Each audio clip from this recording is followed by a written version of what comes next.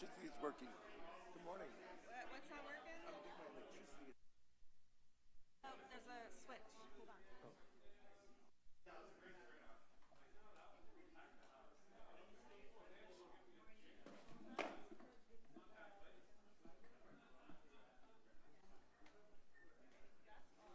Let me turn this one on over here.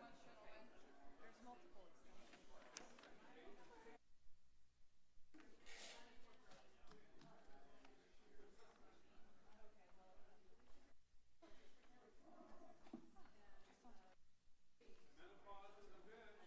89, 89. Are you going to be doing those? Can I there's a lot What of about Watson 8 and projects. 9? Number 8 and 9. What about them? The CBGG grants. Yeah, what about them? Could I move them? Move them? Yes. To where? Because all the big projects are in South County. The state I CBG. don't understand. What's your question, though? Could I move them? Move them to what? I'll move to. Oh, make the motion. Yeah, make the motion. Yes. Yeah. 8 and 9. Yes. I mean, like, Okay. move them where? On the agenda? Because it has the biggest project. Because it is CBD and it's a state grant. They've got they use equity loans. Yeah. So all my projects got Yeah. funded On through. now? Got it. Oh, let me check. Great. We might have to. There it goes. It's on now. It's on now. Yeah, so it's like that one has college breach 5 of the Paro River. It's like several million, and then the $7 million Paulson one.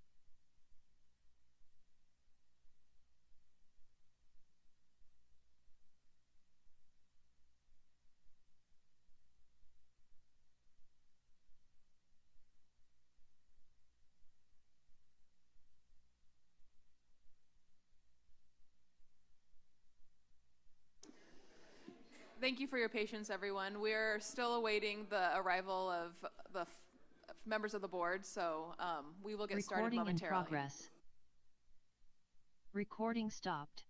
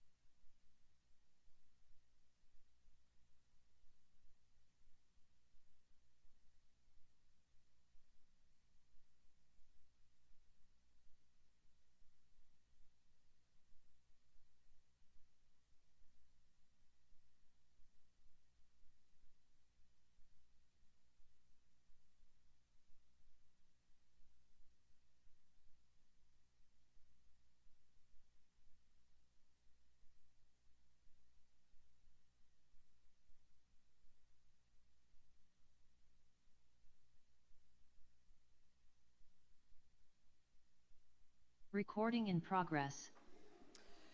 Good morning, everybody. I'd like to call to order the February 10th, 2026 meeting of the Santa Cruz County Board of Supervisors. Will the clerk please call the roll? Certainly, Chair. Supervisor Cummings. Here. Hernandez. Here. Koenig. Here. Martinez. Here. Chair, you have quorum. Thank you. We'll now move on to the moment of silence. Do any of my colleagues want to recognize anyone for today's moment of silence? Seeing none, I'd like to ask you to join me for a general moment of silence.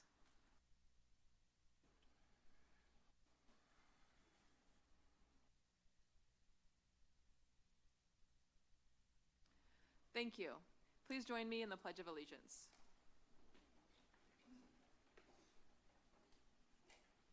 Pledge allegiance to the flag of the United States of America and to the republic for which it stands, one nation, under God, indivisible, with liberty and justice for all.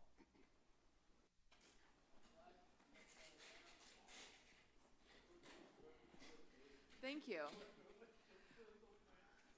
Are there any late additions or deletions to the agenda that need to be recognized today? Yes, Chair. We have additional materials on item number 8 on the regular agenda. There's a revised attachment titled Resolution Approving Application. This replaces packet pages 24 through 30. We also have a revised attachment for the same item titled Resolution Urgent Needs, and this replaces packet pages 31 through 36. And that's all. Thank you.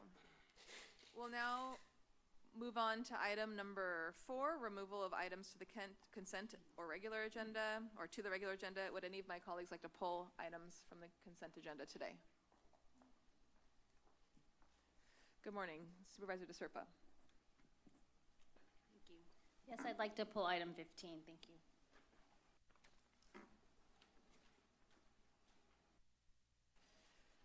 Thank you. With that, I will put item number 15.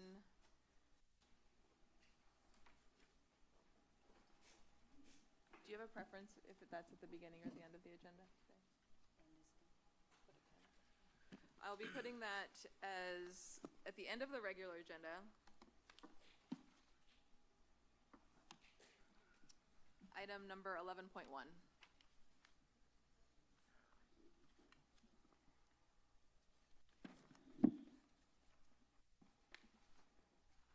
All right, we will now be moving on to public comment. I'd like to invite the public to make public comment on any item on the consent or closed agenda or on any subject matter that's within the jurisdiction of the board. If you wish to speak on an item that's on the regular agenda today, I'm going to ask that you speak at a time when that item is heard. Particularly if you have comments today related to the 841 Capitola Road project, that item will be heard as a scheduled item at 1:30 today. So if you're interested in speaking at public comment, I would like to ask you to line up so we can see how many people are interested in speaking.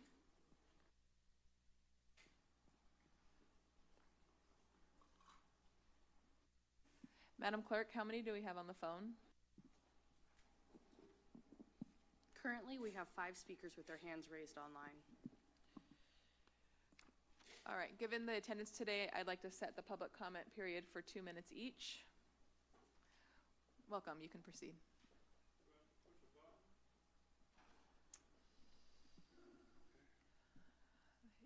The gentleman has a question about the microphone. Is it Hello? working? Is it good?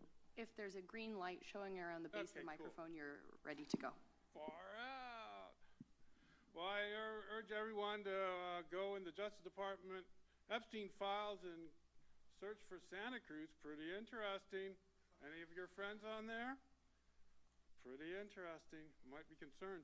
But anyway, that might be why we're having lithium battery storage facilities in our community, is because there's a lot of nefarious, corrupt stuff going on, as is assumed and is now being revealed.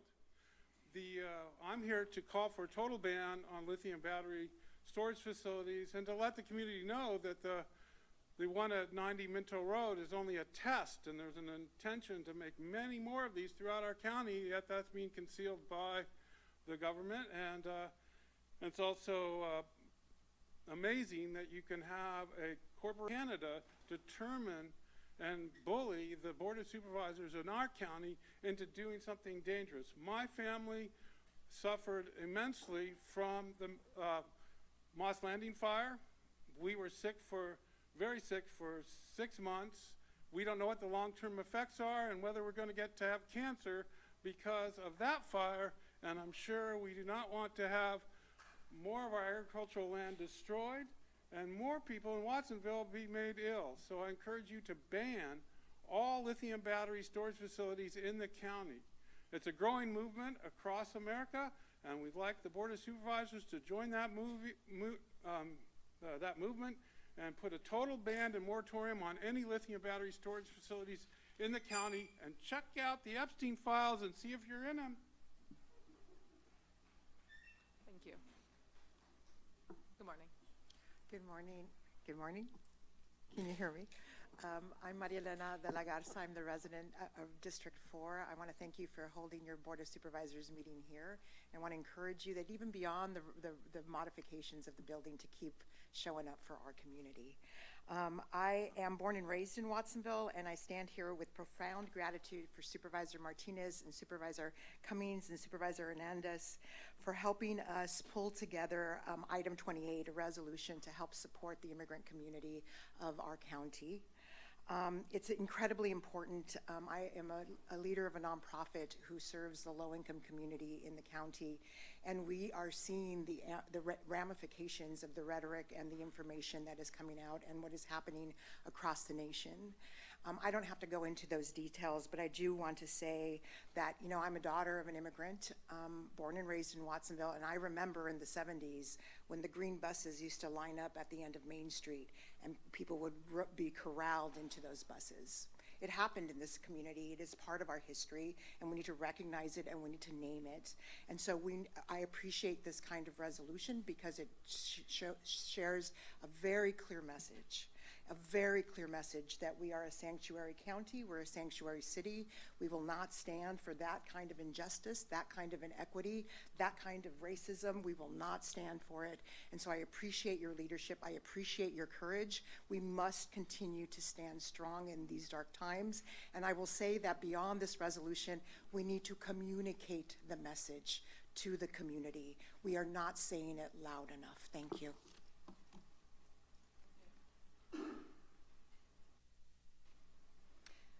Good morning, Supervisors. My name is Phoenix Artemisia. I live 4/10 of a mile from Minto Road.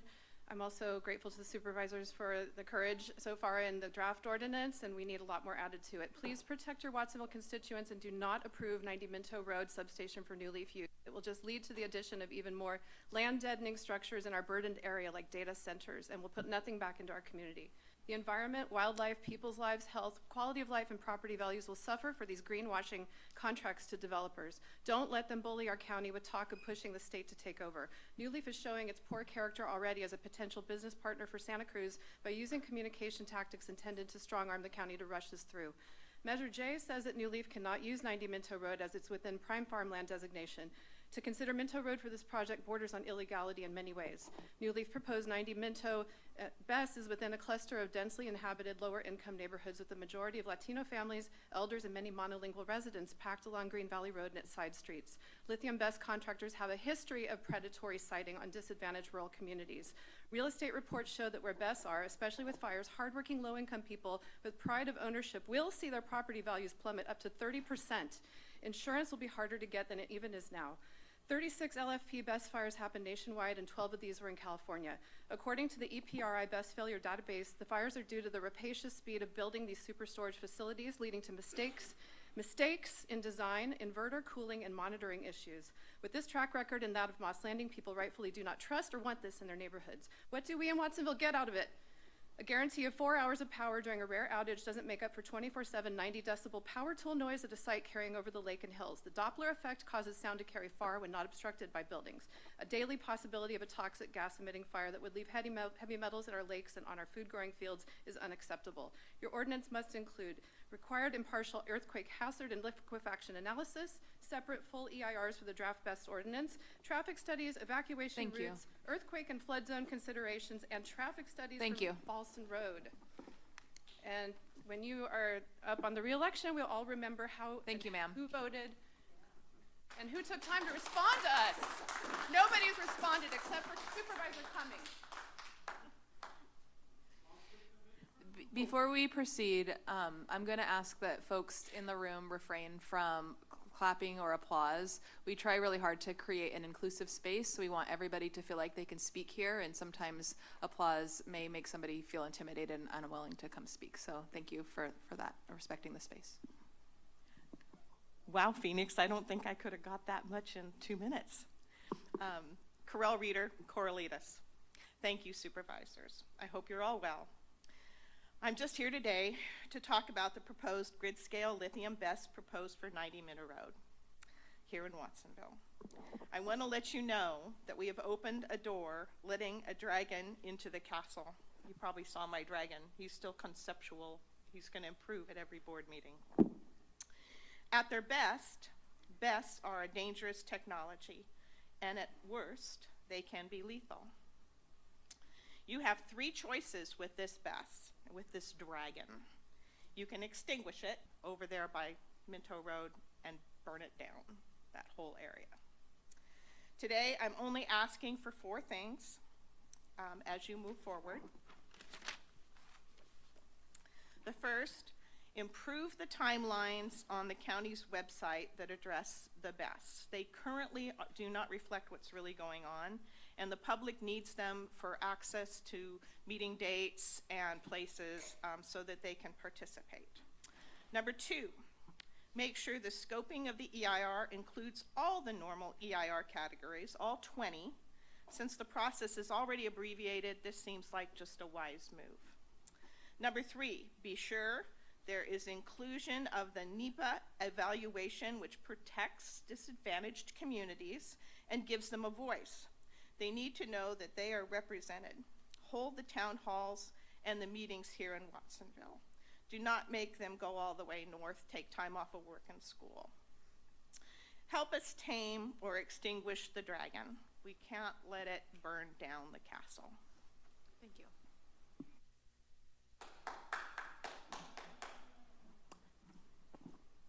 Good morning, my name is Diane Denton and I live in Watsonville here. In its current form, the draft BESS ordinance continues to endanger the public, exposing people to unacceptable health risks and safety risks.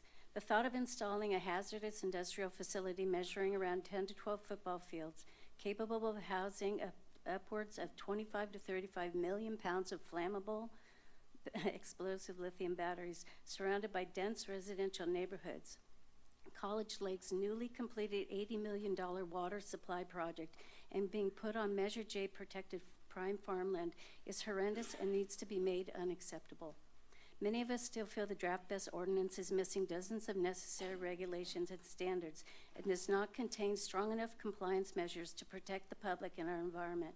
You still need to require a plume study based on large-scale fire testing and on a worst-case scenario. Require the developer to do an environmental report for their BESS separate from the ordinance.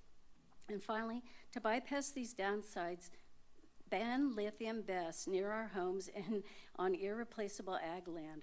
Non-flammable battery alternatives exist and should be actively pursued. New Leaf's propaganda calls this a community benefit, but in reality, it is a dangerous community burden that will never go away. This is nothing good for the hardworking people of Watsonville, and they should never have to live with this burden forevermore. Thank you. Hi, my name is Dave Kinnear. I'm a former employee at the City of Watsonville, and I submitted my written request to the board on Sunday. It's not really written comments, it's a request. I'm having an issue with the sheriff's office. they have a policy and a procedure whereby the public can file a complaint if they feel that the office is not performing properly, and the county sheriff's office has been stonewalling me for 8 months. They keep telling me they're going to get back to me on my complaint that I filed April 22nd. That's over 8 months ago, and I can't get anybody there to get back to me. In July, the reviewing officer who's reviewing my complaint told me he's close to completing the complaint, his review of my complaint. In August, he says, I hope to have a resolution to you as soon as possible. In September, he reported, at this time, the matter is still in the investigation stage. In October, I was told by a supervisor that the investigation is ongoing. And then I finally got a hold of Sheriff Clark, and he told me that we'll hope to have the report completed in a couple weeks. That was in November. So I'm patient, and I'm trying to get be civil with these people, but I'd really appreciate the supervisor's help, or refer me to somebody else that can help me get some action and some response out of this sheriff's department, because they're just stonewalling me. So I'm hoping someone can give me a hand, give me a call, let me know who I can talk to. If you can't help me, who I can talk to. But I feel over 8 months of a submittal of my complaint and not getting a response is pathetic, and it's just uncalled for. So I appreciate your help on this. Thanks very much. Sir, did you say your name at the beginning of your? David Kinnear. David Kinnear, C-A-N-E-E-R. Thank you. Thanks. Hi, my name's Neil Bass. I've lived in Santa Cruz County since 1967, and I've lived on the Mesa near Minto Road for 30 years. I feel like I've been doing this my whole life growing up. First, they wanted to build a convention center on Lighthouse Field. And then, believe it or not, they wanted to build a double-decker freeway on top of Mission Street because of all the traffic that was going to come from the housing developments from Santa Cruz to Half Moon Bay. And don't even get me started about offshore oil drilling. But this thing with the battery facility is the most obviously stupid thing I've come across so far. It's just so toxic and stupid. It's just obvious which side of history you want to be on. It's up to you guys.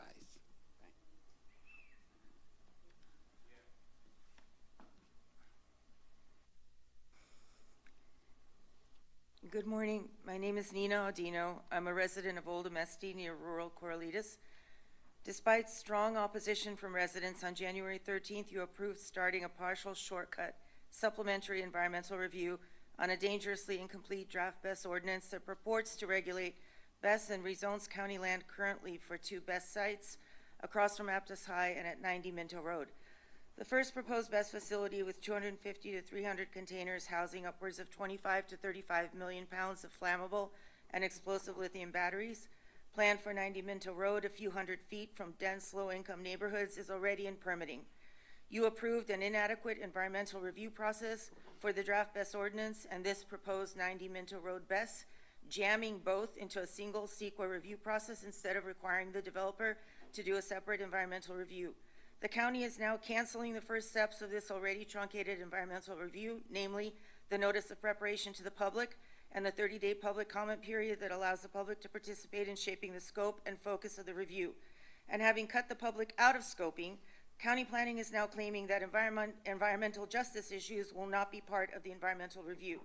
As members of the group Stop Lithium BESS in Santa Cruz County and concerned residents, we're requesting a meeting with the county to discuss our concerns with the lack of planned public engagement in county BESS development planning and the impacts of the proposed draft energy storage combining district BESS ordinance on the voter-adopted Measure J growth management initiative, which states that prime agricultural lands and lands which are economically productive or potentially economically productive when used for agriculture shall be preserved for agricultural use. A BESS is not permitted use on land with soil classes 1 through 3 zoned agriculture. We will be represented in the meeting by our attorney, Aileen Tabor. Thank you so much for your time.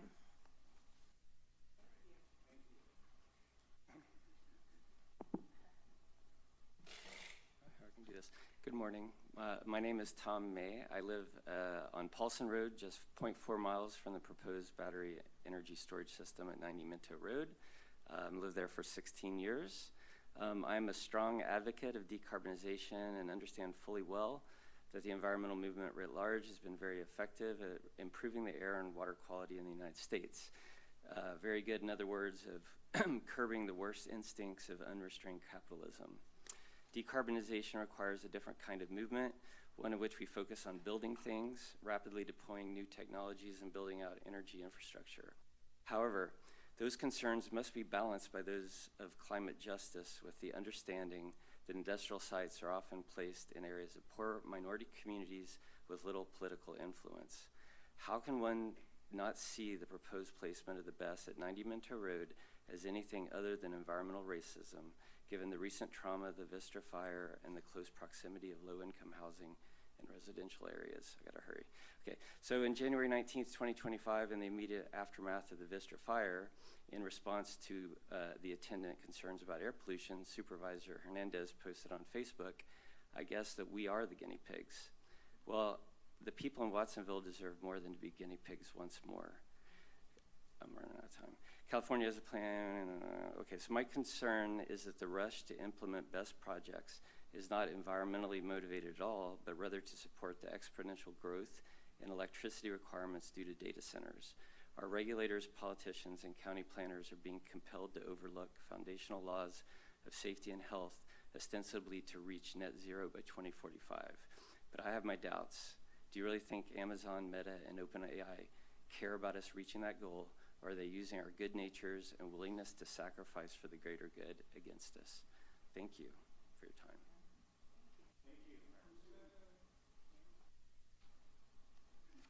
Good morning, Board. My name is Sina Kuzarani. I'm here on behalf of my granddaughter, which is 3 years old. I want to point out to you that I had this speech prepared, and I guess I will be very short time with the 2-minute time that you have. So I'm going to briefly go ahead and pose some questions to you. When I looked at the flyer that was handed out to me by my daughter, it actually pointed out about this meeting. It pointed out that the Board of the Supervisors had written a procedure or notes to what rules this is going to go ahead with. I was not able to find those rules anyplace. So I'm here just to let you know, with the dates that have happened just recently. Last year in January, we had the fire at the Moss Landing plant. That fire burned for 3 days. It was very surprisingly to find out that the fire departments had no procedure to deal with that. So they just elected to let it burn. When they thought that it had burned itself out in 3 days, they found out that it actually reignited back ahead in February. So my question to you is, what part of all that did you guys use to go forward and set up this procedural document that I can't find? So my question to Mr. Hernandez, I believe you're my district supervisor. What my question is, specifically, why aren't you learning from the history? You are going to go ahead and get an environmental report done, Thank you, sir. by people that Thank you, sir. that developers have to go ahead and get information from the manufacturer. Sir, your time is up. The manufacturer of those batteries have already pointed out in Moss Landing that Thank you very much. they have no information. Thank you very much for your time. I'm sorry I went over. Welcome. You guys just gonna make a lot of money off these batteries? Just waiting for the timer to reset. Hi, my name is Sean Doherty. I live in the city of Santa Cruz. I'm here to talk about the proposed lithium-ion BESS. When the Moss Landing fire happened a year ago, my wife and I didn't know what to do with our 3-year-old son. I guess he was 2 at the time. We didn't know whether to pull him out of daycare, whether to evacuate the city. After the fire, we didn't know what food was safe to eat. Every time I shopped at the grocery store, I would find out what farm the produce came from so I could be sure that we weren't feeding my kid heavy metals. And here we are more than a year later, and I still am doing that. And I don't know the answer to whether this food is safe. I don't know if it's because it hasn't been publicized and it is known. When I ask activists in this community, they don't know the answers. So I have a feeling that we don't know the answers. So why on earth are we considering building another one of these monstrosities? We need to know what the truth is. We need to know if we've been poisoned. And I mean, we're going to get reassurances from that industry that these new models are safer, but there's an obvious conflict of interest there. Speaking of which, my member of the U.S. House was the top recipient of campaign donations from the Vistra Corporation in the 2024 election cycle.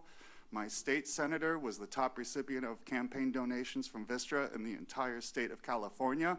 I think there are some real conflicts of interest going on here, and I don't hear much discussion at all about alternative storage technologies to lithium-ion. There are alternative battery chemistries, there's compressed air, there's pumped hydro. There are much safer alternatives, and I can't help but wonder if all this money that's sloshing around is why we're not talking about those things. Thank you.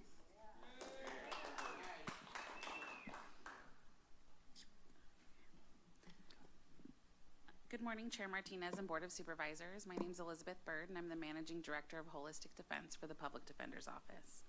On behalf of the Santa Cruz County Public Defender's Office, we strongly support the Board of Supervisors' proclamation condemning violence carried out by Immigrations and Customs Enforcement.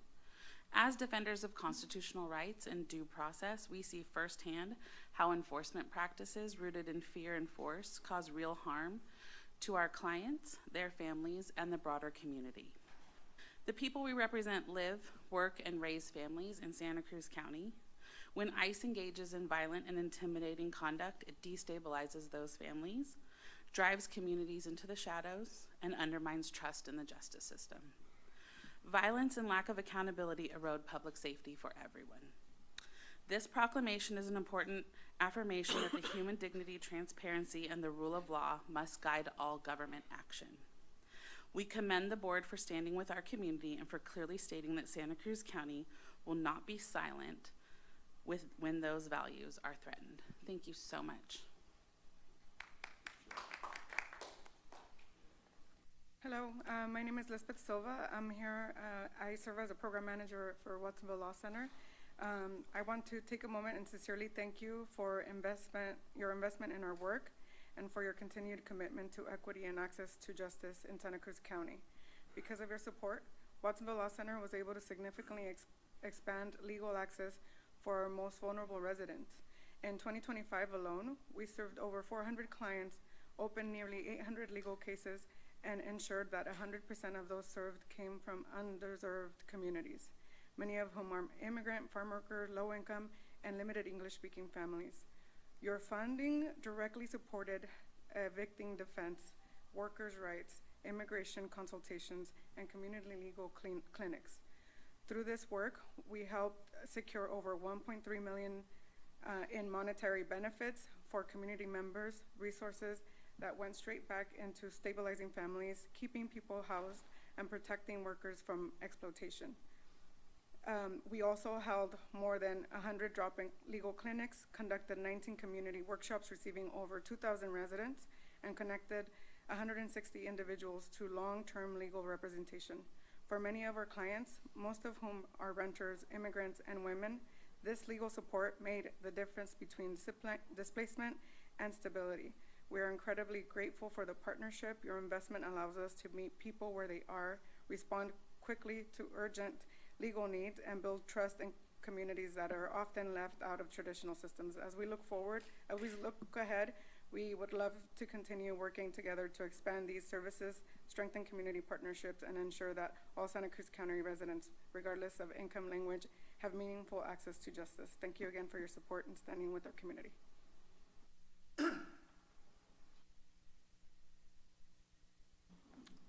Good morning, Board.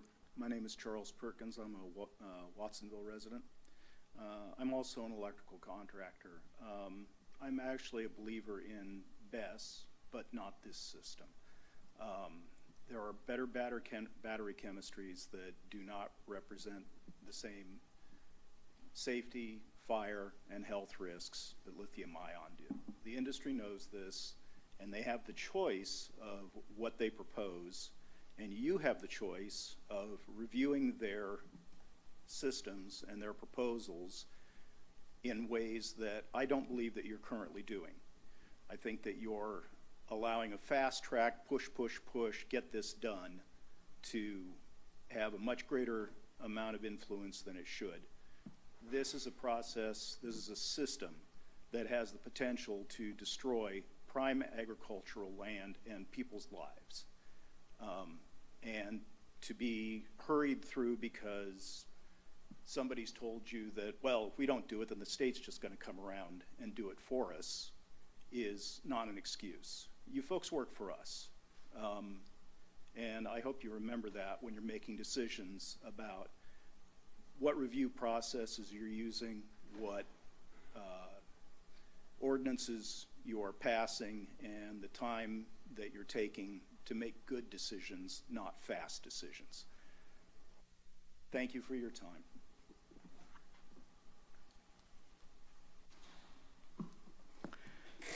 Thank you, Becky Steinbruner. I support all of what this gentleman and those who came before me have said about cautioning you to be led by the nose by the developer. I interviewed Mr. Drew Bohan, the executive director of the California Energy Commission, on my program, Community Matters. It's on santacruzvoice.com. He painted quite a different picture about what that process is than what you are being led to believe by the developer. The CEC takes into account very seriously what you would say.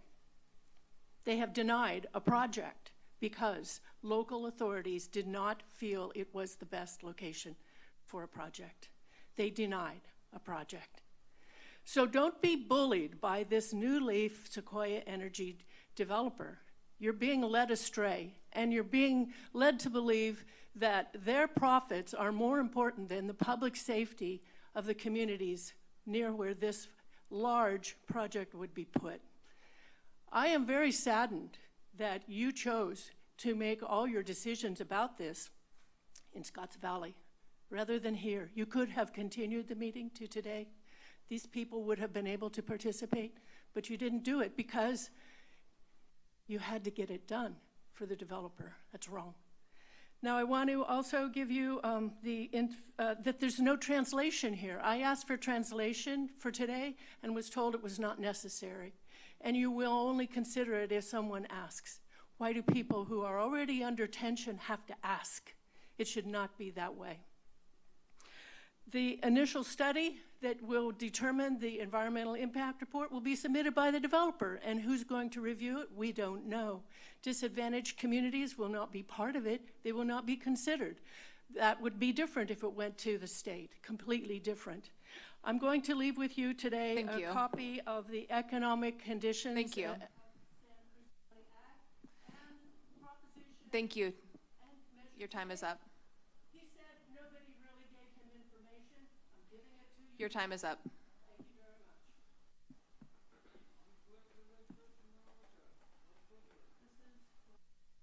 Hi, I'm Sheila Mitchell. I'm a resident of Watsonville.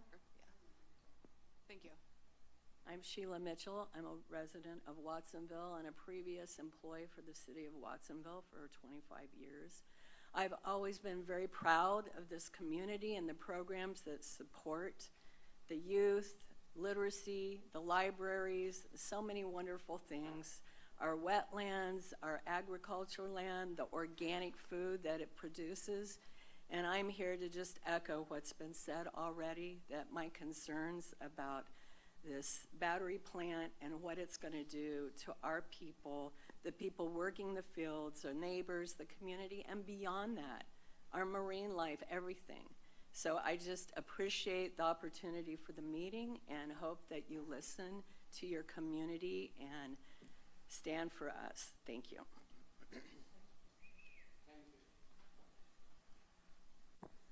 Good morning. I'm Gregory Audino.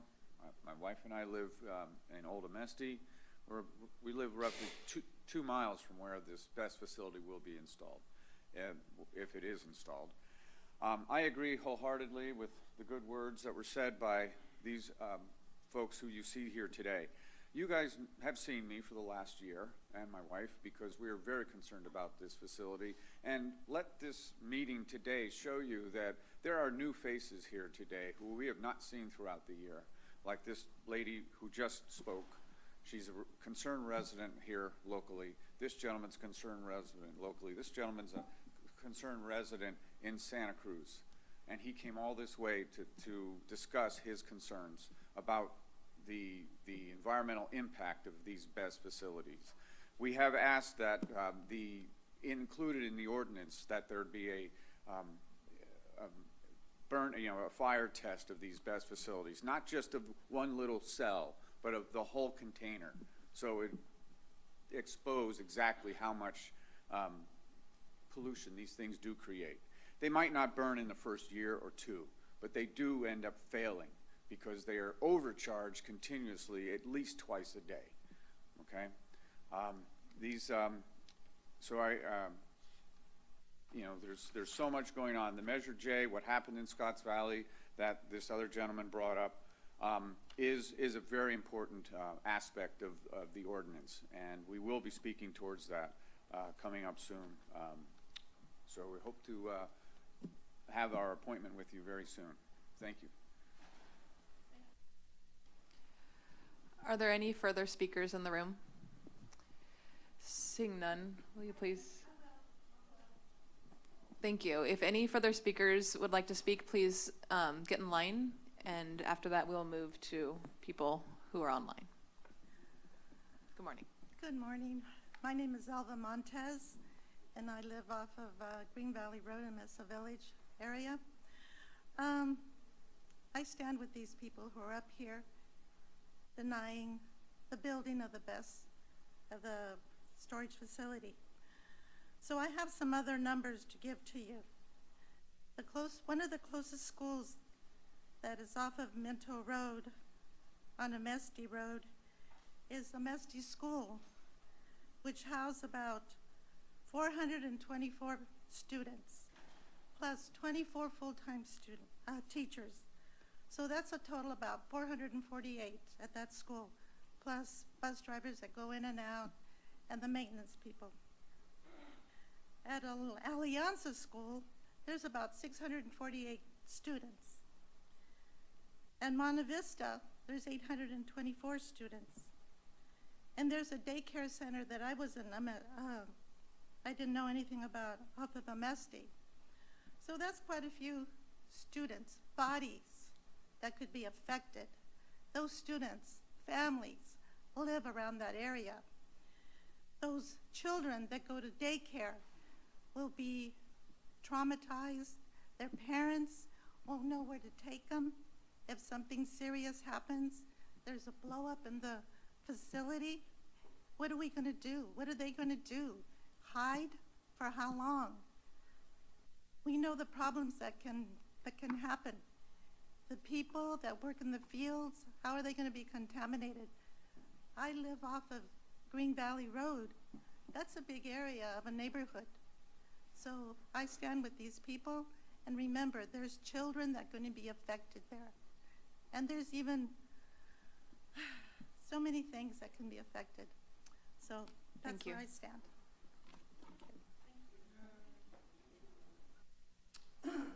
Hello, I am confused as to how you could even entertain this idea in a neighborhood that has children, schools. Is it going to be in your neighborhood? How about yours? How about yours? How about yours? How about yours? Why not bring it into yours?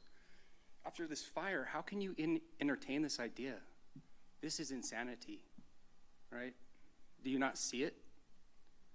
each and every one of you, can you not literally see what happened in Moss Landing? What makes you think that will not happen again? I am confused. Lack of leadership that I see up here is astonishing. Thank you. Madam Clerk? Yes, we have currently 8 speakers with their hands raised online. As I'm sharing the screen with the timer, if you are online wishing to speak and don't currently have your hand raised, please do so now.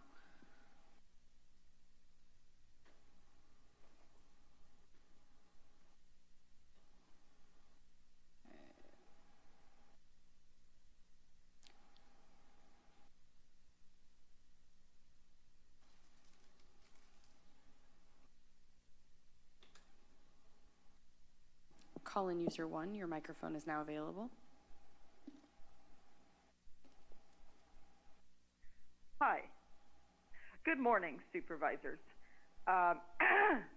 So I am requesting that you, first of all, let the state do the environmental impact report.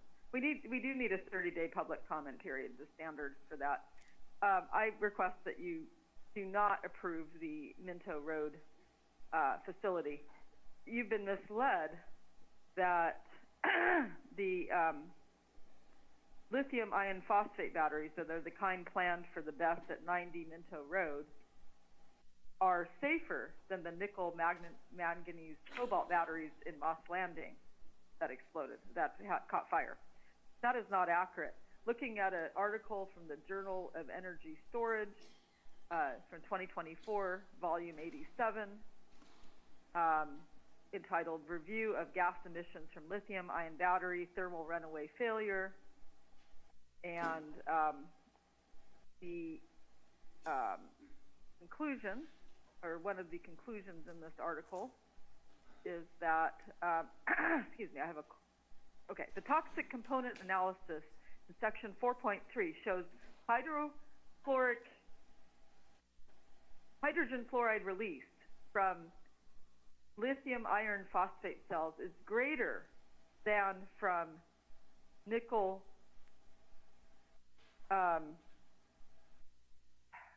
the kind of NMC cells. Those are the kind at Moss Landing, the lithium nickel manganese oxide batteries over various states of charge with a median in the range of, anyway, the point is greater. Toxic components analysis in section 4.3 shows hydrogen fluoride released from LFP cells, lithium iron phosphate cells, is greater than from NMC cells over various states.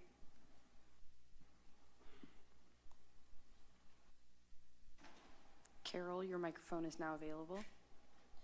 Good morning. My name is Carol Bjorn. Hopefully everyone is aware that ICE has been using a government-issued mobile app on their cell phones called Mobile Fortify. This app allows ICE to take a person's facial image or contactless fingerprints and match them in real time against federal and state biometric databases to identify individuals and pull up information that could be used in immigration enforcement. Thus, Mobile Fortify matches names, dates of birth, immigration records, and other identifying data from systems like DHS's Automated Biometric Identification System and State Driver License Database. Additionally, investigators have also used other tools like Palantir linked systems, sometimes referred to as ELITE, to help ICE prioritize locations and targets for enforcement using various federal data sources. What do the officers' cell phones, the Mobile Fortify app, and DHS's Automated Biometric Identification System and the Palantir Elite system all need to run? A consistent source of energy. Without energy, these databases are useless. Please do not be fooled. The energy to be stored at the proposed BESS at 90 Minto Road will not be used for local purposes. It will go to the highest bidder, and it's likely the highest bidder will be the data storage facilities and entities like Palantir. If you want to support the immigrant community, do more than just pass a resolution today. Ban the lithium BESS in their community. Stand up and have some courage here. It's so sad and ironic that the very energy supporting these databases is going to be right in the middle of the Hispanic community where these working class people live and work and their children are being raised. Please do not be fooled by these empty promises and by the assurances of the developer that this is a safer technology. Ban the lithium BESS. Drew Bohan stated that the State Energy Commission would take into account local preferences in the state process. Thank you.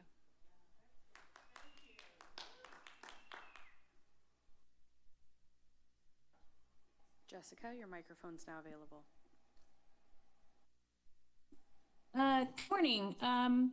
I just want to reiterate what the speaker mentioned regarding the schools surrounding the area where the BESS is proposed. I'm a mom with very young children, and I'm concerned with this proposed lithium battery storage facility. I would like clarity on the environmental review process and the new ordinance. The public deserves to know exactly what is happening and why. I guarantee if more moms knew about this, there would be way more outrage. We just don't know. I understand that there would be safety measures in place, but I want proof. Show me the track record for this developer. How many facilities and how many times has the fire suppression worked in an actual fire? I also want to know why now? Why here? As supervisors, it is your job to protect and serve this community. I'm unclear how this is going to serve the community. I am all for net zero, but at what risk? This is not something to take lightly or rush into. I urge you to think this through for our children's children, and you should involve the community more, please. Because if and when there is a fire, it will not just affect the community where the facility is located. Thank you for making informed decisions for our children. Thank you.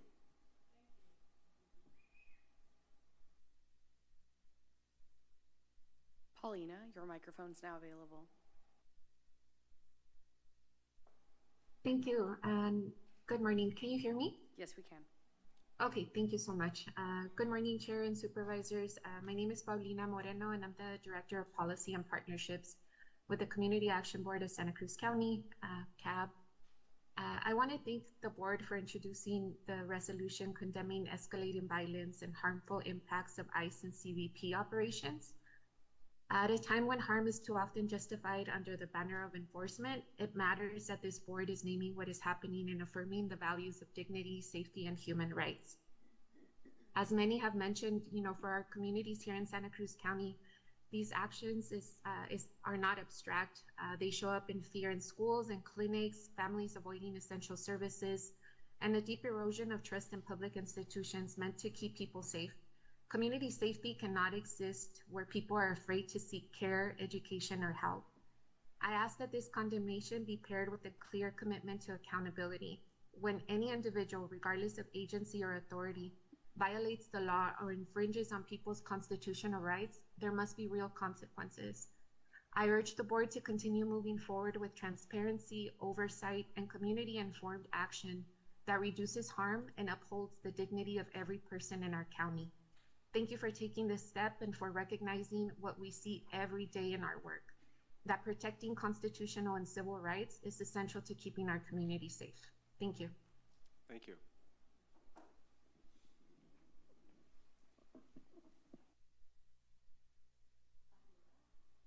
Ahila, your microphone is now available.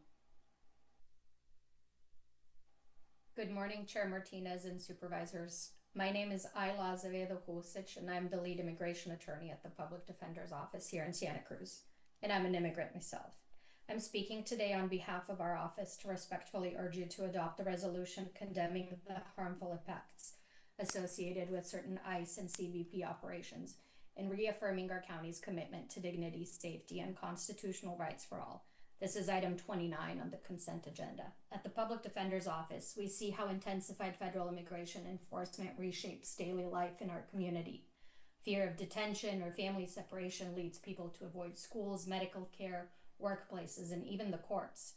It undermines public safety, public health, and trust in the very institutions that are meant to serve everyone. More than 20% of our clients are non-citizens. Our constitutional obligations require us not only to defend against criminal charges, but also to provide accurate advice about immigration consequences, because a single conviction can mean permanent exile, separation for family, and loss of lawful status. With your support, our office has strengthened immigration advocacy, expanded early representation, and built interdisciplinary teams of attorneys, investigators, social workers, and client advocates, all who are working together to stabilize families and reduce unnecessary harm. We also support the ongoing work of a removal defense collaborative that supports our community through volunteer-driven asylum clinics. This resolution does not change law enforcement responsibilities. It simply affirms our county's values that constitutional protections apply to everyone, that accountability matters, and that community safety is strengthened when residents are not afraid to seek help or seek justice. For these reasons, we respectfully urge your support. Thank you so much. Thank you. Call-in user 668, your microphone's now available.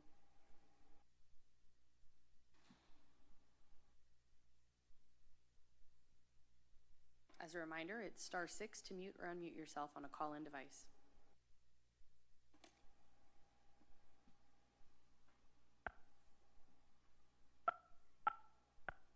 Can you hear me? Yes, we can. Oh, okay, good. My name is Beatriz Collazo, and I live in the Onyx Drive. I have been a resident of Watsonville for over 57 years, and the best because the best location on Minto Road for me is not a very safe location, and I urge you to please look into a way to stop this. As you can see, I'm not a good speaker, but I am representing my community, which is low-income migrant workers, and I fear that this location is too close to schools, like everybody has mentioned, Alianza, Mesty. So basically, I'm asking and urging you to please help us. There is a lot of health concern. We already have a PG&E site right next to us on Onyx Road, so we don't want any more exposure. We have enough of what we have right now. So I'm asking again the board to please help us in stopping this. And I'm speaking again for myself and for all the Hispanic community, low-income people. Thank you for your time.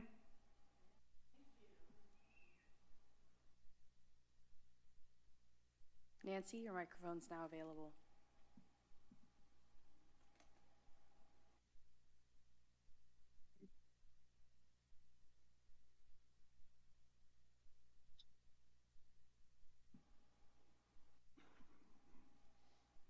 Nancy, your microphone's now available. Can you guys hear me? Yes, we can. Okay, thank you. My name is Nancy. I am from District 4, and I'm speaking for the 90 Mentor Road Project. Just really quickly, I wanted to say, you know, as a Latina, I appreciate for all the community members that came out. I think the Latinos were underrepresented in this meeting. The feedback I've just heard from friends that for some of them, it's really hard to get their hands on meetings, on information on what's going on. A lot of us work during these times. I just don't think the supervisors have really heard from that population. And we make up a good percentage of the people that live on Green Valley Road who are going to be affected by this project. I share everyone's concern. I'm opposed to the project, but I like to speak more on the financial risks that the county and the residents will be taking on if this is approved.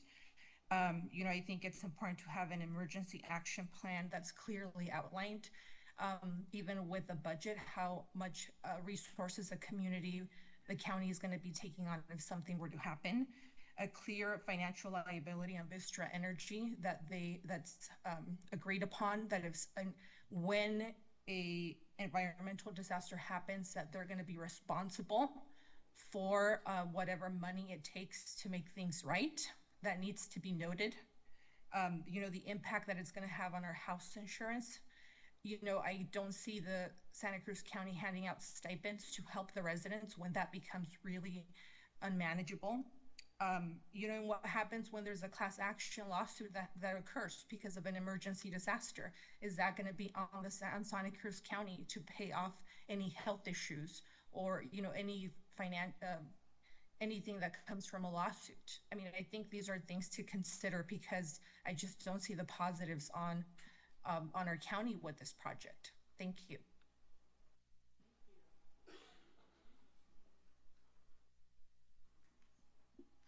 Jenna, your microphone is now available.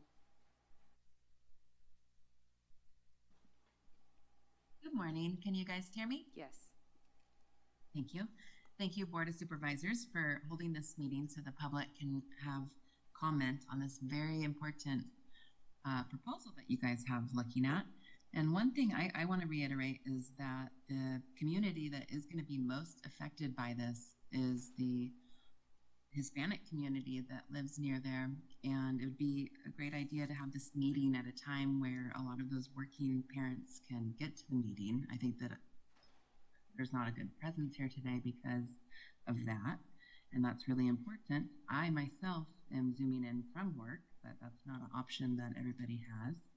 And I live about 1.5 miles from the proposed development.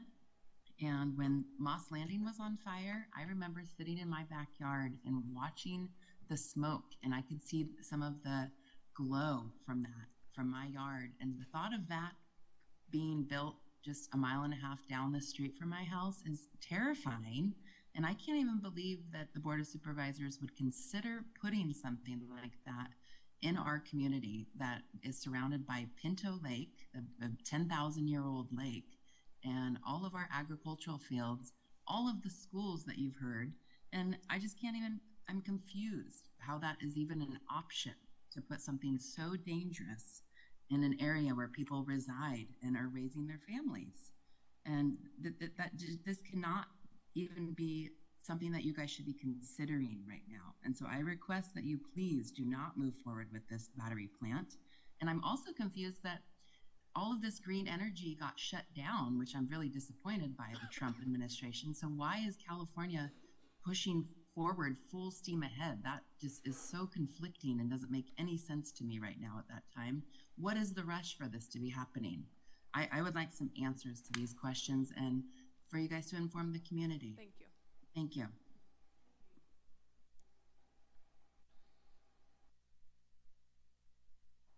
Larissa, your microphone is now available.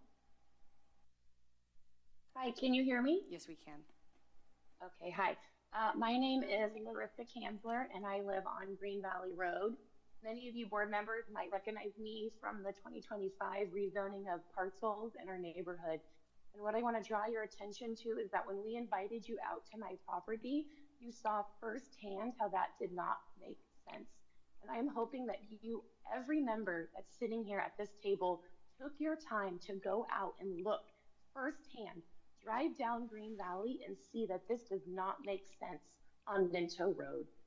My neighbors and myself deserve better. We do not need to add more to our tiny road that we already have.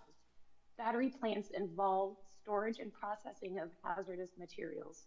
When incidents occur, such as thermal runaway or battery fires, they are extremely difficult to control and can release toxic smoke, just as we already saw recently. Placing this type of risk to homes, schools, and community, it places serious public health and safety concerns. Excuse me.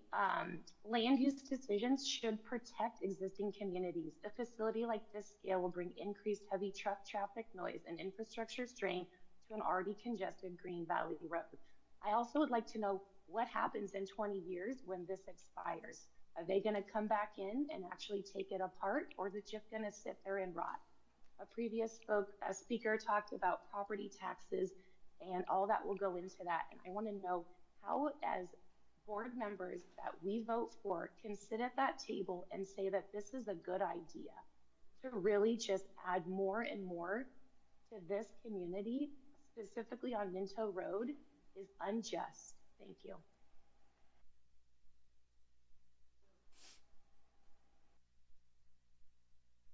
DeAndre, your microphone is now available.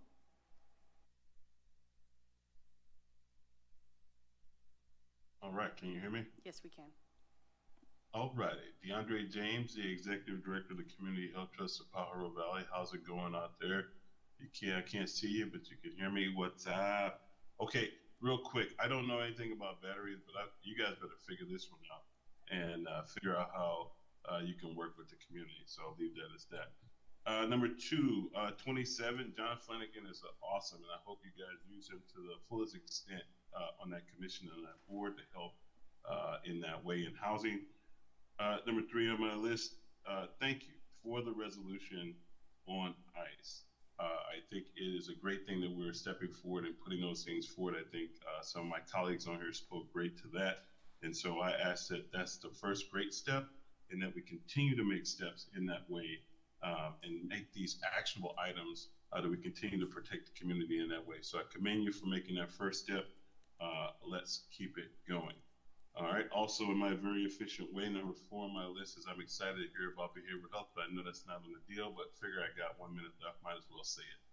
Thank you for the time. I'm real swift and quick, and let's continue to work with the community on solving these issues together. Thanks.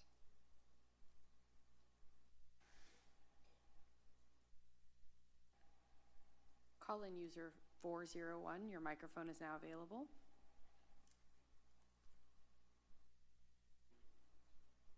Marilyn Garrett. I used to teach at a Mesty school and would have to bring children inside from the playground because of the pesticides drifting over the campus. Poisons know no boundaries. They should be prohibited, whether it's from pesticides or these battery sites. Why plan for a known disaster when you can prohibit, ban, stop these proposed battery sites by Vistra? If we don't have rights to our health, we basically have no rights. And whether it's from chemicals or radiation poisoning, the board seems to go for those profiting from this poisoning. Here's an opening sentences from a documentary called 5G Apocalypse, the Extinction Event. It's important to understand what the 5G is doing and what they say it's doing. We're told on the IEEE beamforming document that this technology cooks your eyes like eggs in World War II.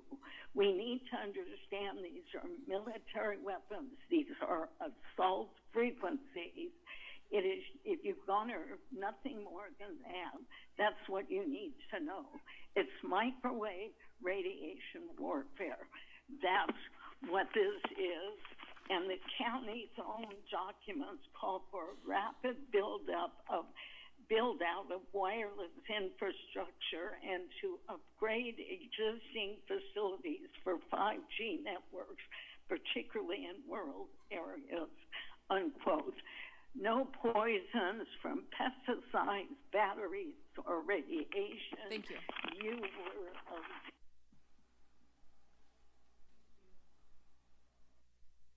Call-in user 768, your microphone's now available.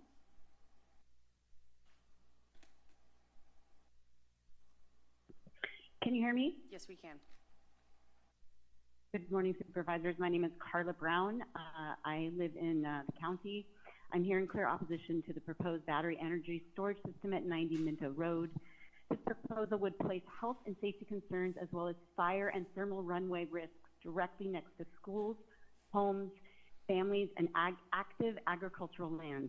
A single industrial fire at the site could jeopardize the safety, income, and future of the entire community.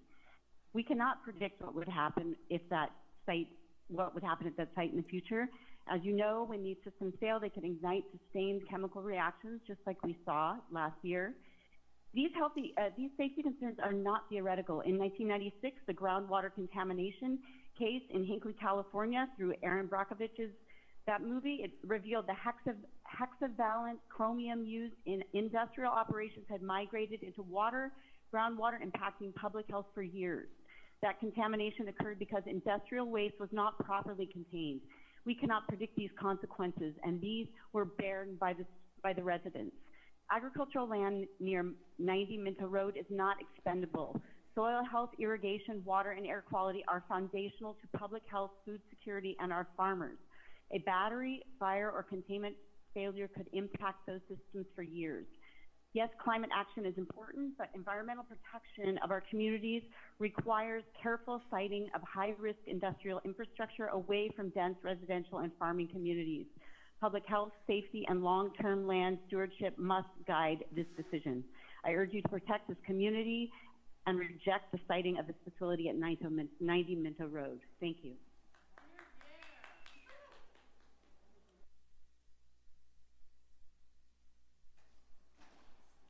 Margaret, your microphone's now available.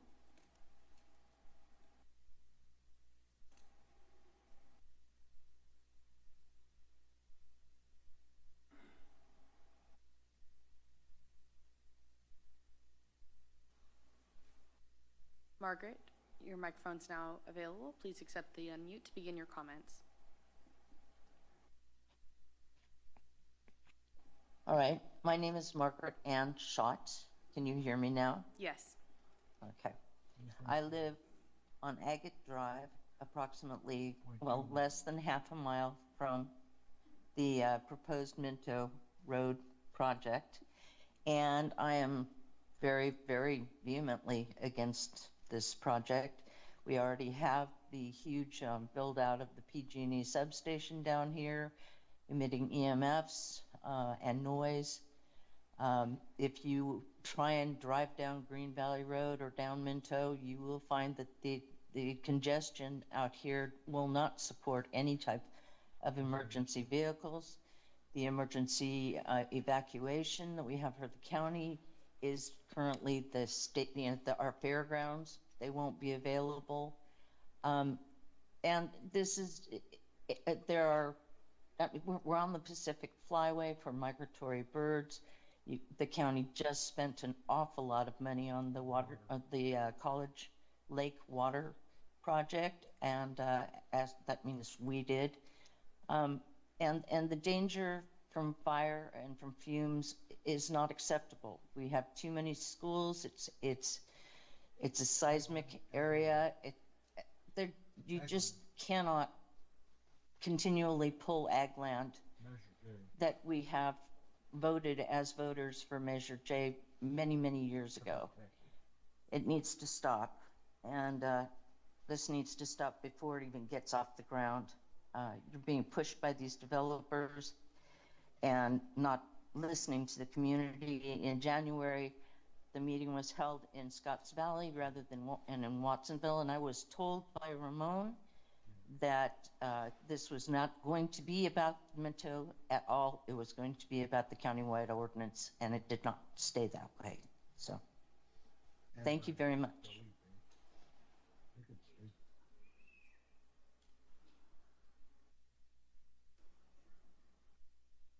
Tim, your microphone is now available. Hello, thank you for hearing me again. Can you all hear me? Yes, we can. Okay, so just listening to this, I just hopped on here, and yeah, I'm not supportive of this at this moment in time in regards to these concepts over there by Minto Road. So, and we all know about the White House website and apes and all that sort of stuff. You know, if anything goes wrong here with our agricultural community and the Santa Cruz Mountains and our surfing community and everything and our forests, we all know that White House is not going to be very helpful, are they? So that's the whole thing. So right now, I would take any of these grand battery ideas completely off the table. We're not here to, be for the benefit of the billionaire class that doesn't care a shred of an ounce of a bit about any of us, and that doesn't care a shred of a bit about the entire country and the value of our agriculture and our water and our environment that we provide to this entire nation. So until some sort of an attitude adjustment comes out of that White House, I wouldn't even think about any of these kind of projects. And also, just so you know, again, I always contrast that with the Tahoe Basin because I grew up skiing, and we all know that folks aren't going to be able to out-ski me on any hill. But the thing is just looking at how developers destroyed the Tahoe Basin, it's all about a filthy buck. And so just looking at that and seeing how the White House is behaving and so on, no way. I just don't see the benefit for Santa Cruz and Monterey County and for the state of California to move forward with this type of project. Anyways, thank you so much for hearing me. You all do great work. Have a fine day. We have no further speakers, Chair. Thank you, Madam Clerk. I'll now turn it back to the board to see if anybody has any comments or a motion on the consent agenda. I'll start on my left with Supervisor Koenig. Thank you, Chair. Just a few quick comments on item 20, the Enhanced Infrastructure Funding Participation Policy. I want to thank CEO Analyst Peter Detlefs for this. In a world of constrained revenues for investment, enhanced infrastructure funding districts offer a useful tool to build infrastructure needed to support more housing and improve town centers, whether that's in Scotts Valley or Capitola or any of the cities in our county. I think that the 25% ensures we don't overextend ourselves as a county with all the 4 cities, and I think it also provides a standard that lets also the cities do some back-of-the-envelope calculations for feasibility without needing to have extensive meetings with county staff, so thank you. On item 29 through 35, the commission's report. These are reports from the Water Advisory Commission, Latino Affairs Commission, Women's Commission, Mobile and Manufactured Home Commission, Integrated Waste Management Commission, Workforce Development, and IHSS commissions. I just want to thank all of these commissions and the commissioners who serve on them for their continued work and excellent recommendations. And then finally on item 43, ratifying the Housing for Health vendor pool and adding agreements for Bridge House and Live Oak Landing. I'm excited to see these projects come to fruition in the near future and see the benefits they have of dedicated housing for unsheltered adults with serious behavioral health conditions. These 52 new units will make a huge difference. Thank you. Supervisor DeSerpa. Thank you. Similar to Supervisor Koenig, I'd like to thank all of the people in our county who serve on commissions. It is a commitment, it is important, and thank you to everybody who serves on any of the commissions. The reports were very interesting, and we appreciate the directives to improve our county. I do have a quick question about the EIFD. I don't know if Peter would like to come to the podium. So I noticed, thank you. I noticed that it did talk about EIFD as it pertains to our city partners. Will this particular policy also cover development or redevelopment in the unincorporated area? Peter Detlefs, Principal Administrative Analyst with the County Executive Office. The policy is really designed to create a framework for the cities, for the county's participation. The policy is not necessary for us to form an EIFD in the unincorporated area. This is just a board action. Thank you. Thank you, Chair. Thank you. Supervisor Hernandez. So just a few comments on items 20, 28. I know there's a few cities from the north to the south that are interested in this, and I think it's important that we do, I think it's important that we did create this policy. I think that there's several cities that really want to work on economic development. I think this is a perfect tool for them and for us with them in partnership to work on. And number 28, on the ICE policies, I'd like to thank my colleague, Supervisor Justin Cummings, for bringing this item forward. It's something that we need. These are the type of policies that we need to make sure that there's, I guess, more safety in our community. That's it. Supervisor Cummings. Thank you, Chair. I just want to thank everybody for the comments today. I did want to get some clarification on the process, because we did provide some direction to staff regarding the battery energy storage ordinance, and since there's so many people who have asked, I'm just wondering if we might be able to just get an update on what the next steps in the process are. So I don't know if anybody from CDI can speak to kind of when the next time this will come before the board or any type of public engagement. Good morning, Chair and Supervisors. Stephanie Hansen, Community Development and Infrastructure. Our next step, as directed by the board, would be to issue an RFP to try to find a consultant to prepare the environmental impact report. If we're moving forward, we are still waiting for word from the applicant on their current status. And if they are wanting to move forward, we would issue the RFP. And the next thing that the board would see would be a contract with the consultant for approval. So that's the current status. Our next report back to the board is August. We have a lot of work to do before we get to that point. So. Excuse me. Right now we are having deliberations, and it's not time for public comment. Comment period has been closed. Sir, I'm sorry. We've already closed public comment period. Sir, unfortunately, we've already had our public comment period. Everybody has been allowed 2 minutes to speak. We've closed that public comment period.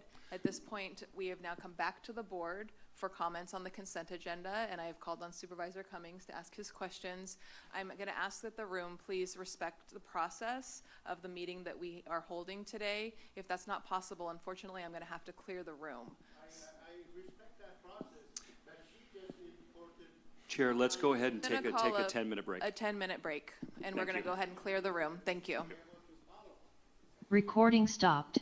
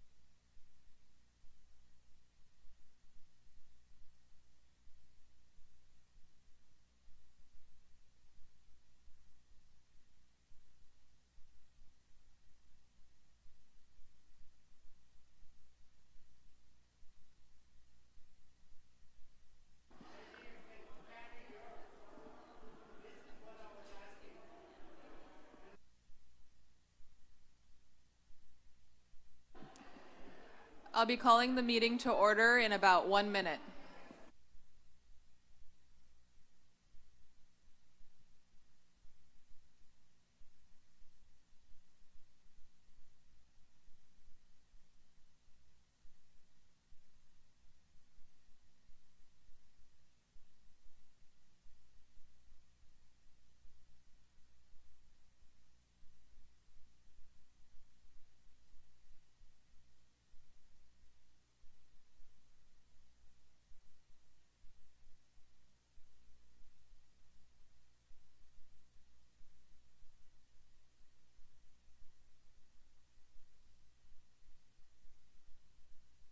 Recording in progress.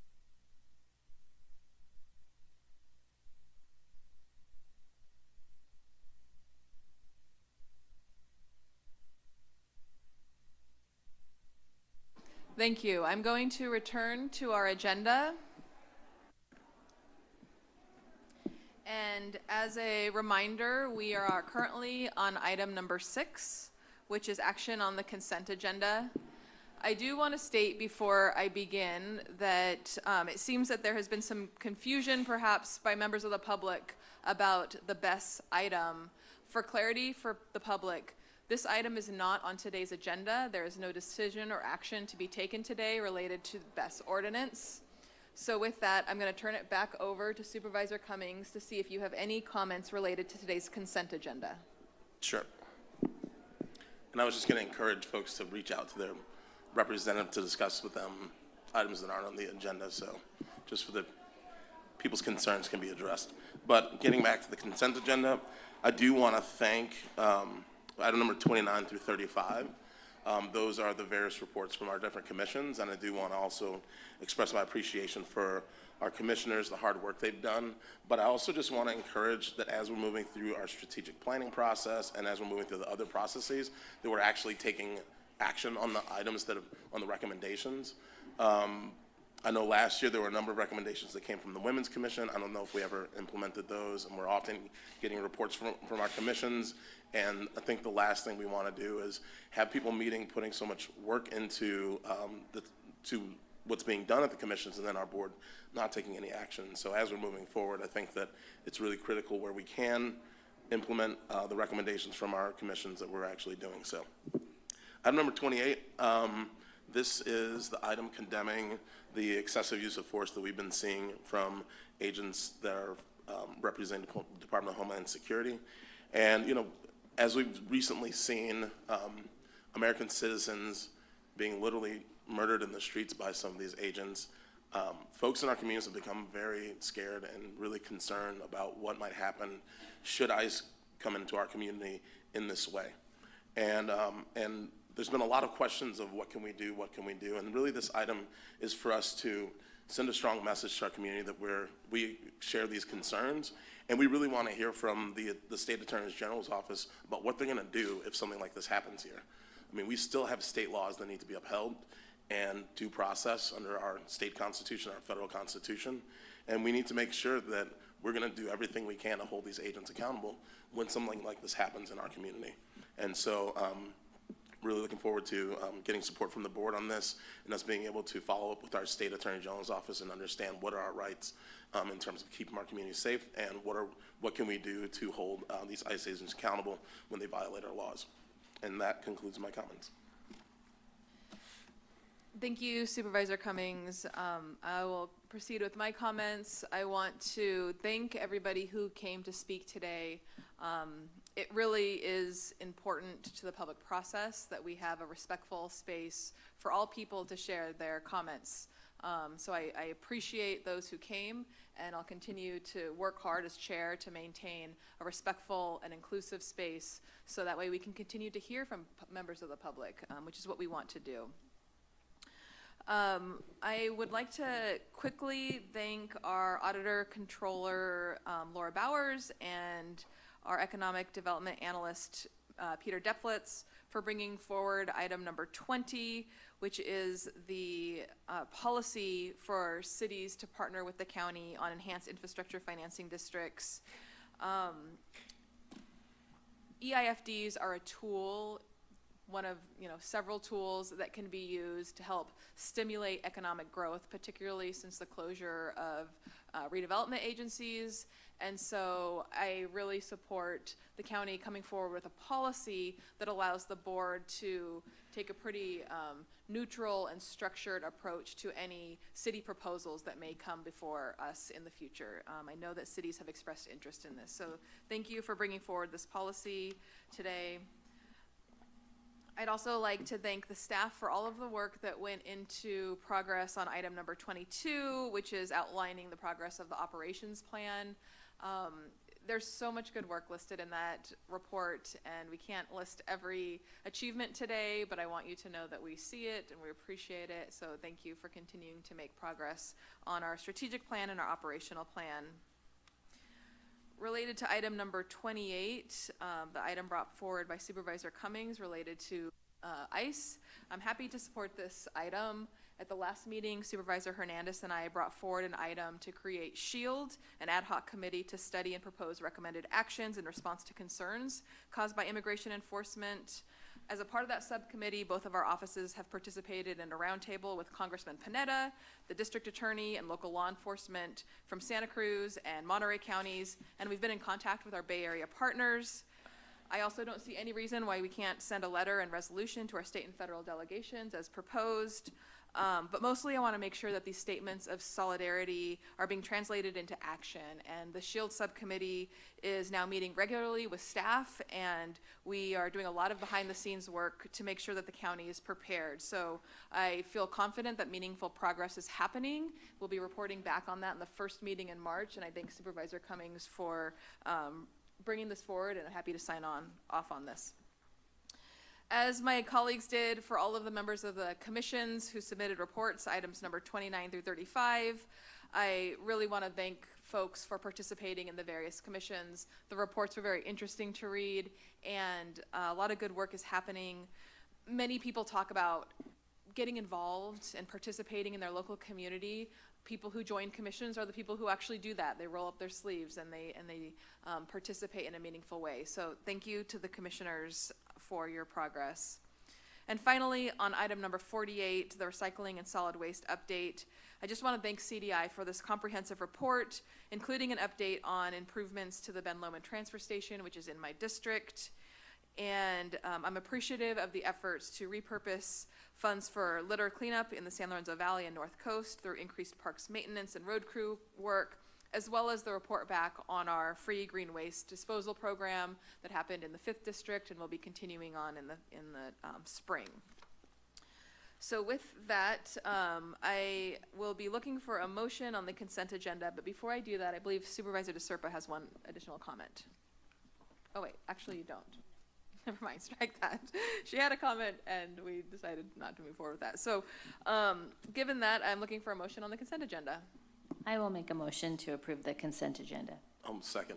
We have and if I can just say one thing about item 28, I think it might be good just to make sure that our community is aware that maybe a press release go out as part of that, just kind of summing up the board's action today. So it's just a recommendation for staff to consider. Thank you for that comment. So we have a motion from Supervisor DeSerpa and a second from Supervisor Cummings. Madam Clerk, will you call the roll? Certainly. Supervisor Cummings? Aye. Hernandez? Aye. Koenig? Aye. DeSerpa? Aye. And Martinez? Aye. Motion passes 5-0. We'll now move on to our regular agenda, starting with item number 7. Consider a presentation on the transition from the Mental Health Services Act to the Behavioral Health Services Act, including new state requirements for fund administration and distribution, and take related actions. As our speakers arrive, I'd like to remind my colleagues about the process. We're going to start by hearing our staff report, and then I'd like to ask members of the board to ask any questions for clarity related to the staff report. I'll then go to the public for public comment and bring it back to the board for discussion and action. So with that, I believe we have here to present our Director of Health Services Agency, Ms. Connie Moreno-Peraza, and our Behavioral Health Director, Dr. Marnie Sandoval. Welcome. Good morning, Chair Martinez and members of the Board of Supervisors, our CEO, Nicole Coburn. Thank you so much for giving us the opportunity to present on Mental Health Services Act, which will soon be referred to as Behavioral Health Services Act, which is a result of the passing of Proposition 1 back in March of 2024. This is a state funding source that we've had in behavioral health for a while, and now it's this exciting news. There's some great changes that are coming, including the inclusion of these funding sources to be used to treat or help people with alcohol and drug issues, which is a major issue, and/or with co-occurring disorders. As all of you are very aware, our mental health and substance use conditions continue to be underlying factors in many of our sectors and our departments, such as corrections, probation, the schools, and the community. So it goes across all ages, all diversity groups. So it goes, it's very chronic conditions that we have. So we are very thankful for the opportunity to present today. I am very grateful to our team, including Dr. Sandoval and her team. We have Amy Rhodes here also, who's been a champion in putting this information together for you. I do thank them very much. There's some very important changes that we would like you to be aware of, and also some great work that our behavioral health director and her team have done in the last few months. With that, I'll turn it over to Dr. Sandoval. Good morning, Chair Martinez, supervisors, good to see all of you. Have quite a bit of information to share with you today. We have tried our best to condense it to a digestible amount. Important for you to know that it is an extensive amount of information, so I'm sure that there will be questions, and we'll certainly continue to stay in contact with the board and provide information as we go through this transformation process. I want to start, Connie, thank you for the introductions and for being here. Want to start here and provide all of you on the board and our community information and insight into the pending changes that really are the result of the passage of Proposition 1 here in the state of California, and specifically how that's requiring updates on the way that we're transitioning from the Mental Health Services Act to the Behavioral Health Services Act. So in order for us to really talk about that, I want to provide some context related to MHSA, the Mental Health Services Act, which was passed in 2004. That resulted in a 1% tax being imposed on California residents who earn a personal income over $1 million. The funding is often therefore referred to as the millionaire's tax, and it's distributed to counties based on population size, and it was a more flexible funding source than behavioral health departments had previously been used to. Counties have been implementing MHSA for 20 years, building out their systems of care and addressing needs identified in partnership with the community. So Proposition 1, which was approved by California voters in March of 2024, and the new BHSA requirements will become effective July 1st of 2026. So the legislative background for Proposition 1 is important to understand. It was a two-part measure based on two bills that were introduced by the California legislature in 2023.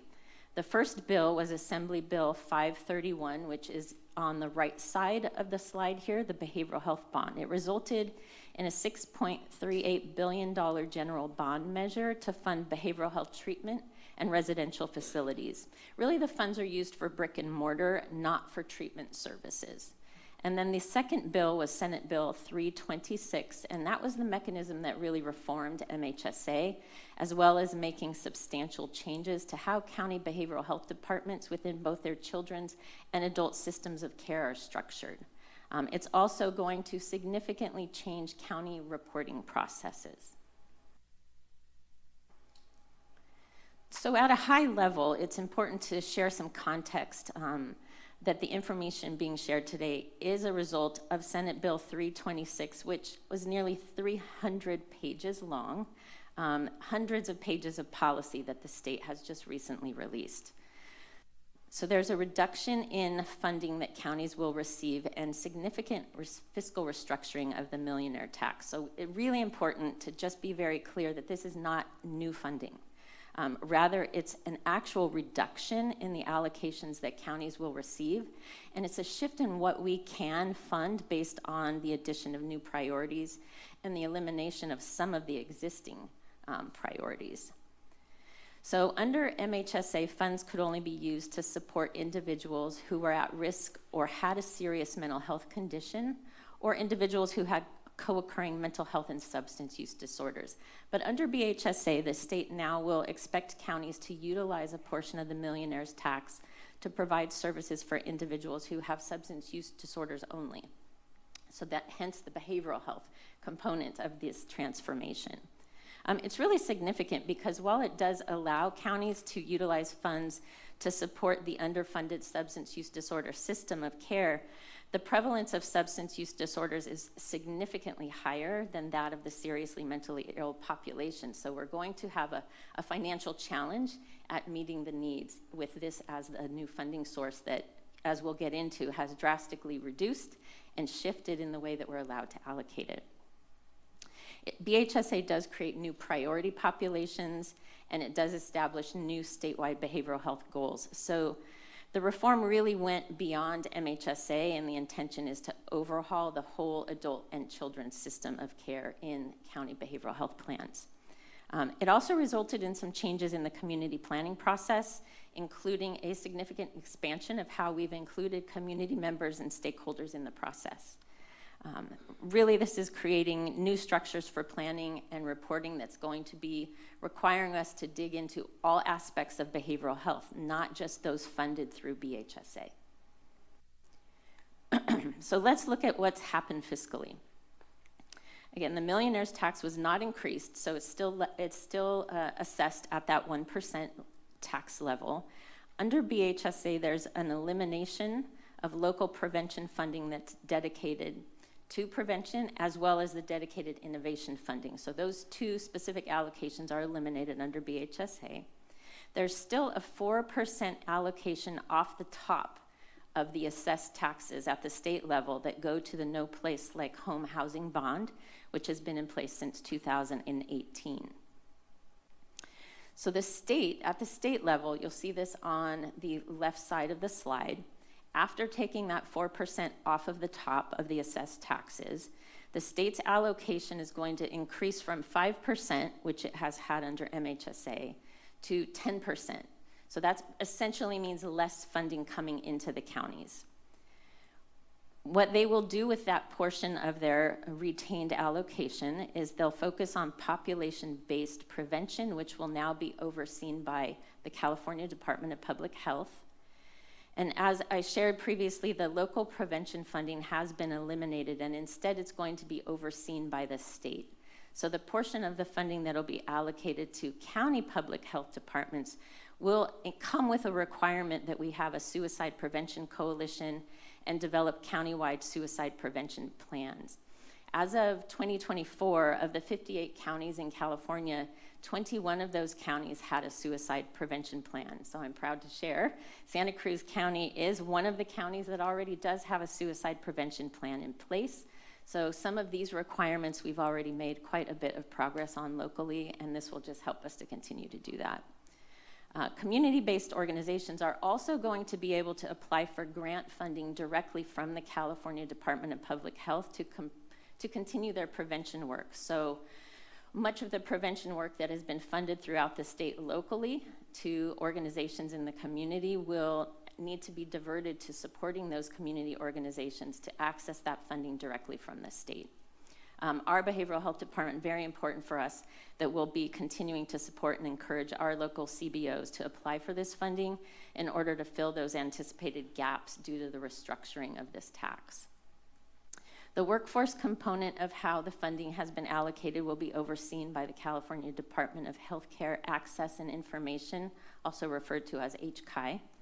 And then the administration portion of their allocation, the Department of Healthcare Services utilizes that to pay for a portion of their administrative duties for the State Behavioral Health Commission, the California Department of Public Health, HCI, and other associated state departments that are involved in administering the tax and the services related to that. So if we move to the right side of this slide, you'll see the county allocation portion. So our portion is now going to, as counties as a whole, will decrease from 91% down to 86% of the funds. There's a new housing intervention category that will be funded at 30% of the local allocation. That's a brand new priority. A significant driver of BHSA was the governor's desire to address homelessness in California. So this new funding category becomes what they are hoping will be a sustainable funding source to address the needs of unhoused community members and those at risk of being unhoused who are struggling with serious mental illness and substance use conditions. Behavioral Health Services and Supports, or BHSS category, will be funded at 35%. And Full Service Partnerships, or FSPs, that category will be funded at 35%. There are some slides in the appendices that provide a high-level overview of the requirements of each of these funding categories. Excuse me.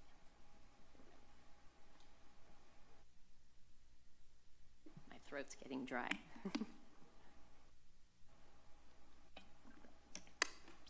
Okay, BHSA also reduces what we refer to as our prudent reserve cap. It will go from 33% to 20% of the average of the last 5 years of the BHSA, or the millionaire's tax. So anything over 20%, we will need to transfer out of the prudent reserve account and allocate into other portions of our integrated plan. What is the prudent reserve? It's really a local account or reserve that counties were required to maintain this to use in cases of emergency, whereby the funding is available to support the system of care that's threatened due to any type of unexpected economic downturn. So for example, when we have situations like the local wildfires, the pandemic, or during a year in which revenues from the Behavioral Health Services Fund are below recent averages, this will adjust, when there's adjustments in the state population, and it's based on also the California Consumer Price Index. So this prudent reserve does allow us to have a way to make sure that services are maintained when any unexpected financial implications occur. So I just want to reiterate that there's a reduction in funding for the county, a redirection or shift in what the county can use BHSA funds for, including new priorities and eliminating funding, while they're also expecting counties to use the millionaire's tax to fund SUD services. So quite a lift with a lot less money. All right, let's take a look at what that actually looks like. So what you're looking at here is a visual comparison to understand the impact of Proposition 1 and the pending changes. I really want to outline, thank you, what is currently being funded under MHSA and take a look at visually how is that actually changing. So under MHSA, that's the pie chart on the left side. Currently, the components that fund MHSA, we have 5% of the total funds today are allocated to innovations. That's the gray slice of the pie at the top. Counties are required to do separate innovation plans, which require approval from the state before they can start the project. 19% of the total MHSA funds today are allocated to prevention and early intervention, or PEI. Those are the two green slices of the pie. 51% of those funds are required to be spent on individuals 25 years and younger. So that's the darker green. And then 76% of total MHSA funds today are allocated to community services and supports. Those are the blue portions of the pie. 51% of the funds must be allocated to full service partnerships, which are intensive case management and treatment services, often referred to as hospitals without walls. It's really those very intensive services to try to do whatever it takes to meet the needs and minimize needing higher levels of care. The remaining 49% of CSS funds are allocated to general systems and development, or GSD, which funds really, these are our core services, such as crisis stabilization units, outpatient services, and that can be both county services and our contracted providers. Today, under MHSA, those CSS general systems development funds are also used to support workforce education and training initiatives and capital facilities and technologies needs. So WET, or the Workforce Education and Training, includes trainings for staff, interns programs, et cetera. And then an example of like a capital facilities type of funding would be building or rehabilitating a property that's used to deliver services out, but they can't be used for housing developments. The electronic health record and the costs associated with that is another example of a technology need that these funds could be used for. So now if we look at the right side, the pie graph on the right side, and how the funding allocations are shifting under BHSA. We've tried to keep the colors consistent so you really can have a sense of where the changes are having and at what level of impact. So under BHSA, the dedicated innovation funding, that gray slice of the pie under MHSA, is completely eliminated. The gray piece on the MHSA chart is it's simply not carried over, it's gone. Counties are still expected to do innovation pilot projects and practices, however, under all of the BHSA funding categories, so we'll have to be creative about that. There's no longer a separate innovation plan that's required by the state for approval, so that should help in some of the oversight and approach to trying to be innovative in everything that we're doing. It is also important to note that BHSA did establish a new innovation partnership fund, about $20 million annually, and that'll be administered by the state via the Behavioral Health Commission through grants. So again, community partners will be able to apply for those funds directly with the state. 30% of BHSA funds will be allocated to a newly established standalone housing interventions funding category. That's the pink categories that you see there. So 50% of these funds are required to be spent on individuals who are identified to be chronically homeless, with a focus on encampments.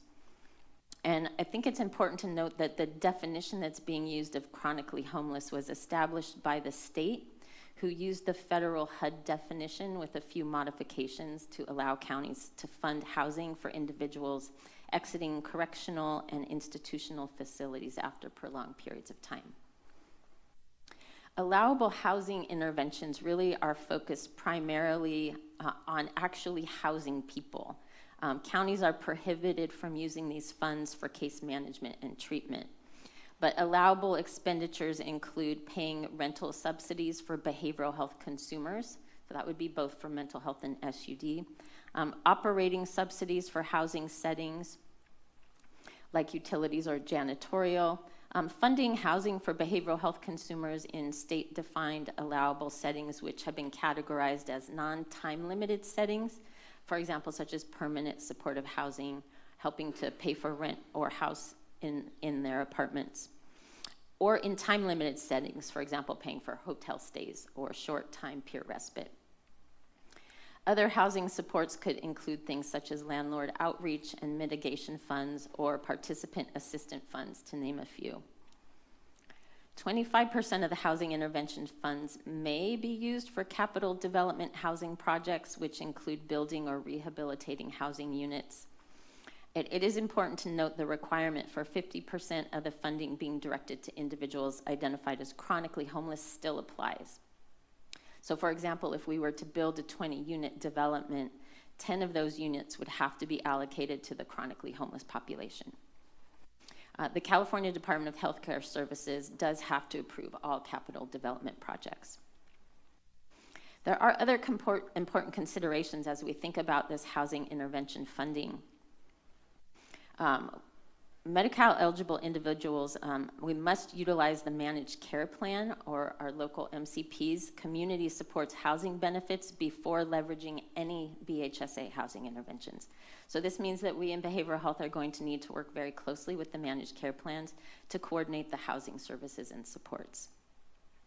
The funding can also be used to pay for the board and care and bed day rates for our local board and cares, our adult residential facilities, and other high-cost facilities, which will free up some of our local realignment dollars. This is a big deal for us.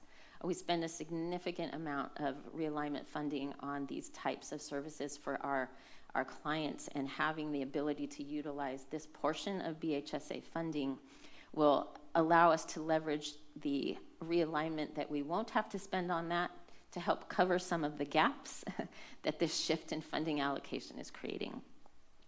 So again, no new money. There are several slides in the appendices that also go into more detail outlining the requirements for housing interventions, including the allowable settings for your reference. And then there's 35% of BHSA funds that will be allocated to the established standalone full service partnership funding category. So you can see that's the lighter blue category. There was also FSP funding under MHSA, but that was allocated at 39% of the CSS allocation. Now under BHSA, that reduces down to 35%. It does become a standalone category, but you can see it's also a reduction there. Let's see.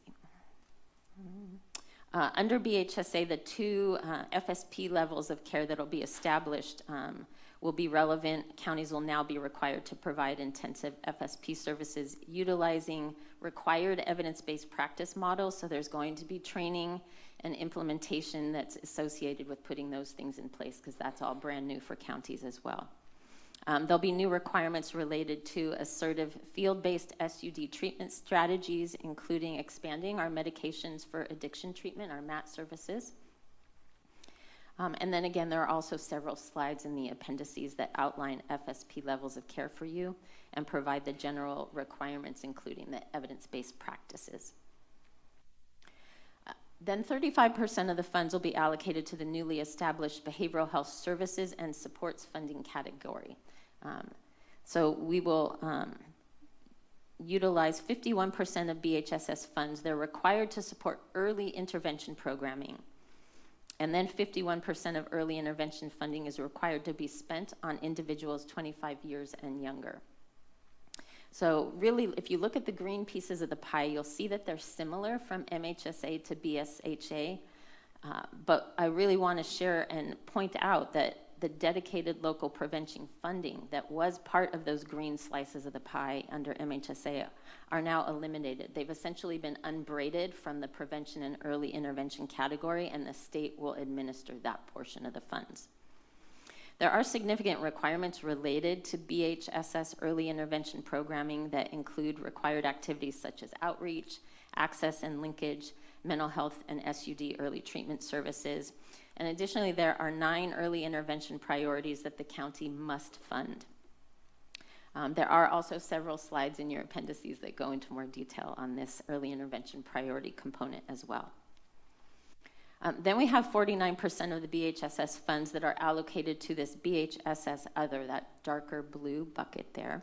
And so you can see that this is where the biggest squeeze is going to be felt.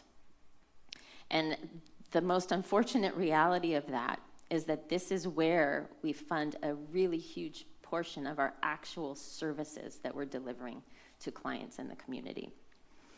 So some of the things that we will be able to do under this category include adult and children's system of care programs and services, standalone outreach and engagement programs.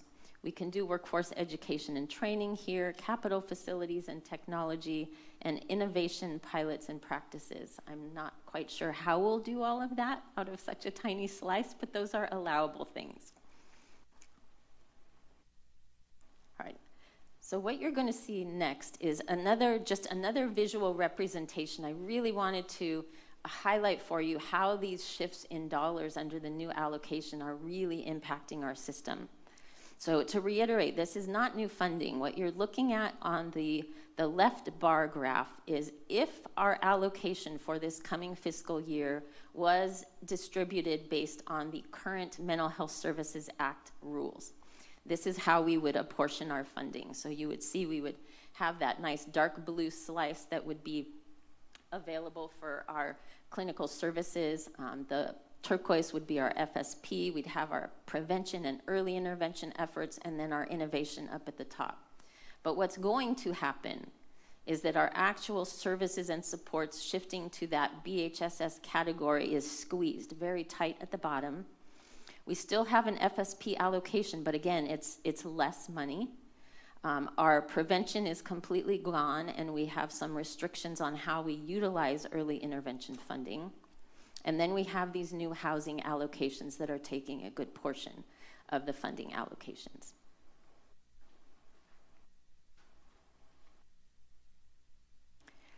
So this is just an estimated overview of the anticipated BHSA budget for fiscal year 26-27. Real important to note that these figures are estimates and they are absolutely subject to change. You can see here that the categories are, as we've been discussing, the housing interventions, the chronically homeless set aside at 50%, and then the other housing interventions, 50%. Our behavioral health services and support component at 35%, which includes the early intervention, of which 51% of those funds have to be for those under 25 years of age. The other 49% for that BHSS other category, that's that very squeezed category. Our full service partnerships at 35%, and then our current prudent reserve balance there. So we are able to transfer funding between categories up to a maximum of 7% out of any one category, or up to a cumulative max of 14%.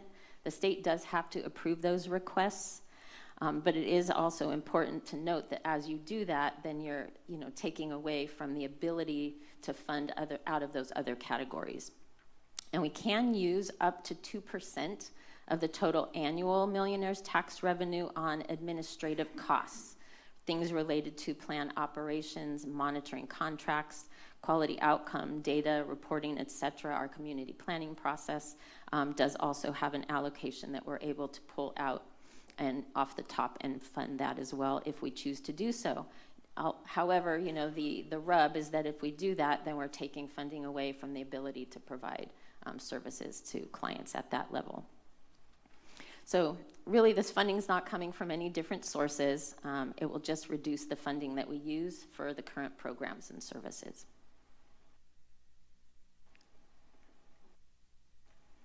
So I mentioned that priority populations are a new piece of the BHSA legislation and requirements.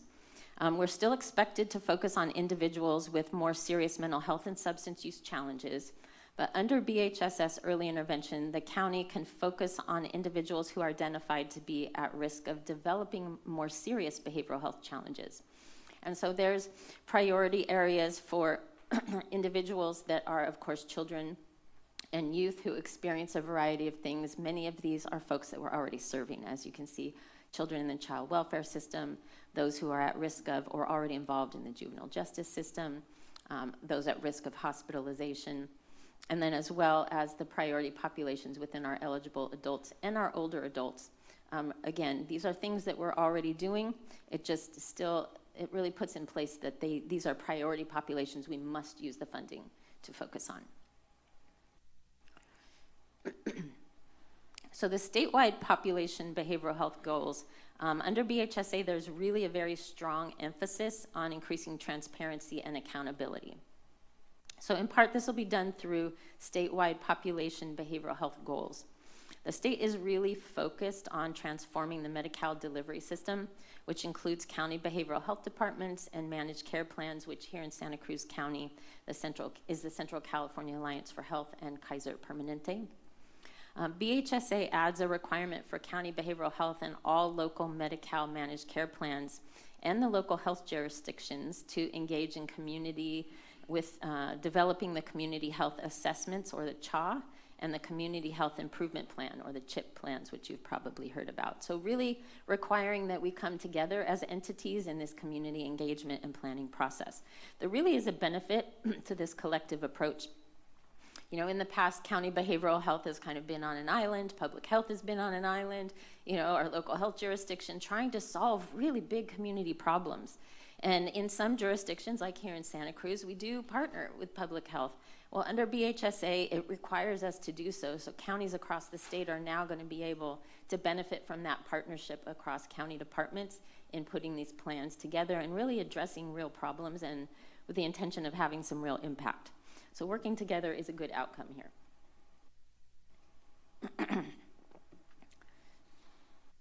The goal is that the 6 priorities that are in bold font, counties are required to address those. So every county must improve access to care, and every county must reduce untreated behavioral health conditions, institutionalizations, homelessness, justice involvement, and removal from children from the home. And then counties must identify at least one additional goal in which we are underperforming compared to the state.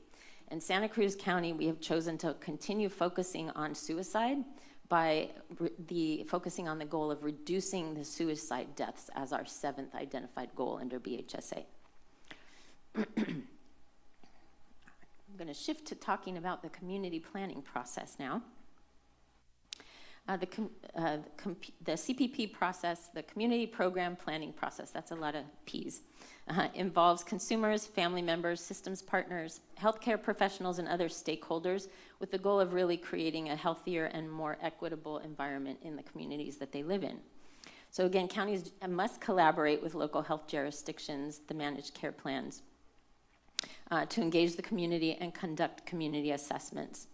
We also must collaborate and plan housing interventions with a variety of partners, including the managed care plans, the continuums of care, which is the agency that coordinates the homeless services, and designated city representatives from each of the 5 largest or most populous cities in our county. We can use up to 5% of BHSA revenue to support the community program planning process, but as I mentioned before, doing so will then mean a reduction in the funding for programs and services.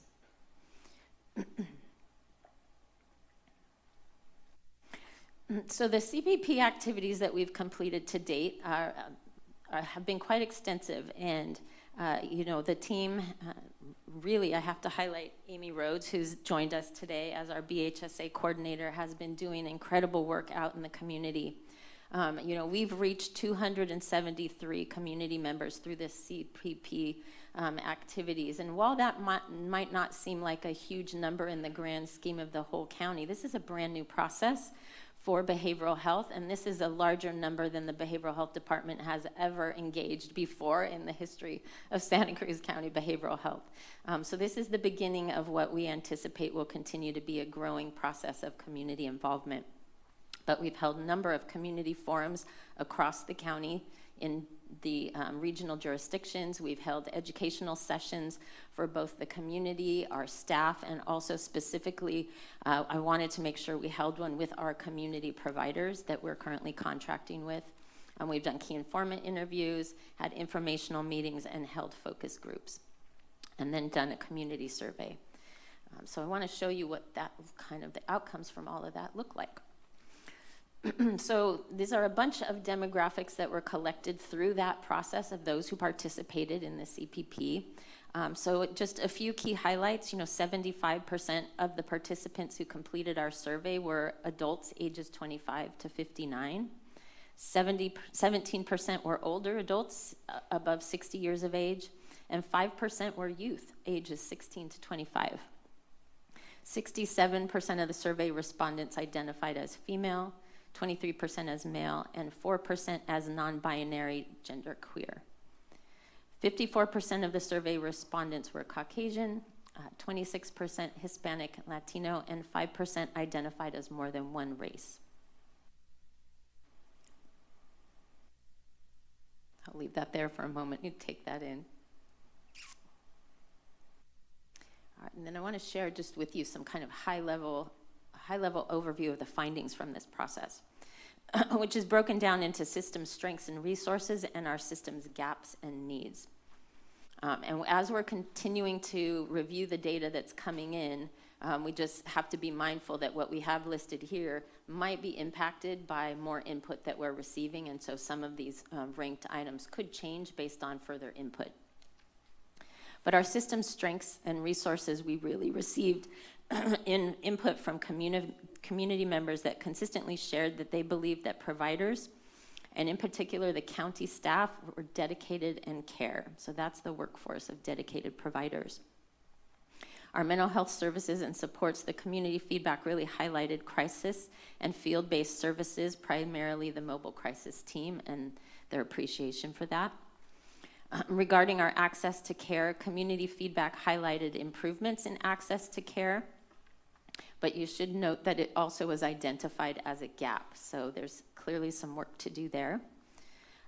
Regarding care coordination, community feedback highlighted coordination of care when they're experiencing a crisis and having that be an incredibly valuable thing for them.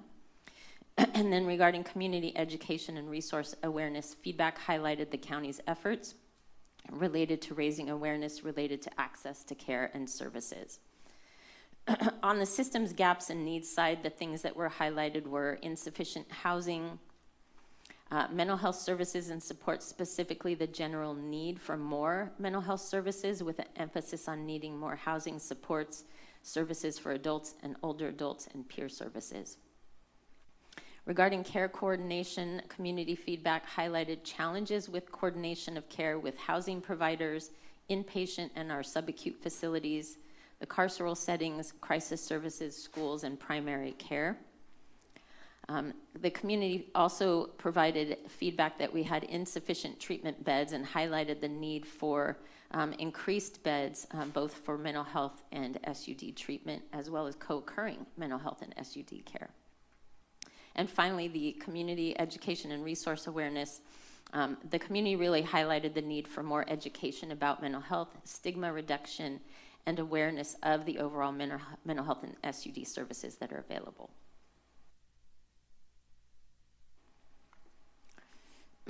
Under BHSA, the state is requiring county behavioral health departments, county public health and managed care plans, or MCPs, to collaborate more closely to meet the needs of the local community, as I shared. So it's requiring us to really all come together.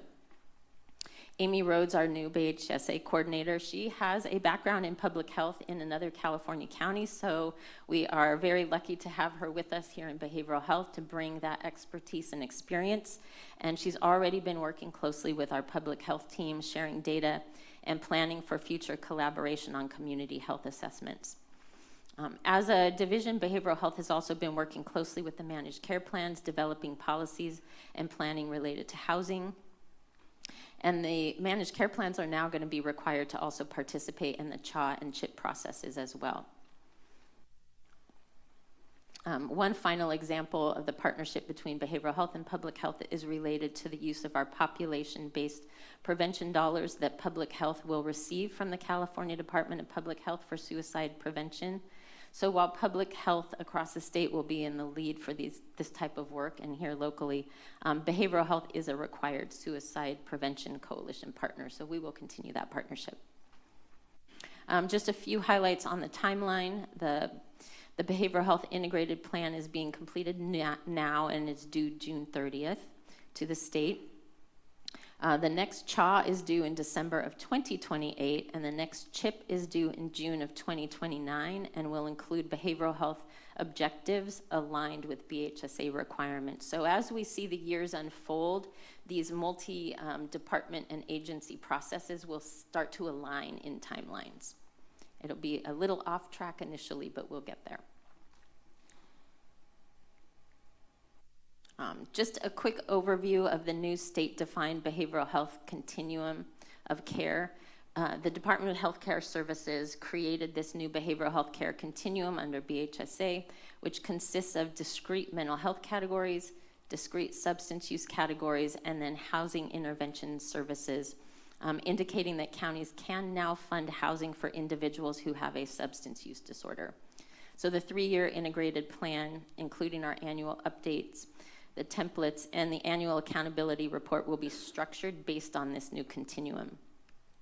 We have already been mapping in behavioral health out our current system and how it aligns with this new required of care continuum, and we're doing a crosswalk with our current MHSA funded programs and services to the new BHSA funding categories. We're really making every effort possible to preserve as much of the programs and services that we have in place where feasible. We do have to adhere to the new laws and the new policies per Proposition 1, and we'll only be able to continue programs that meet those dedicated and allowable funding sources under BHSA. So there is going to be some hard decisions that have to be made, and so just really needing to put that on everybody's radar every time that we talk about this. Just a high-level overview of our 3-year behavioral health integrated plan that is required of us. Under MHSA today, counties only do a 3-year plan, and an annual update for programs and services that are funded under the millionaire's tax.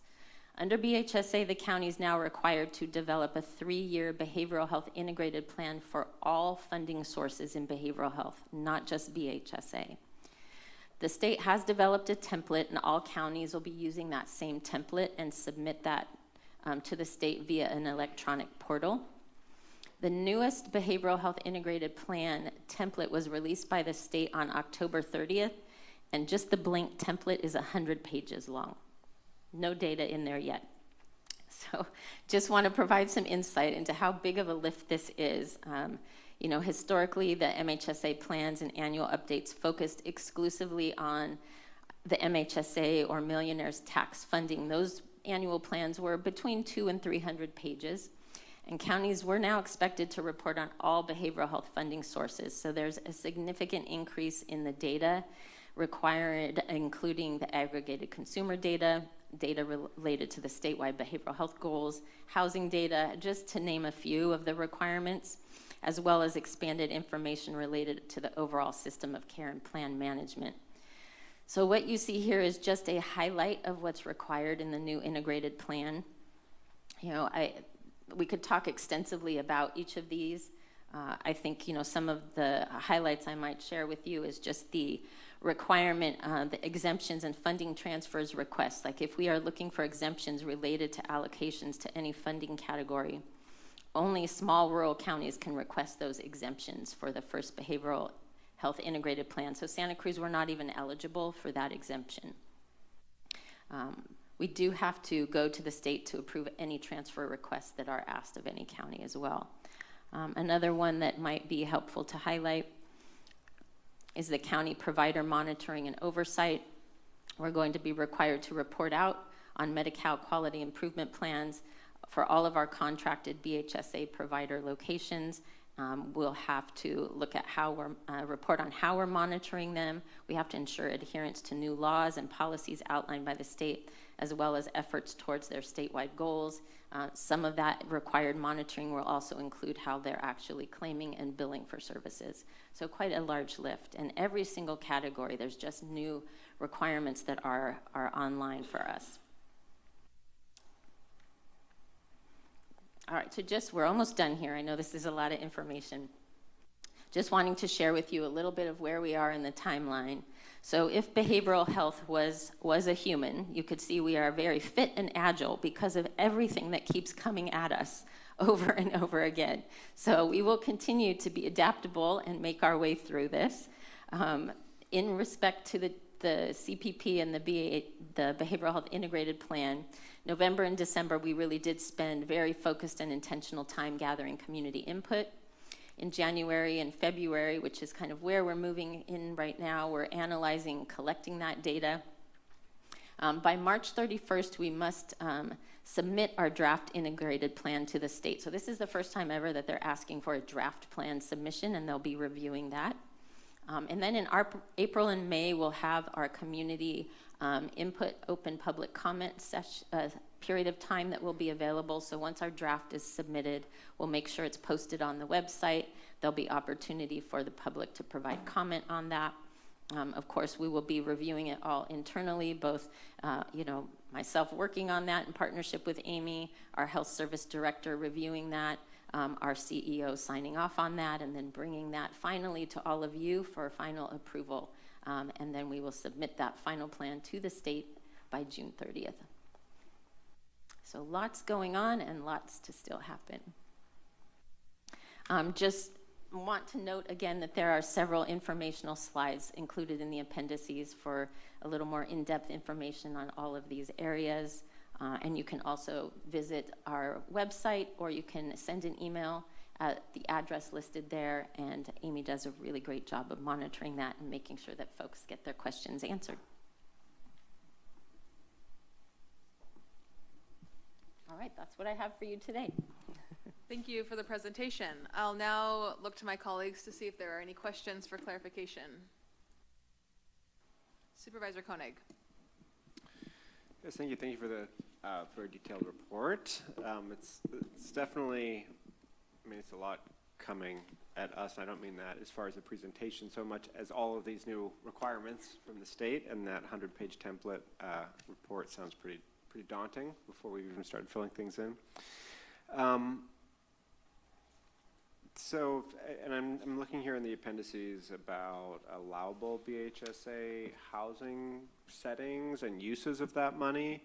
I mean, in some ways, it's daunting, it's exciting, because we see, like, at the same time that one of the top identified community feedback system needs is housing, and yet I don't think anyone wants to see less services in order to provide that housing, which is what we're faced with.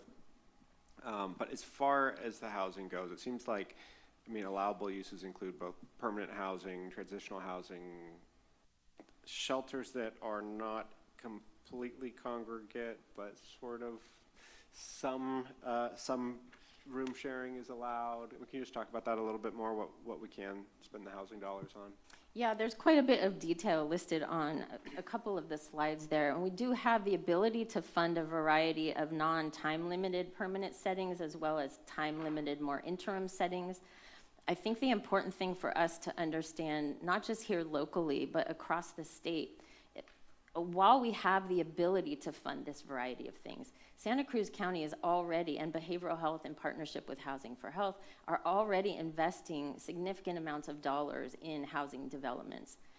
What we have to really deal with here with this limitation around BHSA shrinking the dollars that are available to our services and supports is looking at how we're spending money on some of these categories already, so that we can then free up those realignment dollars to try and keep as many services and supports in place that we won't be able to fund under BHSA anymore. So this makes it seem like there's wonderful new money to fund all these things, but the flip side is, if we choose to do that, we absolutely will cut a significant number of existing programs and services. And so this is the dilemma that every county is faced with.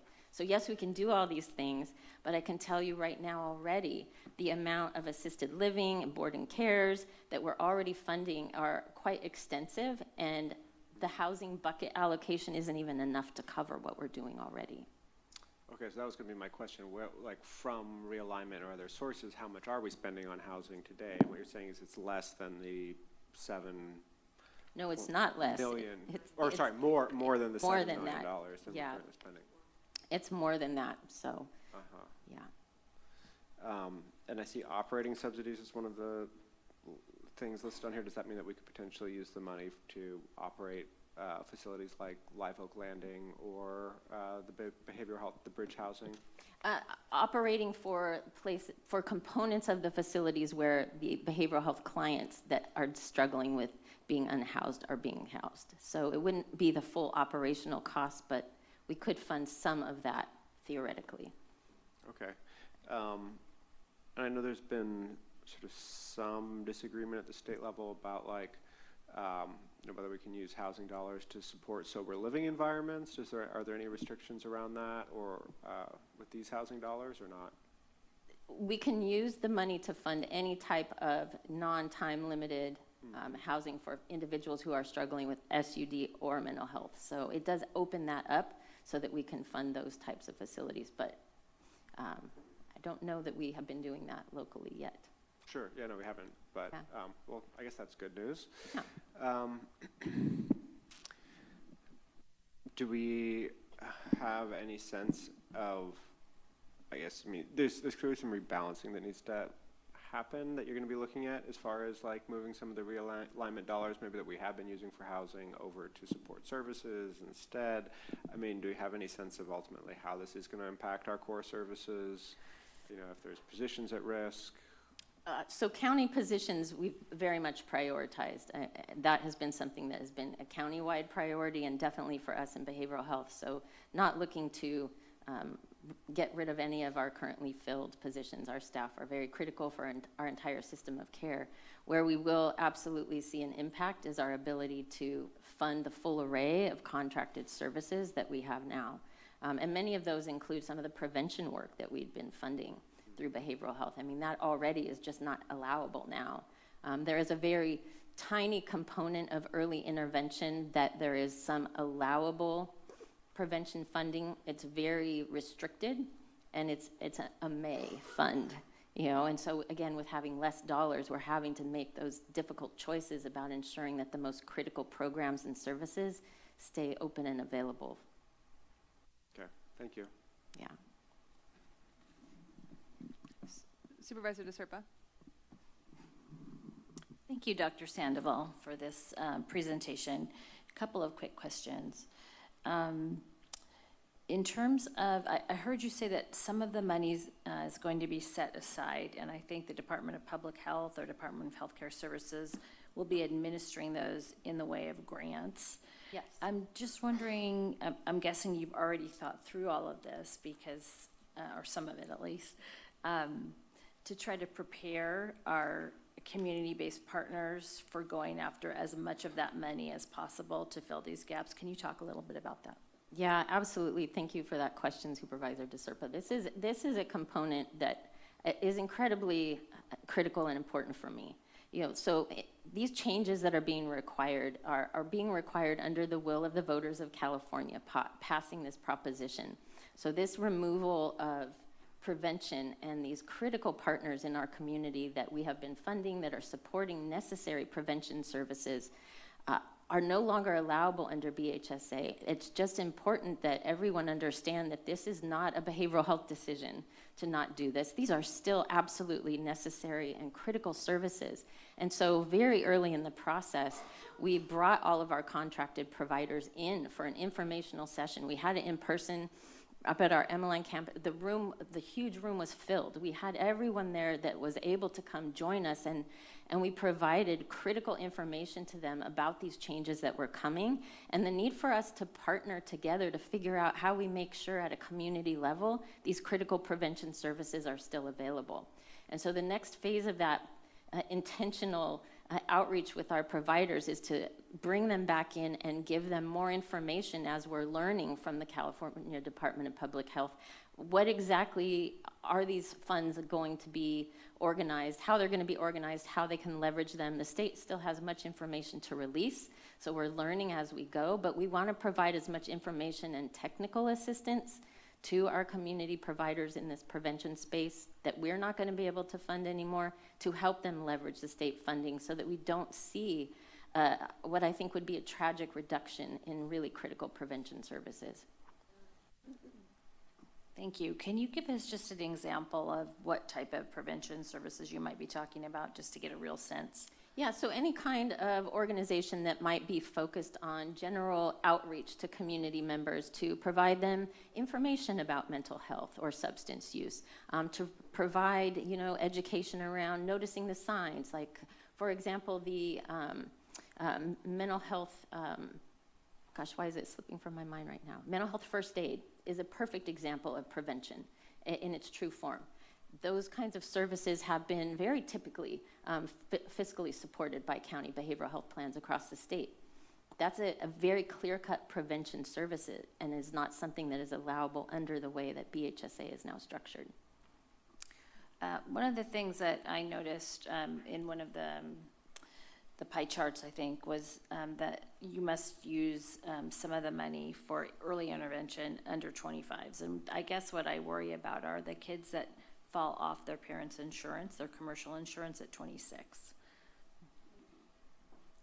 So I don't know if we have any transition planning, but like those are kids that typically should probably be connected earlier, but can't be because of their insurance status. So that's just something I worry about. And then the other thing I have a question about is the component about using sort of the CalAIM dollars through our managed Medi-Cal prior to accessing services or accessing funding for housing. Yeah, there's a whole array of funding that managed care plans are now required to utilize to support funding, like you may have heard of the transitional rent programming. That's funded through the managed care plan. So think about our specialty mental health and behavioral health dollars as the dollars of last resort, essentially. All the other types of funding sources do need to be leveraged first, and then we can kick in. And do the managed care plans, are they getting higher allocations for those types of things, or they're just having to work within their budgets? Yeah, that's a good question. I'm not quite sure about the details of that, but we are working directly with them. They do now have specific housing allocations. They did, that's a good question. Yeah, okay, thank you. I can answer that, Supervisor Thank you, Serpa. Connie. So, as you know, the managed care plans, the reason why they're so important in BHSA planning is because they oversee the enhanced care management and also the community supports. Number 15, there's 14 community supports. Transitional rent is number 15. So they manage all that, and they're supposed to work with us in behavioral health. Not initially, it has to be like 6 months after that for the folks to access that service, but it does come through the managed care plan, transitional rent. I just wanted to make a couple of comments. First of all, I'm so thankful to our team. I think there's 2 or 3 of you doing all this, because she's amazing. I think it's not a very popular comment to make, but I think what BHSA has done is to really help us look internally, as Dr. Sandoval has said, and really analyze everything that we're doing, and are we the ones that should be doing it all? As she was saying, we are charged with treating the severe and persistent mentally ill. So we need to kind of share. That's why the managed care plans, behavioral health, public health. We're blessed that we have public health under HSA. So we are working very closely, is looking at analyzing the different funding sources we have, how do we leverage it, how do we maximize it. So even though the integrated plan is a lot of work, it's really giving us a sense to really look at our role and how do we share this responsibility of treating the severe and persistent mentally ill, our mild to moderate, and everybody else. Housing is really popular. Housing our homeless is very popular. They want us to fund everything. And there's other funding sources like No Place Like Home and others that are available. So it's making us look at our continuum of housing, as I call it, and who funds what. But I think it's exciting. It is a lot of work, but it's really holding us accountable and transparent to the public on how we fund all these services. So I am very thankful for the opportunity to work with our county in this plan.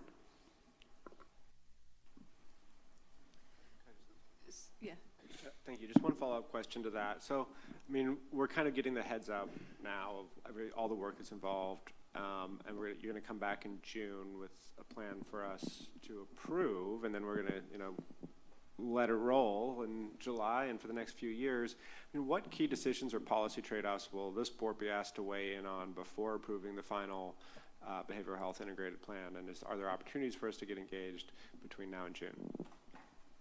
A lot of that's going to have to do with some of the hard decisions that we have to make, contracts that may not be continued in the coming year. Certainly we have to bring those before you. The way that we're putting our budget together will be impacted by that. So we will need support from the board in understanding how we very carefully thought through some of those decisions and how the foundation of those decisions is based on these requirements under this new legislation and the way that the funding's allocated. So I think that's going to be a difficult thing, potentially. And I think we also want to do with our CEO, Nicole, very important as well in this process, we want to do some rounds for you because it is a lot. And as you saw the priorities that were listed, we are still gathering information's coming in, and it is allowable at the state. They want us to go to the end to solicit input. So we do plan to provide you information way ahead the June deadline. Thank you. Supervisor Cummings. Yeah, thanks for the presentation and for providing the information to us so that we can get a better sense of where we're headed with these types of services. I did want to kind of piggyback on one of the things that was just mentioned around, support for homeless services. We have a number of navigation centers, obviously, that are coming online throughout the county and some in partnership with the city of Santa Cruz. And I know additionally the county entered into an agreement with Housing Matters when their permanent supportive housing comes online to provide services. So would funding from kind of this reorientation of programs, could that be used to provide the services at these navigation centers, or how are we expecting to, is there any way for this funding, I guess, to go to support those services? I'm trying to get at. Yeah. So it would be allowable to utilize some of the funding to support, for example, the behavioral health staff that might need to be there, or a contracted provider that would be there to help provide that navigation support for those clients who do have mental health and substance use issues and need that support. So it is an allowable use. Again, there's that, we got to do the math to figure out, you know, where are the dollars going to go and what are we going to support, and it has to pencil out at the end. Yeah, and I guess the last thing I'll say, might be worth, as we're understanding what those trade-offs are going to be, also, you know, sending letters to our state representatives so that they can get a better sense of, you know, what programs are going to be lost, you know, and the trade-offs that comes with us moving this direction. And, you know, it was something that was supported by the voters, so, you know, we're obviously having to, you know, implement what the voters have elected us to do. That being said, I think it is very important that folks understand the unintended consequences of those votes, and the state understands the gaps that we're going to be faced with as far as it pertains to services, so that if there's discussions about funding future services, that they understand kind of what gaps we now have in our system. Yeah, that would be appreciated. Thank you. You know, as both Connie and I have mentioned, there's, you know, a great team behind us supporting all of this, and I did get a little bit of information that the managed care plans did in fact get more funding specifically for community supports in the governor's budget for 25-26 that included $231 million. So they are getting additional funding for that. Yeah. Supervisor Hernandez. Yeah, I have a comment and a question. You know, given the cuts we'll be facing with MHSA, we should really capitalize on the housing portion of it that BHSA offers. When does that funding cycle open up already, or has it opened up already? The one for housing chronically homeless or other housing, when will that open up? So it's not grant dollars, so it's not on a funding cycle like you might refer to or think about as a grant. It will be our fiscal year allocation of that tax portion that is dedicated to behavioral health plans, and now will be required to utilize a portion of that specifically for allowable housing interventions. And so that will go into effect with the start of the coming fiscal year. So with that, I know the city of Watsonville has worked on a homelessness plan. Hopefully we can take that into effect as well, to look at that. Yeah, thank you. Thank you, Dr. Sandoval, for the presentation. I have just a couple questions, and then I'll take it to public comment. My first question is related to peer-based services. Over the years, there's been a lot of support for peer services in our community. It was a very organized group of peers. And I'm wondering where you see that falling. You know, was it previously funded in the innovation or the prevention early intervention, and where might it fall in the new pie chart? Yeah, that's a great question. So it could have fallen in either of those categories that you mentioned. Under the new structure, with a little bit of adjustment to how we think about peer services, they really could fall within early intervention. If we're having, you know, our peers do things not just like provide information and education, but perhaps engage in screening and helping connecting individuals into necessary services, really providing that coordination and collateral support for the individuals and the family members to make sure that they're always getting to their appointments. So really engaging in a way that takes it just beyond prevention, but truly helping them engage in the interventions that will support them. So there is really a space for that within our early intervention allocation. Okay, that's helpful. Thank you. Yeah. As it relates to the new slice of the pie for housing support, I understand that you'll do as much as you can to try to redirect funds from, you know, previous pot into that area. But it seems like there may be an opportunity to engage our Housing for Health part of the county, which sits under HSD. It's a totally different department. So how are you thinking about this? This may be for you or for CO Coburn. Like, how are we thinking about integrating our sort of housing department into any of the BHSA rollout? Yeah, I mean, today there's been coordination among the housing division and planning with, and housing for health and behavioral health. Obviously, we recognize, you know, trying to strengthen that integration. There's probably work to be done there. And I've been working with Mr. Detlefs on thinking through that. But staff are very engaged in trying to come together on projects and think through how they can best leverage monies. Thank you. And then finally, you know, my biggest area of concern will be the impact to our local CBOs who operate critical services. Yes. And how they might kind of fall out the bottom of these changes, unfortunately. So can you just speak a little bit more about how you're engaging with our CBO partners now and over the course of the timeline? Because it's a very, very delicate network. Yes. That, you know, changes could really end up leading to a pretty large scale collapse of services that our community depends on. Yeah, no, 100%. I think this is just, you know, broadly speaking, that's the fear in every county right now with this implementation and the changes it's requiring.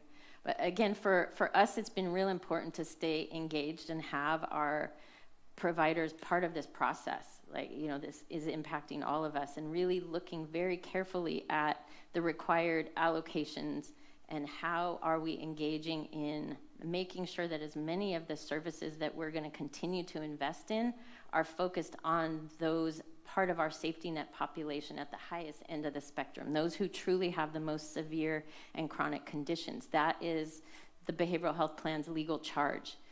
And so we really need to, number one, make sure we're focused on that portion of the spectrum. So evaluating that, really revising our contracts and making sure that the way that those are structured, organized, and funded also meet the requirements of the legislation.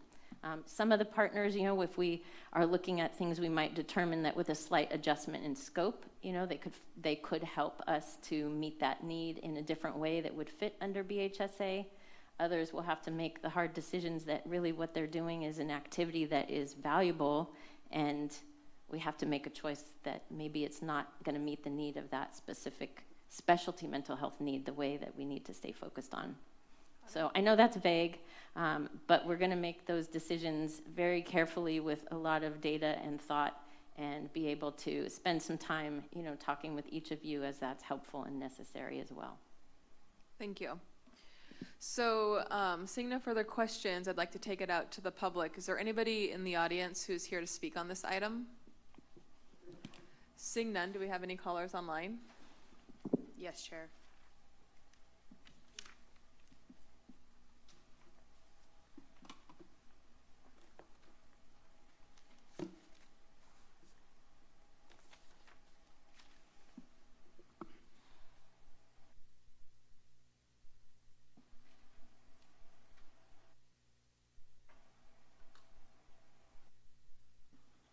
Call-in user 2, your microphone is now available.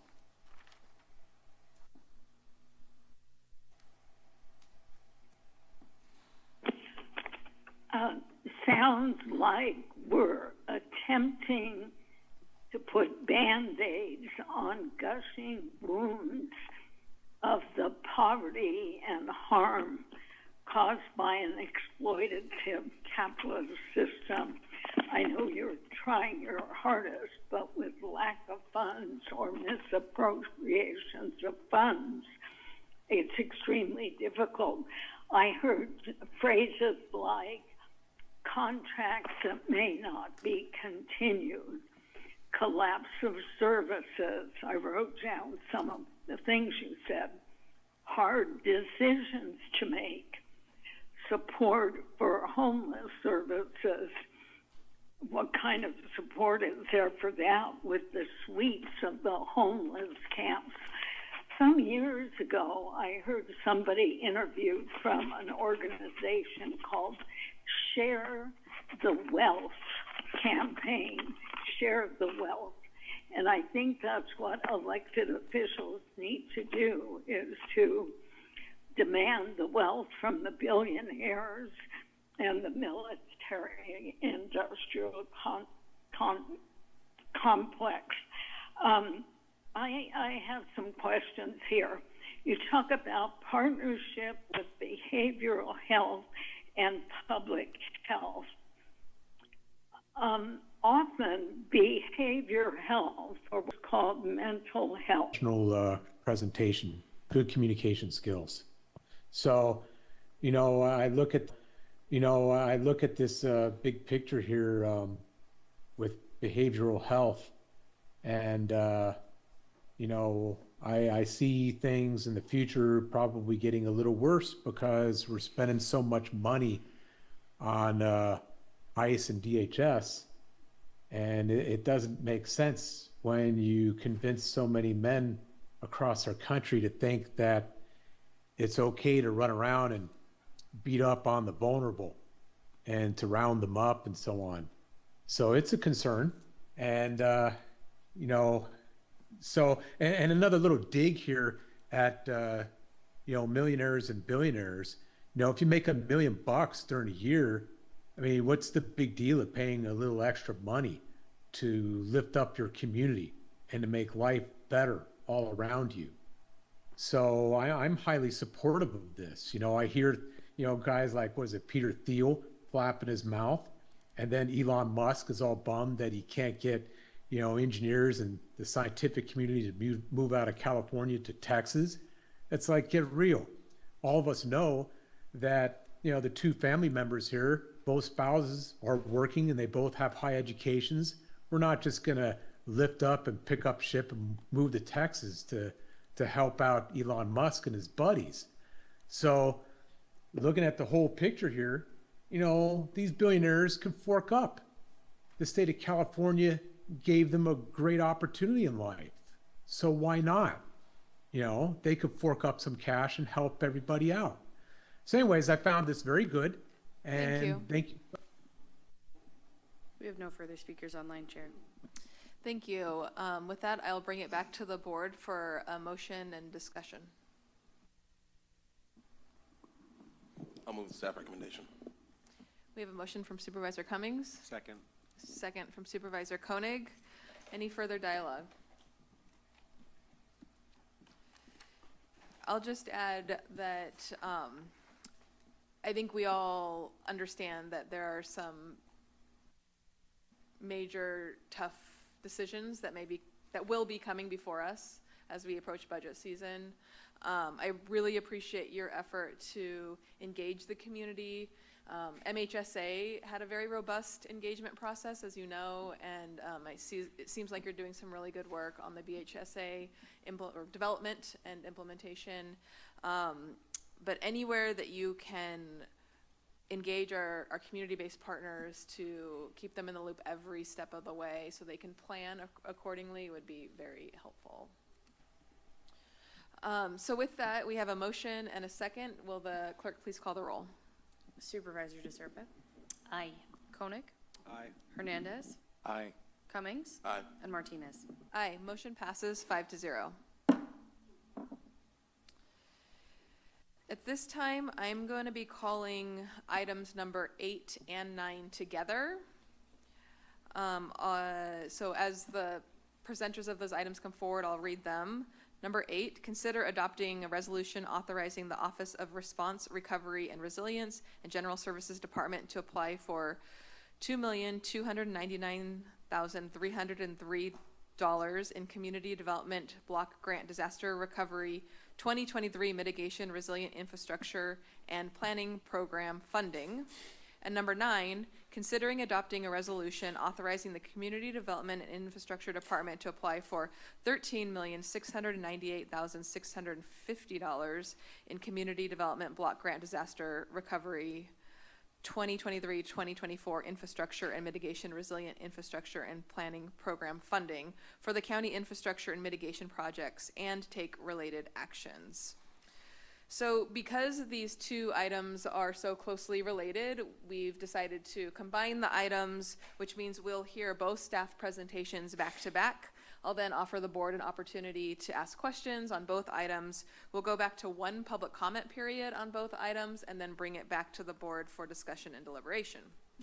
So with that, I'm going to turn it over to our presenters today. Please go ahead and introduce yourself and proceed. Great. Good morning, Chair Martinez and members of the board. I'm Carolyn Burke, Assistant Public Works Director with the Department of Community Development and Infrastructure. I'm pleased to present our proposed projects for submission under the Disaster Recovery Community Development Block Grants for DR 4683, which is tied to the January 2023 storms, and DR 4699 for the March 2023 storms, both of which heavily impacted Santa Cruz County. And as Chair noted, we are presenting a joint presentation that covers both items 8 and 9. And I'm joined by General Services Director Kimberly Finley, who will provide an overview of projects related to the January 2023 storms. So today we'll be reviewing the requirements and conditions of the CDBG DR program, including the criteria for eligible projects. Next, we'll present the projects proposed for inclusion under the grant program, as well as grant funding policies and coverage limitations, and wrap up with the grant application and performance timeline. The CDBG DR grant program originates with funds allocated at the federal level following a presidentially declared disaster, as was the case in both the January and March 2023 storms. The program is administered by the U.S. Department of Housing and Urban Development and aims to address unmet needs after federal, FEMA, insurance, and private sources are accounted for, with a focus on low and moderate income residents. Once allocated, the distribution of funds is administered by the State of California Department of Housing and Community Development. And over the past 18 months, county staff from CDI, as well as the Office of Response, Recovery, and Resilience, have provided HCD with data regarding the county's unmet needs associated with DR 4699 and DR 4683, which were then synthesized into an HCD action plan for distribution of funds. For the March 2023 storms, this plan resulted in approximately $6.9 million in funds to support infrastructure recovery and $6.7 million to support mitigation and resilience actions. For the January 2023 storms, almost $2.3 million in funding was allocated for mitigation and resilience projects. So there are some distinctions between the money allocated for infrastructure, or DR Infra funds for short, and those for mitigation and resilience, referred to as MIT-RIP. The DR Infra funds can only be used for projects that both relate to infrastructure and have a direct tie back to the qualifying disaster. Alternatively, MIT-RIP funding is more flexible and can be used for any project that increases resilience to disasters and reduces or eliminates long-term community risks by lessening the impact of future disasters. With the primary mission of the CDBG DR grant program being focused on serving communities with limited funds, all eligible projects must meet one of two national objectives: to benefit low and moderate income residents or to meet an urgent need for the community. In this context, urgent need means the community has no alternative funding source for the project. Now I will pass the presentation to General Services Director Kimberly Finley to review the projects proposed for funding under DR 4683 allocation for the January 23 storms. Good afternoon, Chair and members of the board. The Department of General Services, OR3, and Parks collaborated to develop the recommended allocation for the $2.3 million related to the CBDGR grant application. These funds support resilient infrastructure and are intended to strengthen community preparedness and mitigate harm caused by future disaster. Together, the departments identified necessary upgrades to both existing and new short-term and long-term community resilience centers in strategic locations throughout the county. At this time, we are recommending projects that strengthen and improve the Watsonville Vets Hall, the Santa Cruz Vets Hall, South County Government Center, Juvenile Hall, Santa Cruz County Fairgrounds, Davenport Resource Center, and Valencia Hall. We recommend $300,000 be allocated for kitchen improvements at the Watsonville Vet Hall, which currently serves as shelter and provides food for people in disasters. $200,000 for plumbing upgrades at the Santa Cruz Vets Hall, which currently serves as shelter as well, and $150,000 for water system enhancements at the fairgrounds to strengthen shelter operations, food service, and commodity point of distributions. Additionally, we are strengthening our emergency response capacity by adding short-term and long-term resiliency centers strategically throughout the county in Watsonville, Aptos, Felton, and Davenport. At the South County Government Center, we are recommending $300,000 to build out dedicated warehouse space designed for use as a commodity point of distribution during major disasters. These improvements allow the county to maintain secure, organized, and scalable storage and deployment of critical resources during emergency activations. We are also recommending $75,000 for each the Davenport Resource Center and Valencia Hall and Aptos to install backup generators so these facilities can be reliably servicing rural Aptos, Corlitos, and North Coast residents as a resiliency center for short-term disasters. In the San Lorenzo Valley, the county has identified a significant opportunity to activate the Santa Cruz County Juvenile Hall Center to serve as a designated resilience center, congregate and non-congregate shelter during emergencies. The Juvenile Hall, which is located at 3650 Graham Hill Road in Felton, is uniquely suited for this purpose due to its location, layout, and existing infrastructure. However, deficiencies in the facility's roofing system currently prevent its safe and reliable use for sheltering. The facility contains 40 individual rooms, which are organized into 2 distinct housing wings, each with its own day room, shower facilities, and controlled access. These wings can operate independently or together, allowing for non-congregate sheltering and intentional separation of populations, including families, women and children, adult singles, and gender-specific groups. This configuration enhances safety, dignity, and operational flexibility, which are key principles of a modern emergency sheltering facility. The site also includes classrooms, a commercial kitchen, dining area, medical clinic space, and secure outdoor courtyards. The probation department maintains an MOU with Santa Clara County that allows the juvenile residents to be transferred within 24-hour notice if the facility must be repurposed during an emergency. This flexibility enables the county to utilize the facility as a resilient center without compromising youth services, ensuring continuing care while maximizing public benefits. Collectively, these investments create a geographically distributed network of facilities that strengthen preparedness, improve equity of access, and ensure residents across the county have safe and reliable places to turn during an emergency. Next slide, please.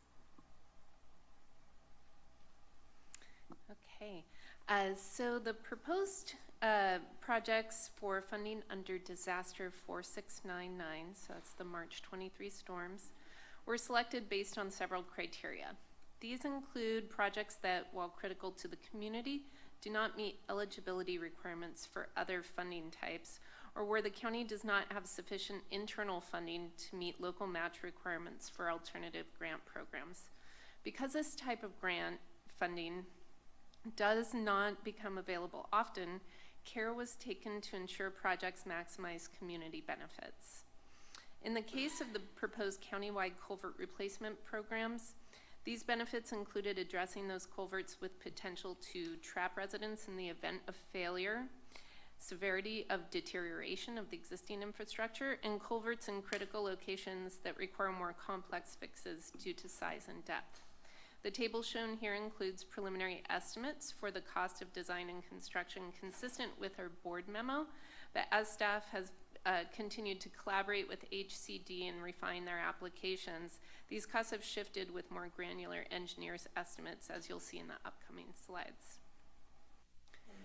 So the first project is Paulson Road, which has been a high priority project for CDI, and due to its size and scope, as well as its ineligibility for FEMA and Federal Highways Administration funding, this project is proposed to receive the full DR infrastructure allocation for projects with a tie back to the March 23 storms. Paulson Road crosses a former alignment of Green Valley Creek, a salmon-bearing stream within the Pajaro River watershed.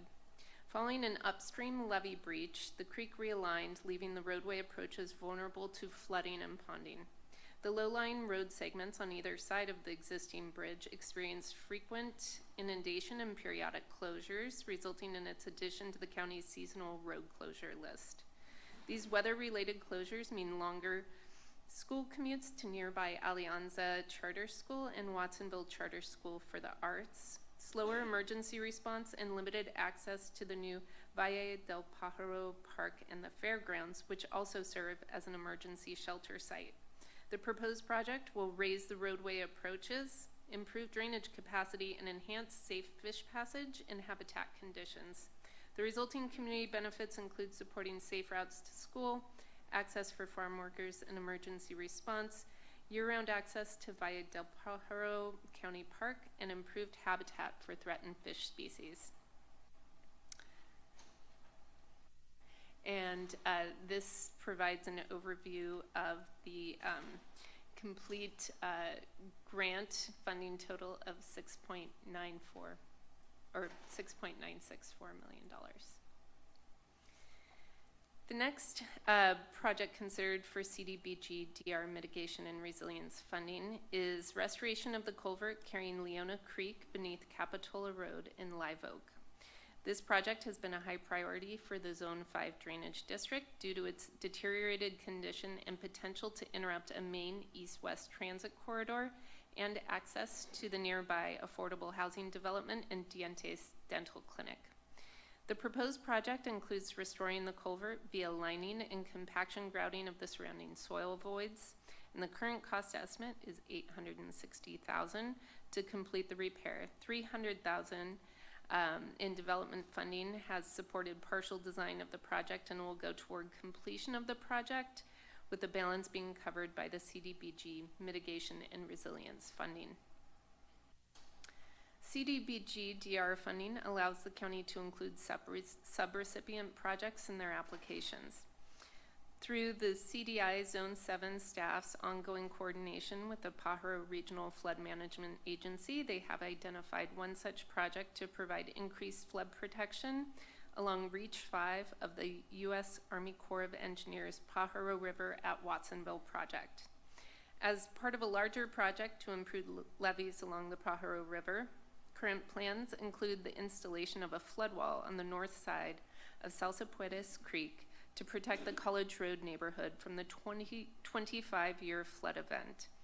And as you can see in this photo, this area was badly flooded in the March 2023 storm event. Although PERFMA has made efforts to increase flood protection in this area, there is no Army Corps federal interest to fund anything more than a 25-year level of protection.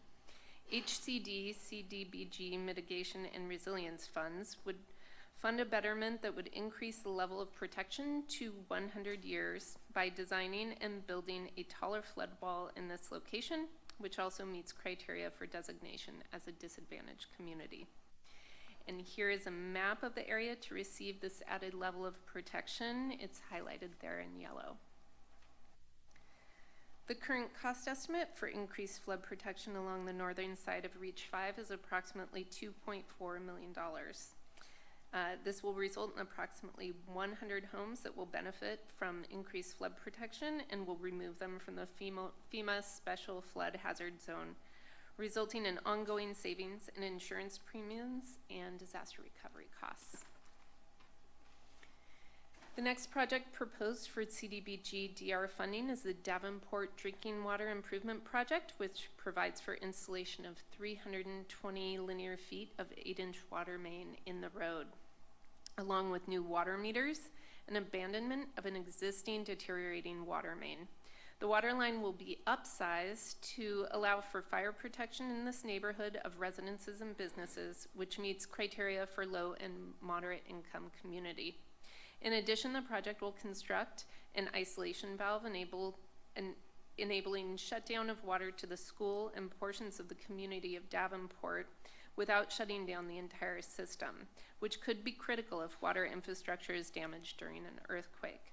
The water meters will help with drought resiliency since after their installation, the water customers in Davenport will switch to being billed based on water usage, encouraging water conservation in an area where source water is limited in dry months and during intense storm events when water purification is impossible. Grant funding has been sought to fund this project since 2015 to no avail. The current engineer's estimate for the project is $877,900, all of which would come from the CDBG DR Mitigation and Resilience set aside. The last project we will present today is the countywide culvert replacement project, which includes the repair and replacement of various culverts throughout the county that are in poor condition and in danger of failure.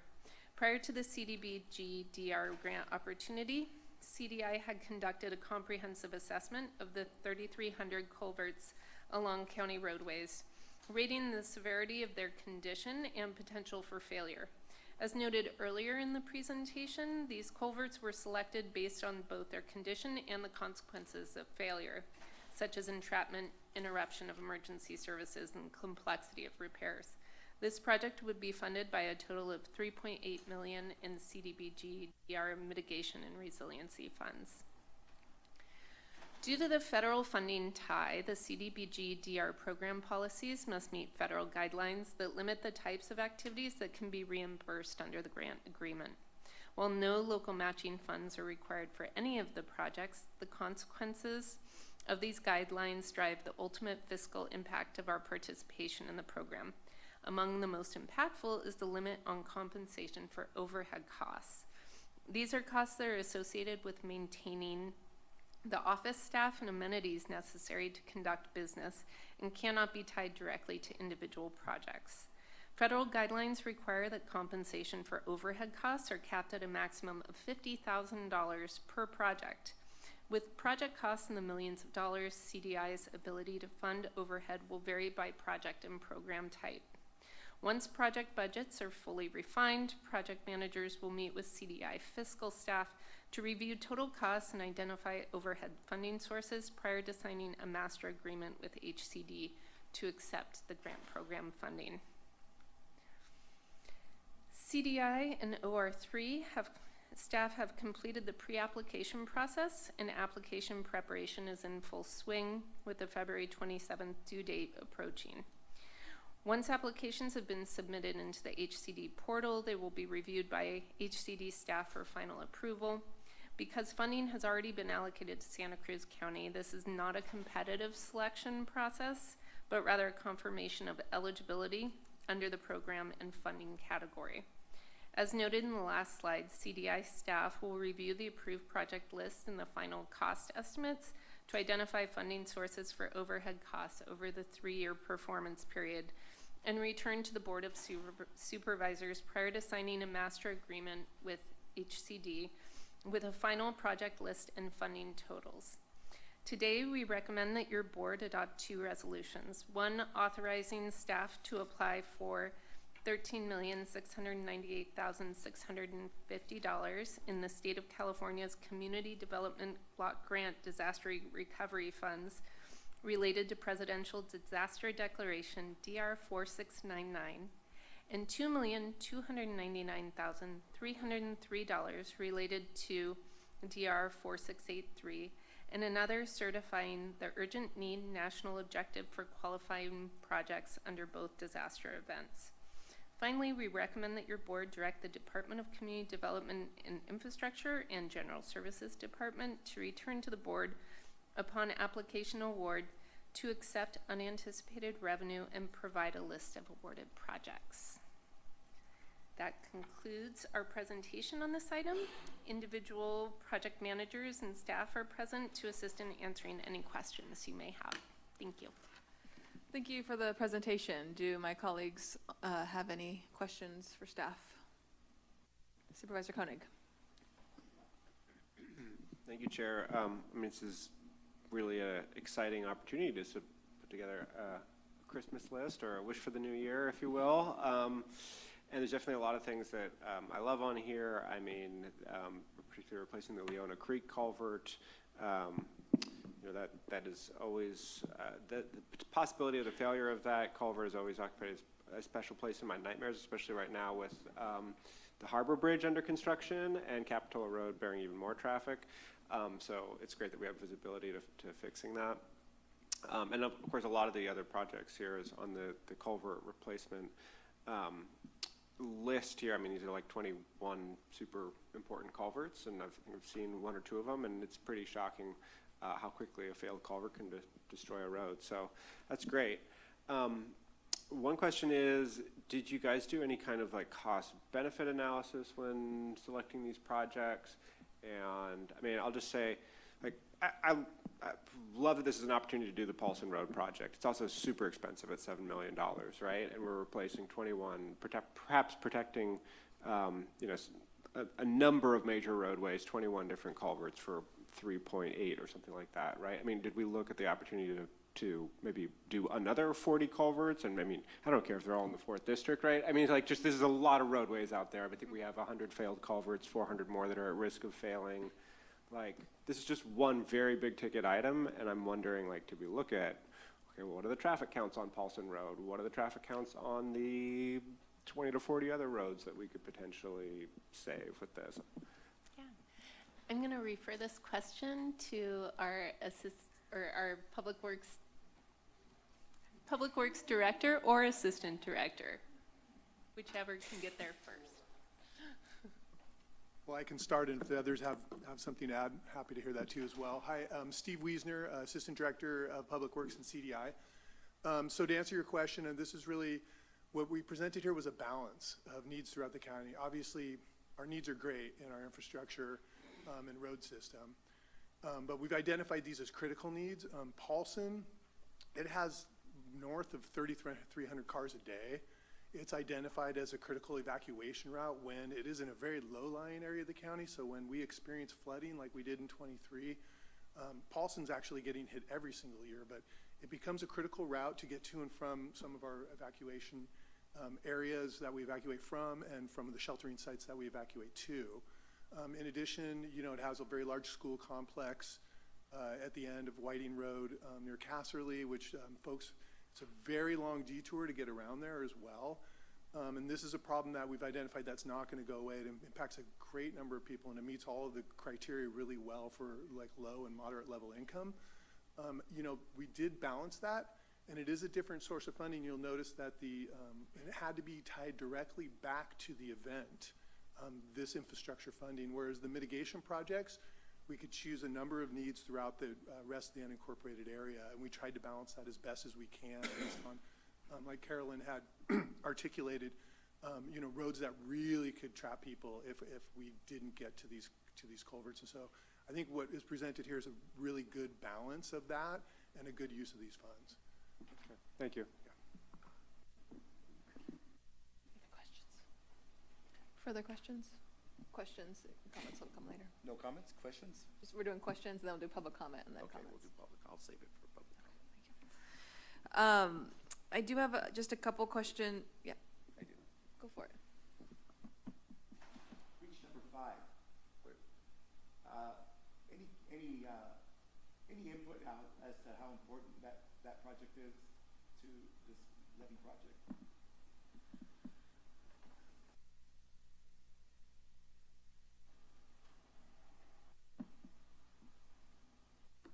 Yeah, hi everyone. My name is Mark Strudley. I'm the Executive Director of the Pajaro Regional Flood Management Agency. What we saw in 2023 on Corralitos Creek was approximately a 50-year recurrence interval flood. And what the Army Corps is proposing to do on this side of Salsapaletas Creek, immediately downstream from where the flooding broke out, where a lot of homes were flooded, was only provide 25-year level protection. And this is a byproduct of that kind of absurd benefit cost ratio analysis that the federal government did to determine which parts of that 1949 levee system would be updated. This part was going to be updated, but only to 25-year level protection. If you look at a 50 to 100-year flood in this area, we're talking about around a $2 million improvement. Flood depths, when you start getting above that 25-year level protection, you're talking about completely devastating homes, much worse than what was seen in 2023. And so when those homes are somewhere between probably $500,000 and $1 million each in that area, even for a lower income area, you're talking about 25 to 50, maybe $75 million of damage when those homes are completely destroyed. So elevating this is a really small investment for a really significant change and improvement in the level of protection that the federal government is prepared to provide for this area. Thank you. And I'm certainly glad that the feds or CBG still use, resilience, things like resilience, low income, and equity as part of their criteria for these, resilient infrastructure projects, because otherwise we would be in the same boat that previously our levee project has been in for the last 30 years, using the cost-benefit analysis model where we don't get nothing. So I'm happy to see all this come to fruition now. Thank you, Supervisor Hernandez. One question I have just is about any flexibility that the grant might have. I mean, there's a lot of really important projects here, but what we know about projects is they often end up costing more than we anticipated. If we end up seeing that down the line, is there the chance to kind of move funding from one line item to the other? Yes, there is flexibility within the category. So infrastructure money needs to stay in the infrastructure category, and then the mitigation and resilience funding needs to stay in that category. And so, yeah, we did have conversations about this because you might have a bid opening and something comes in way under and you could do more. Where we will see that flexibility is in the culvert replacement program, because they're willing to accept a pre-approved larger list of culverts, and then where there are opportunities to add more to that, we can accomplish more of the culvert replacements. Similarly, and we can do them sequentially. Similarly, if we have some go over, that's where the flex would be seen, would be in our culvert replacements, because individually, they're on the order of 100 to 200,000. So it's somewhere where you can work with it and finesse it so that we get the most out of the money that we are awarded. Appreciate that. That makes a lot of sense. I also appreciated the sort of overview of how the Santa Cruz County Juvenile Hall might be used as a community resiliency center. And I know that there's a few resiliency centers on this list. So I'm just curious if are we having the conversation about when we activate, what will tell us that it's time to activate a resiliency center, particularly when it comes to moving youth from a secure facility? It seems like.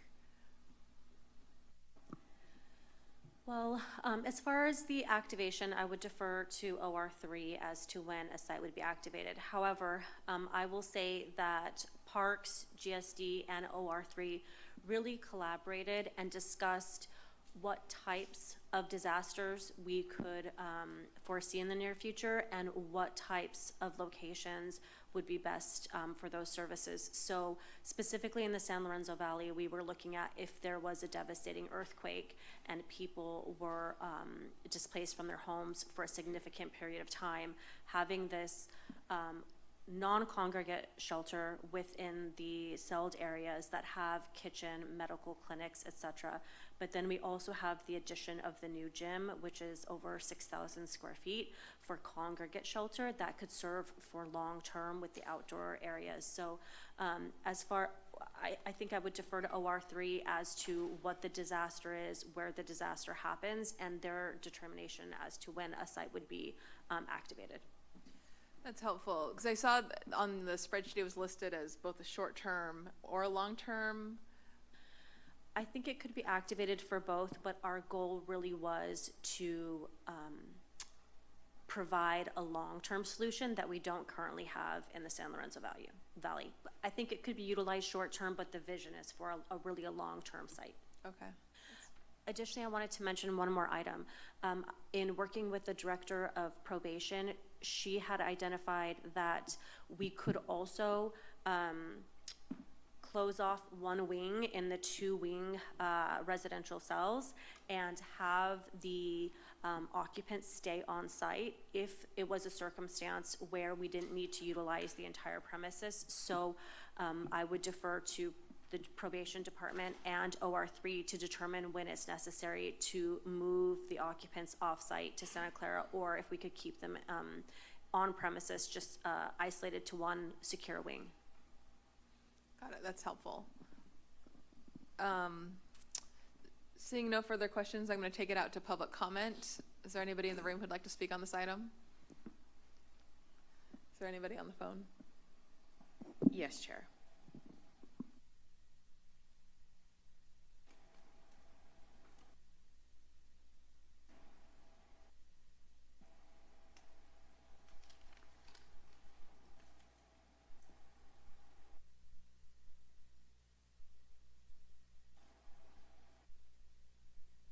Tim, your microphone's now available. Cool. Yeah, I like this. So you can't prepare enough. And just to remind you, I have a different perspective, you know, so because I'm a little older, and I stood on the leftovers of the Alpine Meadows disaster that you see documented in that Netflix documentary. So I stood on that.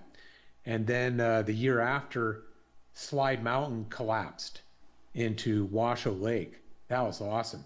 You know, it couldn't hold the 40 to 60 foot glacier on the side of the mountain, and it plunged down a ravine, ripped out a bunch of boulders and trees and everything, and went all the way into Washoe Lake, while my friend was the only hang glider in the sky over Washoe Lake.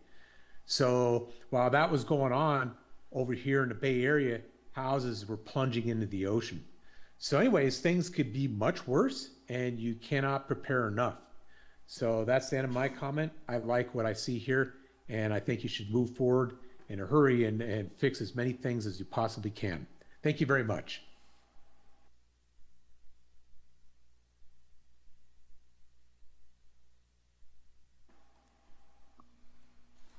Bernie, your microphone is now available.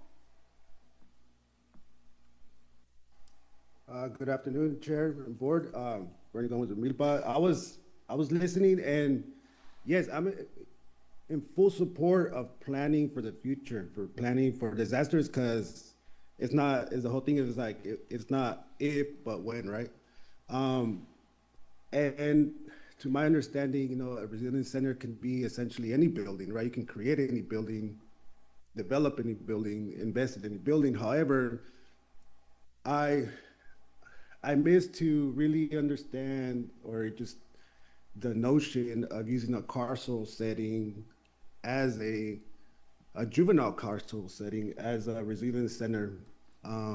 If there was an emergency, as it was stated, right, in the San Lorenzo Valley and whatnot, placement, I think the priority would be to keep those youth safe in their environment. It is a carceral setting again, you know, there's, it's not a clear cut, like you can have families there and stuff, you know, and all that. And there's also the question of like the probability or the cost of just transferring the kids and housing kids over in somewhere else, right? So there's much more conversation that needs to happen around that. And I mean, if that's the case and you're looking for a long-term solution, or property or building for folks, I mean, I would think of a dorm-like setting, right? Not a cell setting, where you can actually prop up beds and stuff like that, you know. And if we're talking about carceral settings, I would think of the farm, right? The units that are essentially empty, you know? Anyways, thank you for your time and interesting conversation. Thank you. We have no further speakers online, Chair. Thank you. I'll now return to the board for a motion and discussion. Supervisor Hernandez.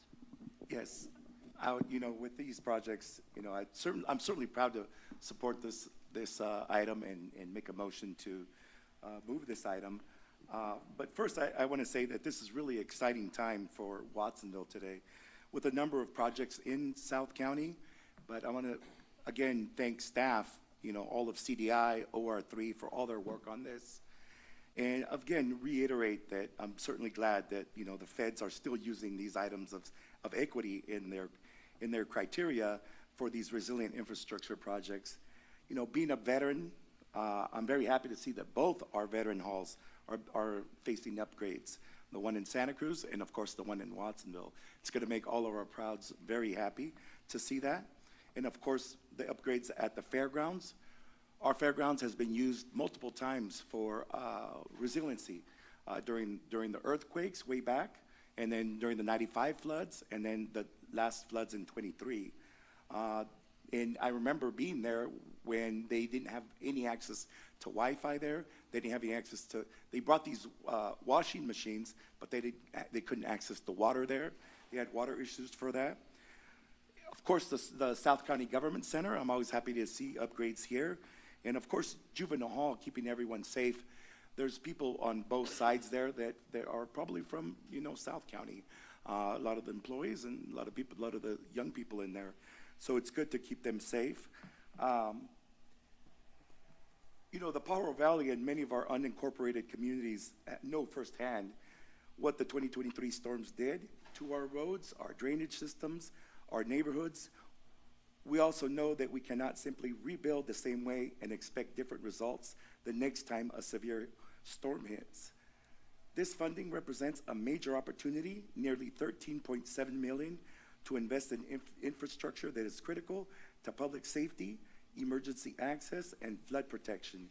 I especially want to highlight three key components of the application package that directly impact Pajaro Valley. Number one is Paulson Road. That road has almost 4,000 cars. They access schools. It's an emergency route. When college got flooded in 2023, people had to go to the fairgrounds to stay there, and they had to go all the way around town, making it a 8-mile drive instead of a 2-mile drive. Of course, the Perfma Reach number 5 flood wall enhancements. That's the area where the flooding in Watsonville began. And so it's important to fix that area to 100-year flood level protection so that we ensure that it doesn't happen again. And of course, the countywide culverts replacement programs that are going to be happening. Those are happening throughout our districts, all 5 districts. I think I have 1 or 2 in there, but it's important to maintain those as Supervisor Koenig mentioned too. So I will be making a motion to move this item. Second. Thank you. We have a motion from Supervisor Hernandez, a second from Supervisor Cummings. Supervisor Cummings. Yeah, I just wanted to thank you all for the hard work that you've done to put into these project proposals and just wish you all the best of luck on securing the funding. So hopefully we get everything, but if we get something, that'll be better than nothing. Any further comments from my left? No. Well, I'm really happy to support this motion as well. I think what we've learned through the multiple disasters is that you never can be too prepared. If you take the Juvenile Hall example, multiple things could happen in the valley. It could be a flood, it could be an earthquake, it could be a devastating wildfire. We don't know. So having strong infrastructure in place in the event and when something happens is very important. And so I appreciate the thoughtful planning your departments have done to bring forward projects that will strengthen the foundation of our community and our infrastructure. So with that, Seeing no further comments, Madam Clerk, please call the roll. Certainly, Chair. And for the record, this applies to both items 8 and 9, correct? Yes, both items. Wonderful. Supervisor DeSerpa. Aye. Koenig. Aye. Hernandez. Aye. Cummings. Aye. And Martinez. Aye. Motion passes 5-0. Got a 2 for 1 there. 2 for 1. With that, it is 12:35, and we are going to be taking a recess for lunch. We have a scheduled item at 1:30, and we also have a closed session. Is there anything reportable from closed session? No. Thank you. We will be returning at 1:30. And if Boston or Recording stopped. we won't use any of the county money, we'll go find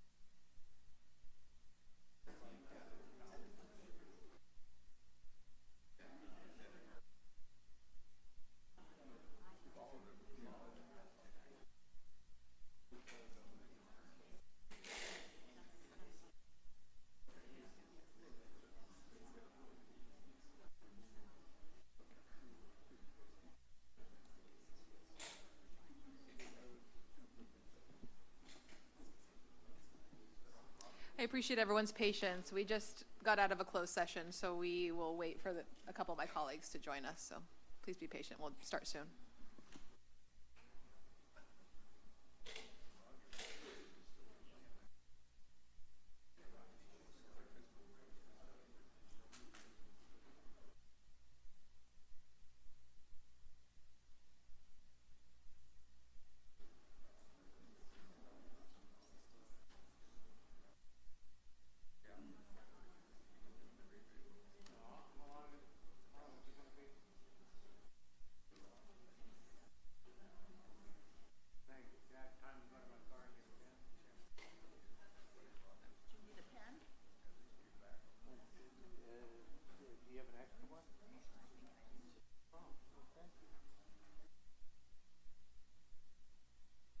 Carry one, but I think I left it on the front seat of the car.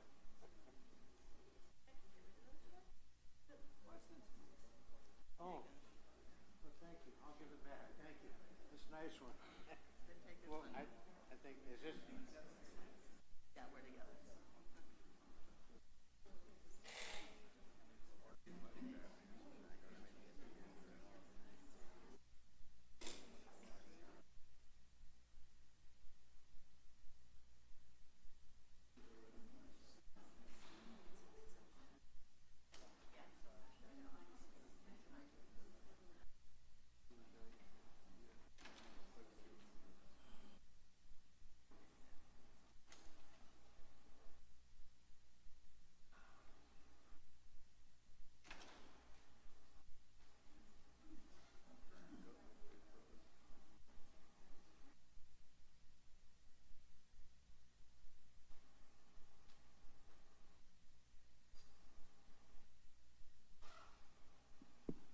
Recording in progress.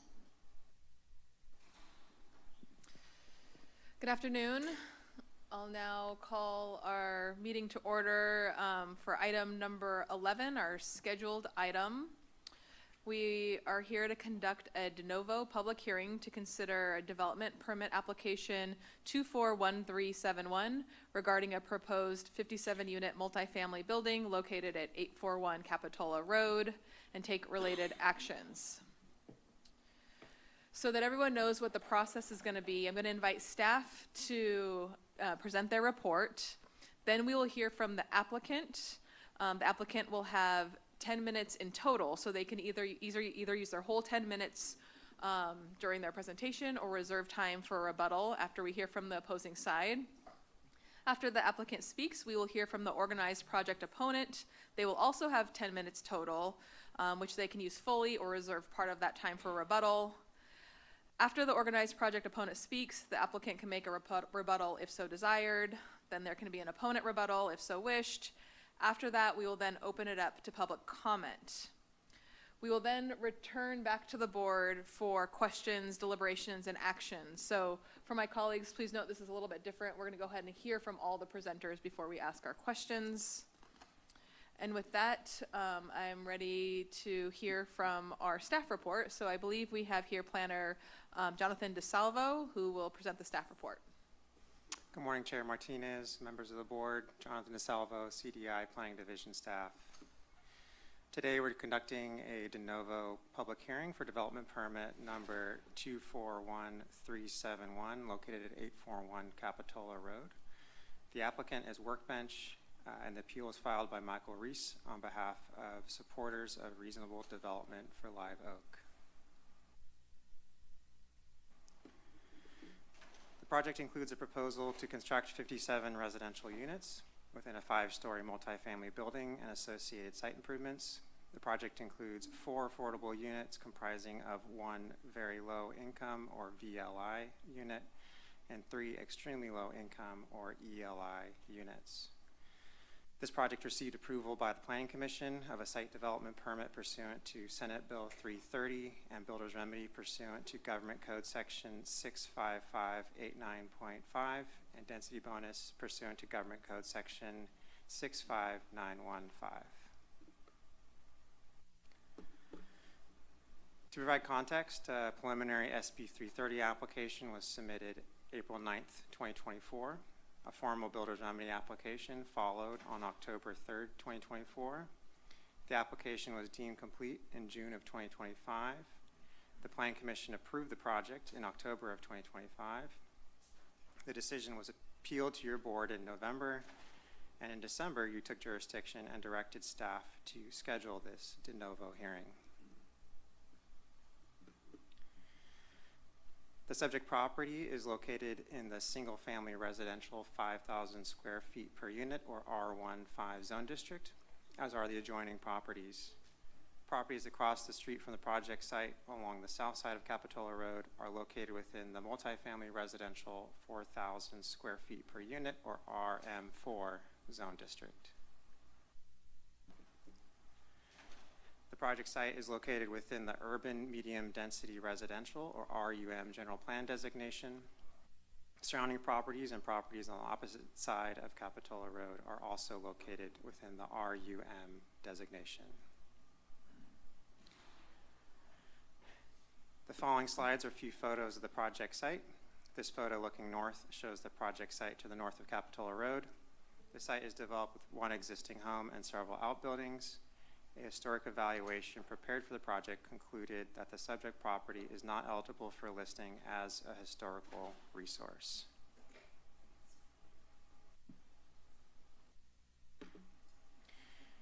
This is a view of the project frontage at the terminus of Gray Seal Road, looking east.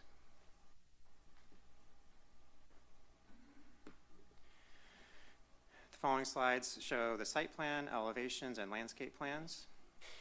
The 5-story building is proposed on the northern half of the site, set back approximately 169 feet from the Capitola Road frontage, with a surface parking lot containing 31 spaces, landscaping, and trees in the foreground from the vantage point of Capitola Road.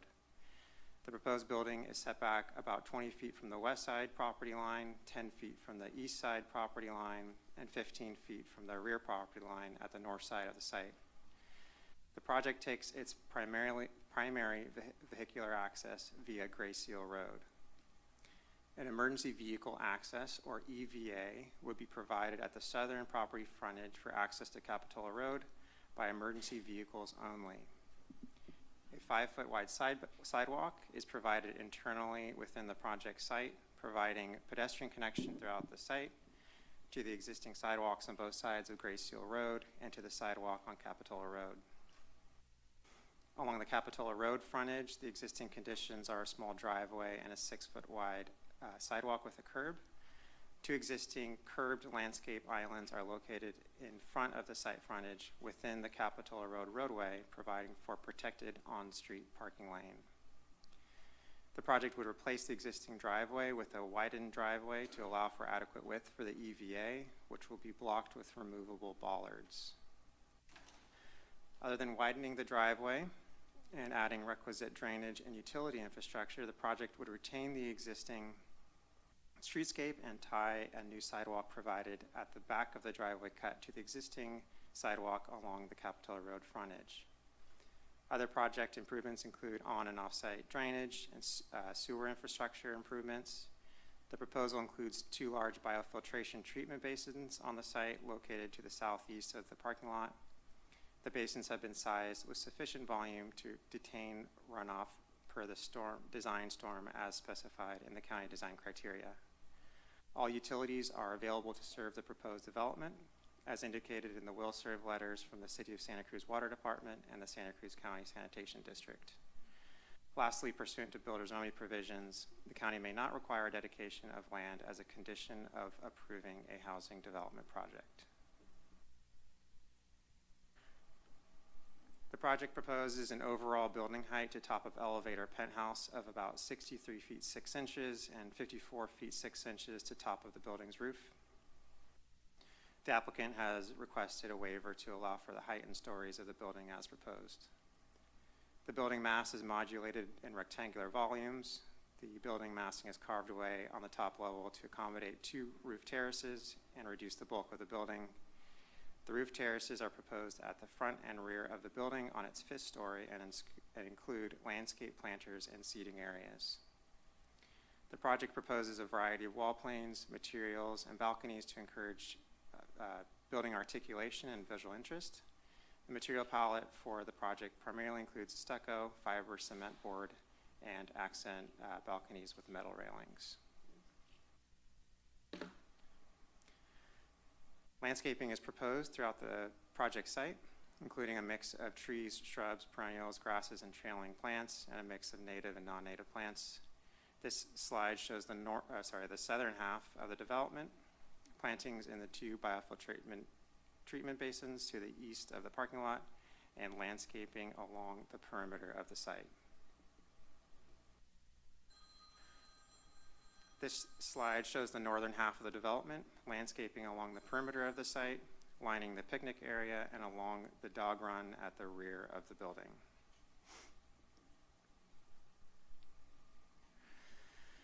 The SB 330 preliminary application provides an optional vesting opportunity for housing development projects. Under SB 330, projects are subject only to the ordinances, policies, standards, and fees in effect when an SB 330 preliminary application is submitted. The Builder's Remedy is a provision of the Housing Accountability Act, or HAA, that is applicable to qualifying housing development projects when a preliminary application is submitted while the jurisdiction lacks a certified housing element. Although the county adopted its 2023 housing element in November of 2023, the State Department of Housing and Community Development, or HCD, did not certify the housing element until April of 2024, leaving approximately 4 months when developers could qualify for the Builder's Remedy. The applicant submitted a SB 330 preliminary application for a Builder's Remedy project during the period before the county's housing element was certified. The HAA limits the local jurisdiction's ability to disapprove a housing project except in very specific circumstances, as detailed in the staff report. The jurisdiction cannot disapprove a Builder's Remedy project on the basis it does not comply with the county's general plan and zoning ordinance. In September of 2024, the governor signed a major reform of the Builder's Remedy portion of the HAA, dubbed Builder's Remedy 2.0, effective on January 1st, 2025. Builder's Remedy 2.0 modifies the original Builder's Remedy. However, housing projects that were submitted under or before the effective date could opt to be considered under the new law. Builder's Remedy 2.0 explicitly allows a housing development project deemed complete, meaning a SB 330 preliminary application was submitted before January 1st, 2025, to be revised even if the revision results in the number of residential units or square footage of construction changing by 20% or more. The applicant elected for the provisions under Builder's Remedy 2.0. Builder's Remedy 2.0 introduced new site restrictions, set new density limits, and allows jurisdictions to impose objective standards that would facilitate the density and unit type proposed by the applicant. As detailed in the Planning Commission staff report, the project meets the provisions of Builder's Remedy 2.0. For objective standards, if the jurisdiction has a zone district that allows the proposed density and unit type as proposed by the project, the jurisdiction may require the project to comply with the standards of that zoning district or general plan designation to facilitate the project. The residential flex or RF zone district and the urban high flex general plan designation would allow for the project's proposed base density and unit type. Thus, the objective standards for that zone district were selected. So only objective, meaning quantifiable, requiring no judgment, and written development standards may be applied if those standards don't preclude the project as proposed by the applicant from achieving the proposed density to which it is entitled. Under Builder's Remedy 2.0, proposed by the applicant means the plans and designs as submitted by the applicant, including but not limited to density, unit size, unit type, site plan, building massing, floor area ratio, amenity spaces, open space, parking, and ancillary commercial uses. Builder's Remedy 2.0 also allows applicants to add any density bonus afforded by state density bonus law and may apply concessions, incentives, and waivers for which the project is eligible for under density bonus law.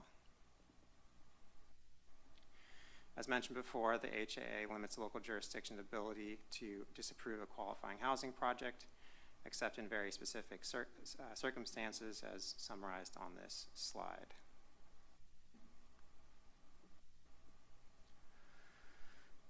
The project's base density is 40 units. For Builders Remedy 2.0, providing 3 ELI units as a 3% extra credit to the affordability percentage of 10%, resulting in a total of 13% affordable units, which qualifies the project for a 42.5% density bonus equal to 17 bonus units, bringing the total to 57 units, 40 base units plus 17 bonus units.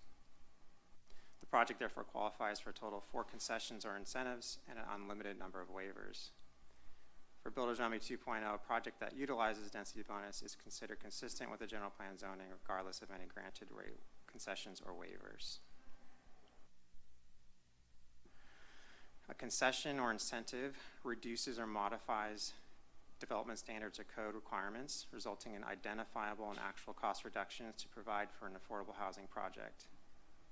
While applicants must indicate eligibility for the concessions or incentives, local agencies cannot require them to submit pro formas or other documentation to prove that the requested concessions or incentives are necessary to make the project financially feasible.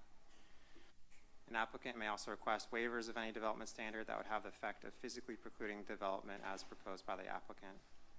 The county must grant requested concessions, incentive, or waivers unless it makes written findings that the concession or incentive does not result in identifiable and actual cost reductions. The concession, incentive, or waiver would cause specific adverse impact upon public health, safety, or any property located in the California Register of Historic Resources, or the concession, incentive, or waiver will be contrary to state or federal law. Please note, a specific adverse impact, as defined by state law, means a significant, quantifiable, direct, and unavoidable impact based on objective, identified, written health, public health or safety standards, policies, or conditions as they existed on the date the application was deemed complete. As noted, state law requires granting concessions and waivers unless specific findings are made. Staff recommends approval of most requests, but denial of the requested ADU conversion incentive based on a finding it would violate state law. For parking, staff recommends approval of the revised concession for 31 spaces with a minimum parking field for 27 spaces while meeting state and federal law requirements for ADA and EV spaces. In regard to waiver number 4 of all county parking standards, staff recommends denying this waiver in part. Only incentives or concessions may be used to reduce the number of parking spaces. However, the waiver for all other county parking standards, such as relating to design, complies with state density bonus law and must be granted. The project is statutorily exempt from the California Environmental Quality Act, or CEQA, pursuant to Public Resources Code, or PRC, Section 21080.66. This exemption expressly includes builders remedy projects. The project also meets all criteria of the exemption as detailed in the Notice of Exemption provided in Exhibit A attached to the Planning Commission staff report. This is a statutory exemption for all aspects of a qualifying housing project, and there are no exceptions to the exemption. As noted earlier, the Planning Commission decision to approve the project was appealed to your board in December. You took jurisdiction and directed staff to schedule this de novo hearing. In their appeal, the appellant raised concerns about housing element compliance, health and safety, access configuration, and parking. These issues have been addressed in the board staff report for this hearing. At your December jurisdictional appeal hearing, you directed staff to review alternatives for providing access to the development.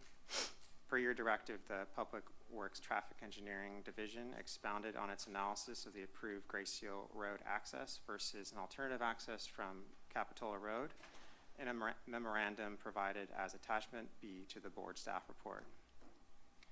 In summary, staff concluded Grace Seal Road remains the safest option and should direct connection to Capitola Road be pursued.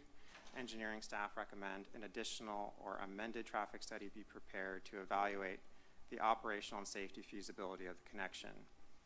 As a reminder, state density bonus law does not permit the county to condition the approval of the project on conducting this study.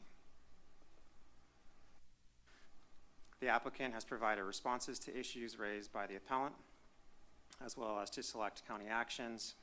The applicant revised the parking concession, intending to provide 31 spaces as designed, but requesting flexibility to reduce parking to 27 spaces in case future changes in ADA and EV parking requirements under state and federal law render the 31 spaces infeasible to fit into the proposed parking field. The applicant reiterated the conversion ADU incentive, disagreeing with the recommendation to deny the incentive based on the county's position that that request would be contrary to state law. The applicant also opposes application of the Affordable Housing Impact Fee, or AHIF, and requested changes to indemnification language in the conditions of approval in conformance with state law. Staff agrees with the parking concession and added indemnification language revision, but recommends denial of the conversion ADU incentive and maintains the applicability of the AHIF. In conclusion, as summarized, the recommended actions for the board are as follows: conduct the de novo hearing, approve application 241371 with findings and conditions, deny the ADU incentive request, revise the Affordable Housing Impact Fee condition, Roman numeral 2Q, as imposed by the Planning Commission, and determine the project is exempt from CEQA. Staff is available for questions, and the applicant and appellant are present as well to provide comments. Thank you.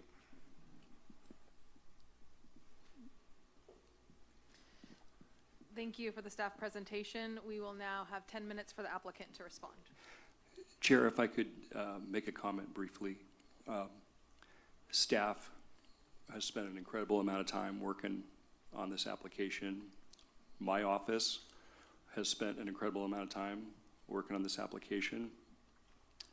About 3 hours ago, I was notified that the applicant's attorney submitted a new letter on the AHIF, which is the fourth recommended action. It's unfortunate that we received that letter roughly 3 hours ago. Unfortunate is one of many adjectives that come to mind, but I'll leave it at unfortunate. My office has had a chance to review that application, or the applicant's late filed correspondence, and we think it would be most prudent to take a slightly different tack on recommended action 4. My office has worked with planning staff on a revised condition of approval 2Q related to the Affordable Housing Impact Fee that Ms. Kirkish can talk about and describe in more detail when your board gets to that part of your deliberations, but I wanted to let you know up front that we have reviewed this letter and we believe that we've come up with a condition of approval that will be more successful should this matter lead to litigation. Excuse me, could you identify yourself, who you work for? I don't know, I don't know what office you're in. My name is Jason Heath. I'm the county counsel for the county of Santa Cruz. Thank you for that information. Given that update, our board has an option to continue with the hearing and hear from the applicant and then the opposition. I know it would also be an option if we were wanting to defer for 30 days to give additional time to review the information, and so Yeah, I mean, some boards, would choose to continue a matter like this for another 30 days to take in whatever more information is being provided at the last minute by somebody. I'm not recommending that we do that in this instance because I feel like we have reviewed the material and have had a chance to do it, but a board could be justified in doing that. Thank you. Hearing that that's not your recommendation, I'm inclined to proceed with the hearing. Any further comments up here before I ask the applicant to Yeah, I'll just say, I think, you know, if county council says we're ready to proceed today, that we should do so. I mean, we've got, I think everyone from the public here, we've got the applicant here, we've got the appellant here, and if we've got all the information we need on our side, I'd say we should proceed. Supervisor Cummings. I just want some clarification here because we were just read some of the recommended actions for the board to consider. It sounds like you all have a different recommended. Is it that you have an action that's different from what was just read? Only on recommended action 4. So I'm wondering if it would be appropriate for us to hear what that is. Yeah, and for the public to know, because sure. Yeah. So I'll ask Ms. Kirkish to come up to the mic and describe for you what we are recommending for new recommended action 4 that could be incorporated in a motion if and when that time comes. And then if it's appropriate, maybe the difference between what was currently recommended and what's being proposed. Yeah, I'll ask Ms. Kirkish to speak to that. Thanks. Hello, Natalie Kirkish, Assistant County Counsel. So first I'll provide a little bit of context. The county's inclusionary ordinance requires rental projects to pay an affordable housing impact fee. As an alternative, the applicant may request to meet this requirement by providing 15% affordable units. Another alternative is that for density bonus projects, the applicant can receive a credit for the 4 low-income units provided against the affordable housing impact fee by including those units in the county's Measure J program. Of these options, the developer elected to pay the fee, but they stated they would be paying the fee under protest. And in their letter and what they're going to tell you today are their reasons behind that. I'll reiterate that staff maintains the applicability of the affordable housing impact fee. The alternate condition that we would propose is that it would replace the requirement to pay the affordable housing impact fee with the requirement to include the 4 existing units into the county Measure J program, and would make clear that those units would only be subject to state law as required by the Housing Accountability Act. And it's at your discretion to replace this condition at the time you make your motion. So that's the letter that they wrote about them wanting to do that? Is that what the letter was about 3 hours ago? Their letter challenges the applicability of the affordable housing impact fee based on several grounds. It challenges the applicability of the 15% inclusionary ordinance, and it challenges the applicability of certain state builder's remedy requirements on comparable unit count for, or comparable room count for the affordable units. And they'll certainly explain that to you in greater detail. Thank you. I think it would be helpful for us to hear from the applicant next. And so I'm going to ask the clerk to set the timer for 10 minutes. As a reminder, you have 10 full minutes, and so you can break that up for rebuttal as well, or you have 10 minutes today. Thank you. Thank you. We'll try and reserve a few minutes for later, and I'm going to try and be quick because I think the affordable housing piece is pretty critical. But to start off, hello, my name's Tim Gordon. I'm the applicant for the project at 841 Capitola. I just want to thank you all for the time. Is your mic on? Is it green there? And It can is you just green, yeah. pull it a little closer to your mouth if that's the case? I know you're a little. Try to. Yeah. Oh, yeah, there we go. Thanks, that's better. Where was I? Yeah, thank you all for the time you spent on this so far. I know second hearing, very complicated. As Mr. He said, this has taken our team, his team, you all's team, everyone, tons of time, and we just really appreciate it. I want to also say a huge thank you to my team, which Clay's here, and I've got a staff back at the office listening, and I can't tell you how hard they work to really provide housing for our community. Most of them live here, work here. We want to do our best to solve this housing crisis. It's what we're passionate about. I just want to talk a few practical points with the appeal, stuff that I said in the last hearing, so I apologize it's redundant. But I'll just dive in. First off, on the appeal, the housing element timeline. The core of the appeal is basically ignore the state's official certification date and use our email and phone calls instead. And anyone who's ever tried to get a permit anywhere understands that I got an email is not the same as I got an approval. So the state certifies the housing element when it issues its formal letter.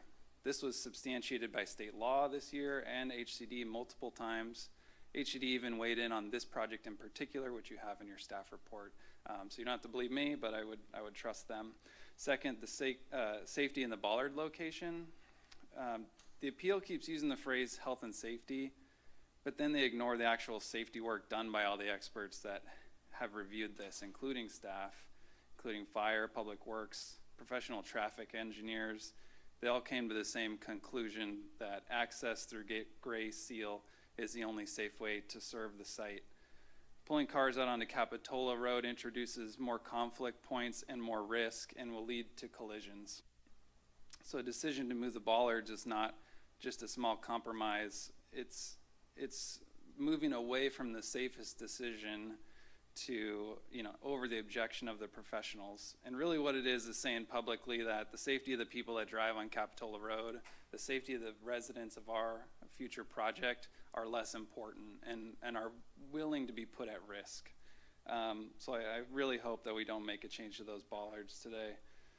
Third, parking and traffic. This one, I'll keep it simple. I mean, you can't have both. You can't have more parking and less traffic. You got to pick. The more cars you have on site, the more traffic you have. So we're trying to find a balance where we can fit as many people as we can on the site, which, as you see, we've taken up every square inch that we could possibly fit that's not a building or stormwater, and we've given it to parking. We're committed to that. Unfortunately, we can't get it to a one-to-one.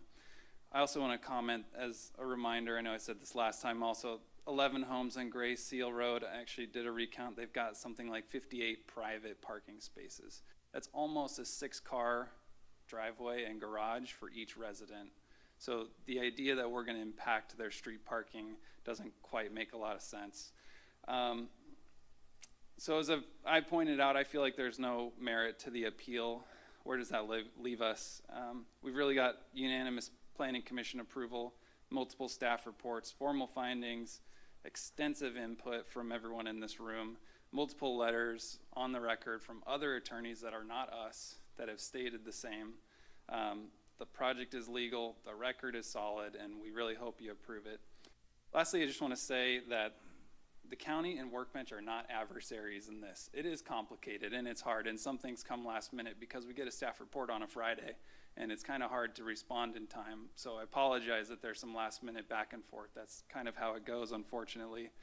But I just want to remind everyone that there's all rules that we all have to follow. The new housing laws are new, but we're doing our best. We appreciate you guys doing your best and working hard to work with us to create 57 new homes for renters in our community. With that, I'll turn it over to our attorney, Ryan Patterson, who can talk on the affordable housing impact fees.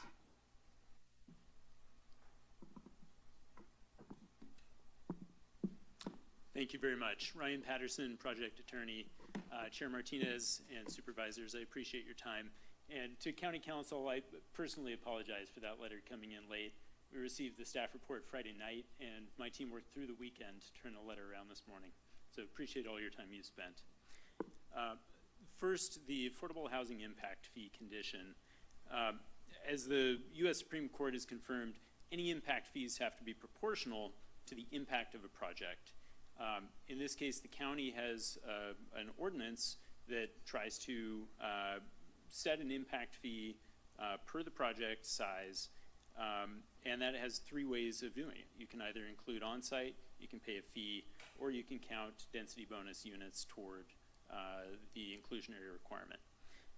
While we don't believe that the project has any such impacts on affordable housing because it's providing housing, staff has confirmed in writing that any affordable housing impacts are already mitigated fully by the project's on-site inclusion. Therefore, additional fees cannot be charged. And this is effectively proven out by the third option provided in the staff report. The builder's remedy and density bonus law also preempt local inclusionary rules, and we can reference the HCD West Hollywood letter of 2022 for this. To be clear, we are opting for the builder's remedy 1.0 provision on inclusionary, which is allowed by AB 1893. And builder's remedy 1.0 did not allow for local inclusionary requirements. 2.0 allowed it for the first time. And the absence of that in the first iteration of the builder's remedy means that that was not allowed to be applied by municipalities, by counties. Under the comparability issue, again, we are opting for builder's remedy 1.0 on this. 1.0 does not allow for local unit comparability requirements to be applied. Also, the county code's comparability requirement only applies when the units are being provided per the local county ordinance, the local inclusionary program. And this project is using the state density bonus law and state builder's remedy, not the local program, so that doesn't apply in the first place. But even if it did, to the extent that all of the available concessions have not been granted or utilized, we invoke a concession for unit comparability requirements to not comply with the local code in order to reduce the cost of providing affordable units by reducing the size, by facilitating the layout of the project. And I would again reference HCD letter of 2024 to Sonoma. The applicant has also confirmed in writing that these conditions would render the project infeasible, so it is explicitly prohibited by Builder's Remedy 2.0 for applying these conditions for that reason as well. Now, the penalties for wrongfully imposing conditions nowadays are actually quite steep. Under a new law, AB 712, the penalties here would be $2.85 million, given that HCD has already sent written advice to the county. And there are letters from California Housing Defense Fund and YIMBY Law threatening litigation. So again, thank you very much for all the time that staff and you have spent on this project. We appreciate it very much. And we'll reserve the remaining time for rebuttal. Thank you. Madam Clerk, please stop the time. I will now provide the organized project opponent an opportunity to speak for 10 minutes. Do we have anybody representing? Thank you. Good afternoon. Can everyone hear me? Wonderful. Okay, thank you. So our presenters online. Before we start the timer, go ahead. Hold up 1 second. Let's just make sure that we have the slides up. We didn't realize you were online. Thank you.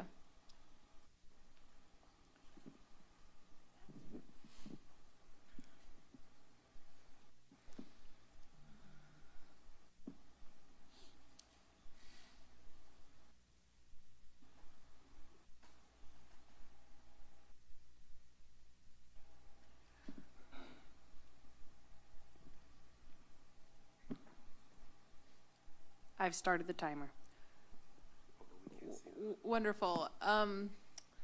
Actually, I'm sorry, if I don't see the slides, can you Yeah. reset the timer? So we'll let you know when we have our tech set up.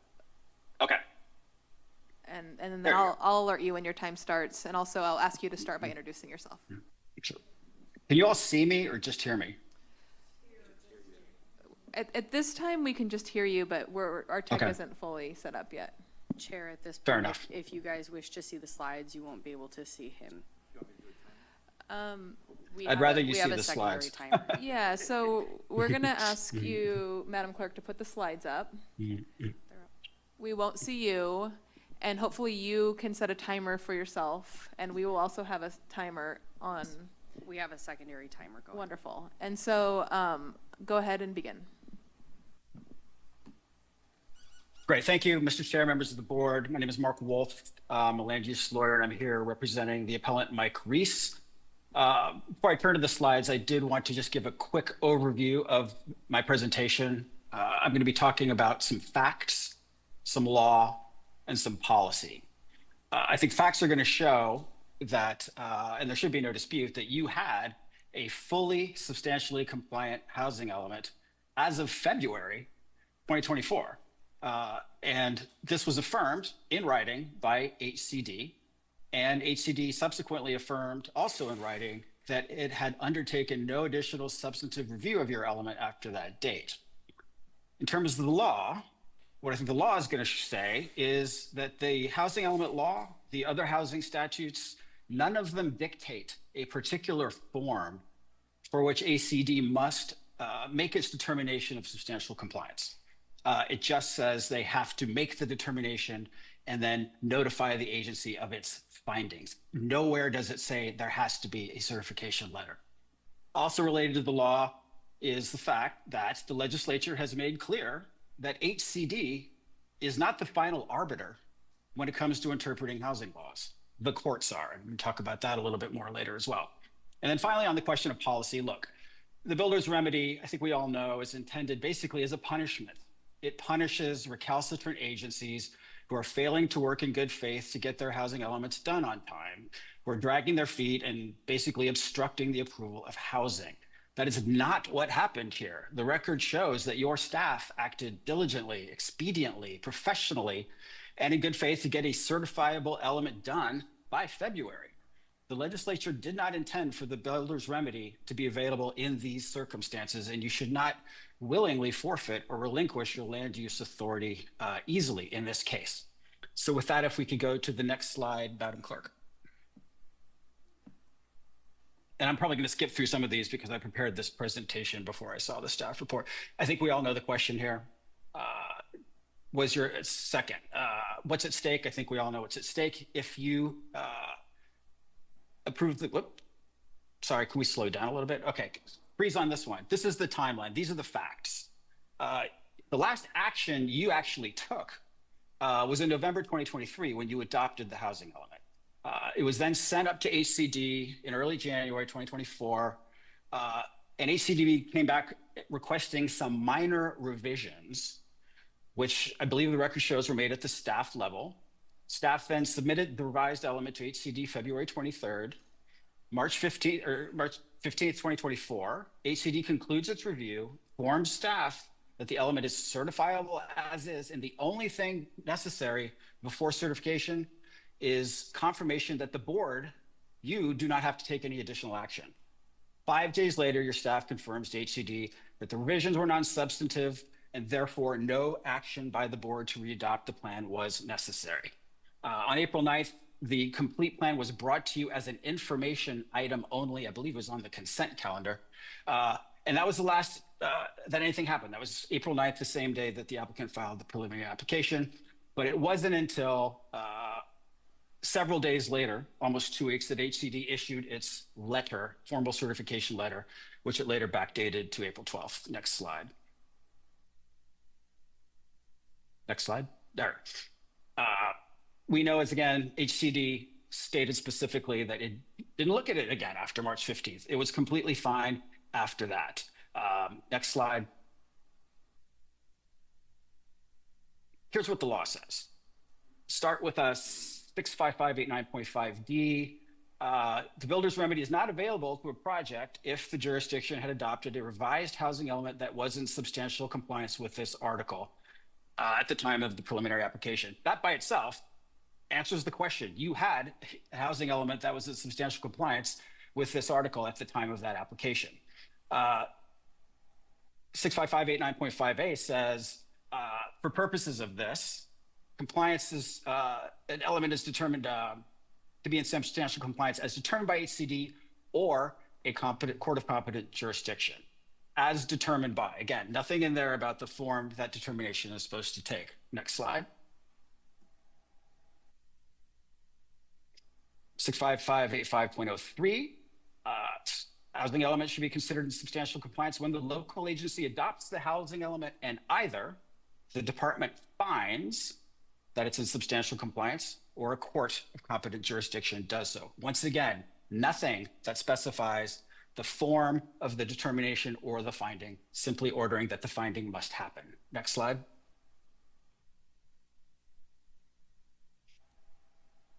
And just to buttress this point, another section says specifying the timelines for this, that within 60 days after reviewing an adopted housing element or amendments, it has to make a finding and report its findings. Once again, nothing in the statutory language requiring a formal certification letter or any other formalized missive in order to find substantial compliance. Next slide, please.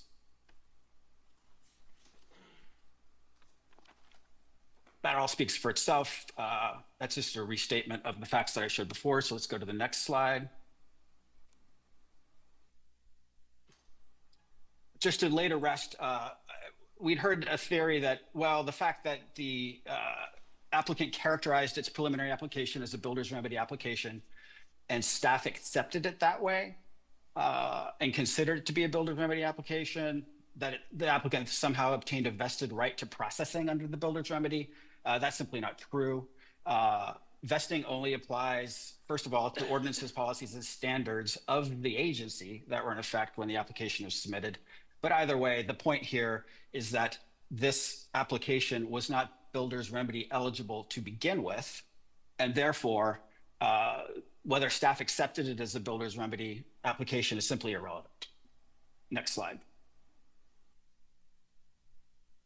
And here we get to the policy concerns. I just want to reiterate these once more. This is your general plan and your zoning regulations that are the result of years of careful policy work and public participation. And they are reflective of your boards and your staff's considered judgments. And as we know, the general plan is the constitution guiding future land use development in the county. You should not easily let your power go to a developer under these circumstances. That is not what the builder's remedy is for, and it is not what the legislature intended the builder's remedy to be. You should not be punished for what you did. You got your housing element into substantial compliance well before this preliminary application, and you should be applauded for that, not punished. Next slide. That's our conclusion. I just also wanted to say one thing, which is if there's doubt about what the law actually says and requires in terms of when a determination becomes official for purposes of accepting an application, there's one avenue I would ask you to consider, which is going to court to seek a declaratory ruling on this. The legislature clearly contemplated this by saying in 2 places in the statute that it's courts of competent jurisdiction that ultimately can say whether a housing element is deemed substantially compliant at the time of a preliminary application. And in a letter I sent on Friday, I believe, I attached actually a copy of a complaint for declaratory relief that the town of Los Gatos had filed in Santa Clara County, precisely like this. It was uncertain. It had fallen into a disagreement with the developer and applicants over what the housing element law required. And they took it to court and asked the court to decide. And I think that is something that the court, that you all should consider doing. I do not think it would cost millions of dollars. I don't think it would cost very much money at all to simply file a request for a court to decide this thing. And with that, thank you very much. I will reserve the last minute for rebuttal. Thank you. I'll now give the applicant an opportunity to rebuttal. I believe you have about 2 minutes left. Thank you very much. Ryan Patterson, project attorney. I don't think there's actually too much that can or needs to be said in response to that. I think staff has done an excellent job responding to these arguments in the staff report. Just to summarize, it's black letter law. The housing element is not certified until HCD gives its certification letter. It's AB 1886. There's a very pithy quote from the law in the staff report. In fact, since I have 2 minutes, I'll read it. It's short. Staff report says, the state legislature has ratified HCD's regulatory interpretation that, quote, a jurisdiction is in compliance as of the date of HCD's letter finding the adopted element in substantial compliance. Any other letters are not a finding of substantial compliance, citing AB 1886. There's really nothing more to say. It's just, respectfully, they're incorrect about this point. If HCD had already certified, why would they send a second letter certifying on April 23rd? The appellants also invite the county into legal jeopardy by seeking declaratory relief in court, like Los Gatos did.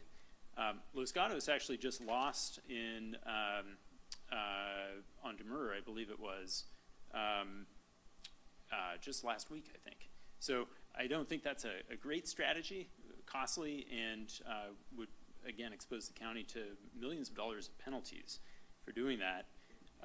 And I think the statute of limitations probably ran on that a very long time ago. So again, really appreciate it. We would appreciate clarification of the option for the affordable housing impact fee that County Council is offering. I'd like to clarify this is only going to subject the units to state law requirements, not local requirements, and I believe that would be agreeable if so. So thank you very much.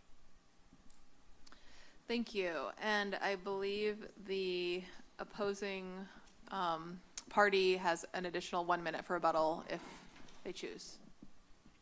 Yes, thank you. I just wanted to say that quote from AB 1886, which comes from an HCD letter, 2 points. That language did not make it into the statute. It is not there. Once again, you will find nothing in the housing laws that specifies a form for HCD's determination. Second, if you look at the letter that HCD is referring to, it's all about the determination that agencies cannot self-certify their own housing elements. That's what the letter from HCD addressed. Nowhere did it define what HCD's letter is or what it's supposed to be. That term is not defined anywhere in the law. And so to cite that letter, whether it was by HCD or anyone else, I think is misleading because the purpose of that HCD guidance was to address a completely different question. And once again, the language quoted simply did not get codified. It exists nowhere in the statute. So thank you. Thank you. That concludes our arguments. I am going to be going to public comment next, but I wonder if it would be helpful to ask County Council once again to reiterate the recommended action on item number 4, so that way everybody's clear on what is recommended at this time.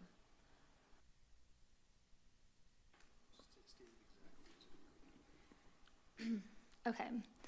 Revise condition of approval 2Q to read as follows. The 4 affordable units shall be credited against the entire affordable impact fee due. Those units shall be identified and operated as Measure J units, but shall not be subject to any of the county's local inclusionary requirements not otherwise required by state law.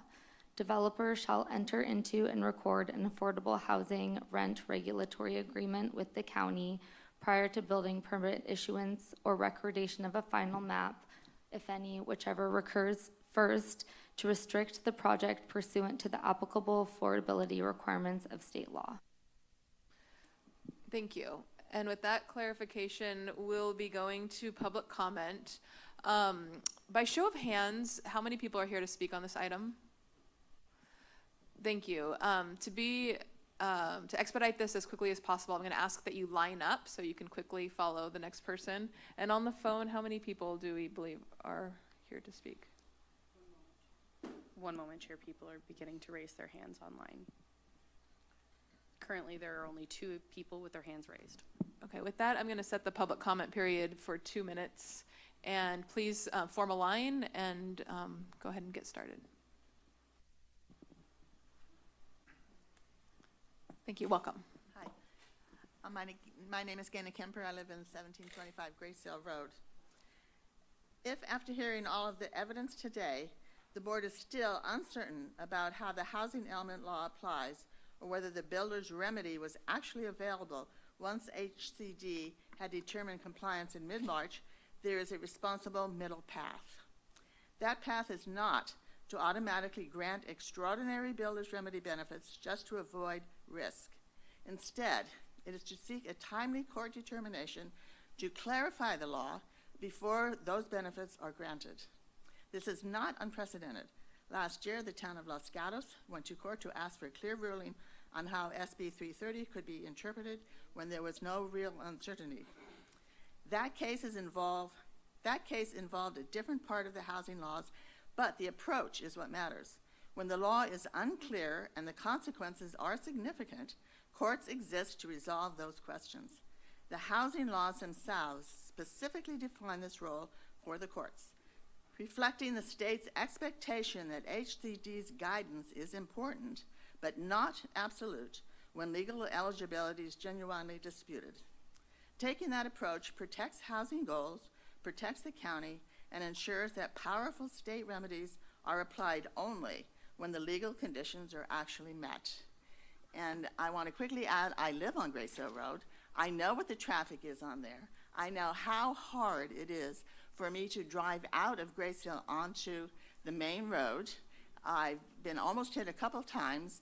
Anyone parking on Capitola restricts the sight of getting out to the left, much less the right. And even if you don't have a car in the new development, you will have Uber, there will be Amazon, there will be DoorDash, there will be a lot of cars. Thank you. Coming and going. Hello, my name is Rick Wright. I'm a resident of the Live Oak area. Many of you might have seen a November New York Times article by Connor Doherty that was titled Housing Strategy That Has California NIMBYs in a Corner. And the author of that article goes on in a comment to say, Builder's remedy is not only imperfect, it's basically designed to be so. The elemental thrust of the law is that the state's saying we want cities to thoughtfully plan for housing, but if we don't, we're going to allow builders to go crazy. And it is a suboptimal solution. And in this case, I think that that suboptimal solution penalizes those people that are living in the area of the Builder's Remedy project, whether that is Paul Sweet Road, Capitola Road. The imperfect solution is intended to broadly benefit the constituency of the county, but I don't believe that is in fact ever going to happen in our county because we live next to the world's largest economic engine that is going to provide ample people who ever want to live in this beautiful seaside community. And those economic benefits are frequently cited by the developer, but again, I don't think that they are really accurate. And I don't think anybody in this room probably falls under that category of NIMBY. I think most people want balanced development, and that, I hope, is how you, as the supervisors, are going to make sure that we are satisfying those numbers and not overtly punishing a few people who happen to live next to one of these developments. And staff and council's argument seems to be based largely around potentially some inaccurate information provided by the developer and also a fear of litigation, but I think the litigation is coming regardless. So I would encourage you to do what I perceive to be the right thing, which is do something for the people who already live in this neighborhood and don't give a gift to a developer. Thank you.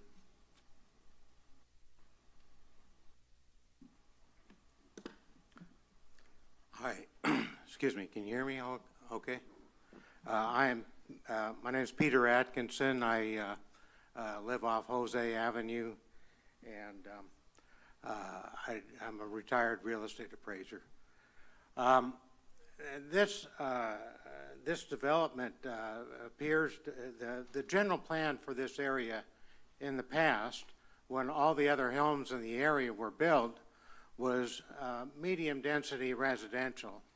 And the zoning was R15, which means that each house would have a single, for single family homes and 5,000 square foot lots. That was the maximum. Now, everything's been turned on its head. I don't know what the general plan is right now, but apparently it's for high-rise condominium developments.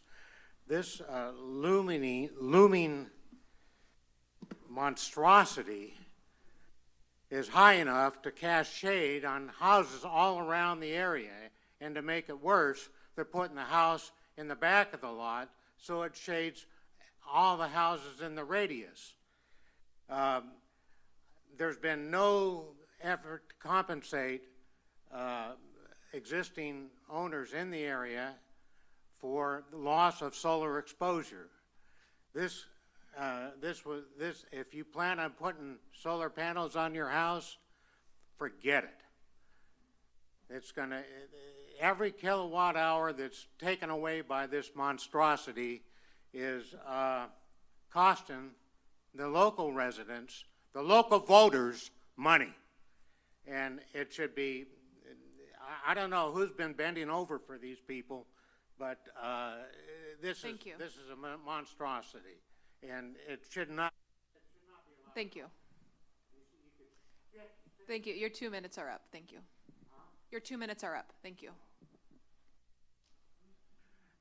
The local height, or the Sir, thank you.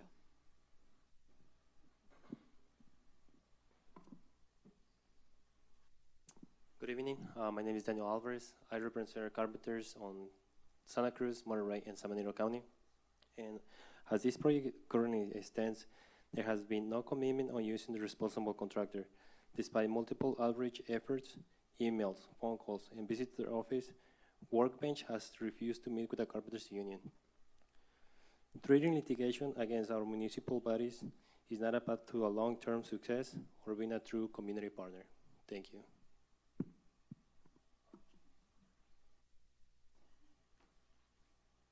Hi, my name is Chris Deming. I live on Grace Hill Road. And I think there's been some pretty clear evidence that you were all in compliant in mid-March. I just watched the Seahawks win the Super Bowl, and guess what? They don't get their ring till June. They are the Super Bowl champs right now. They don't have their little piece of paper to say it. So whether the paper is there or not, you were in compliance. We followed the rules and we saw that. And so if we look at some more dates, there's a preliminary application in early March, and that might have been before you were before the compliance, but their full application was more than 180 days after that. So that was completely void anyways. And the April 9th is going to be after you're compliant. So either way, it's either the full application's void, it didn't meet the 180-day standard, or they're after you guys are compliant. And either way, builder's remedy is not qualified here. And that's really what we want. We want more responsible housing. And I know it's really, really hard going against such power. We see it in the media all the time. Our national government uses this fear to bully entities into their submission, universities, individuals, companies, and they all give up. They've all given up so far, but we don't have to do that right now. We have the law behind us. You have all the people behind us, behind you, and we really, really hope that you can help us right now, or else our entire neighborhood's in some big trouble. So thank you very much. Hello, my name is Molly Brame. I live at 1751 Grace Hill Road, and I wish I had more time to talk about how claustrophobic I'm feeling about this project. I live in a zone right next to it, right where it's going to be towering over me.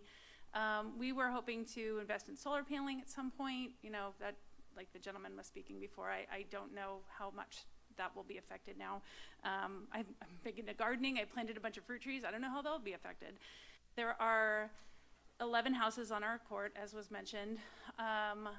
There are 11 children at the ages of 10 or younger who play in the street constantly. I mean, we're always out there enjoying the street. Obviously, we can share if that's the case for a smaller addition to the neighborhood, but this is outrageous. This will be hundreds of cars coming in. We're all a little afraid we're all afraid of the safety for our children. I personally do not drive. I'm legally blind, and so I take the bus. And when I take the bus, I know, as a person who has previously used it for commuting to work, it's not that reliable. There are people who have to take it, you know, they don't have a choice, but for most people who can drive, they will drive. This property is not offering enough parking for all of the people who will live there, and I highly doubt that people who are going to pay market rate value for their apartments or rent, that they're not going to be having to commute to a job where they're going to rely on a car. So what are they going to do? There's not enough room. And I understand there's been, I guess, a traffic study, I'm not sure, but it would be nice to have a parking study, because we have 2 families in our court alone that have multiple people living with them, extended family or employees at their businesses, lots of extra cars already, you know, busy on the street. So I don't know where all the people are going to park from 841. And I think the nearest major bus transit hub, I can't remember how it's worded, is more than a half mile away. Can you move the ballards too? That's the other thing. Can we move it to the other side? Thank you. Thank you. Good afternoon. My name is Chris Fitz. I live in the 5th District, and I'm a member of an association of citizens concerned to stop the Haven development off Graham Hill. And we are in support of the appellant. Our attorney, Bill Parkin, has submitted a letter. I'm going to deliver a copy to you in support of the arguments of the appellant. And, you know, Mark Wolf's commentary gives you sound grounds for why this project does not meet the letter of the law or the spirit of the law. And he made clear that the law does not reference any letters from HCD.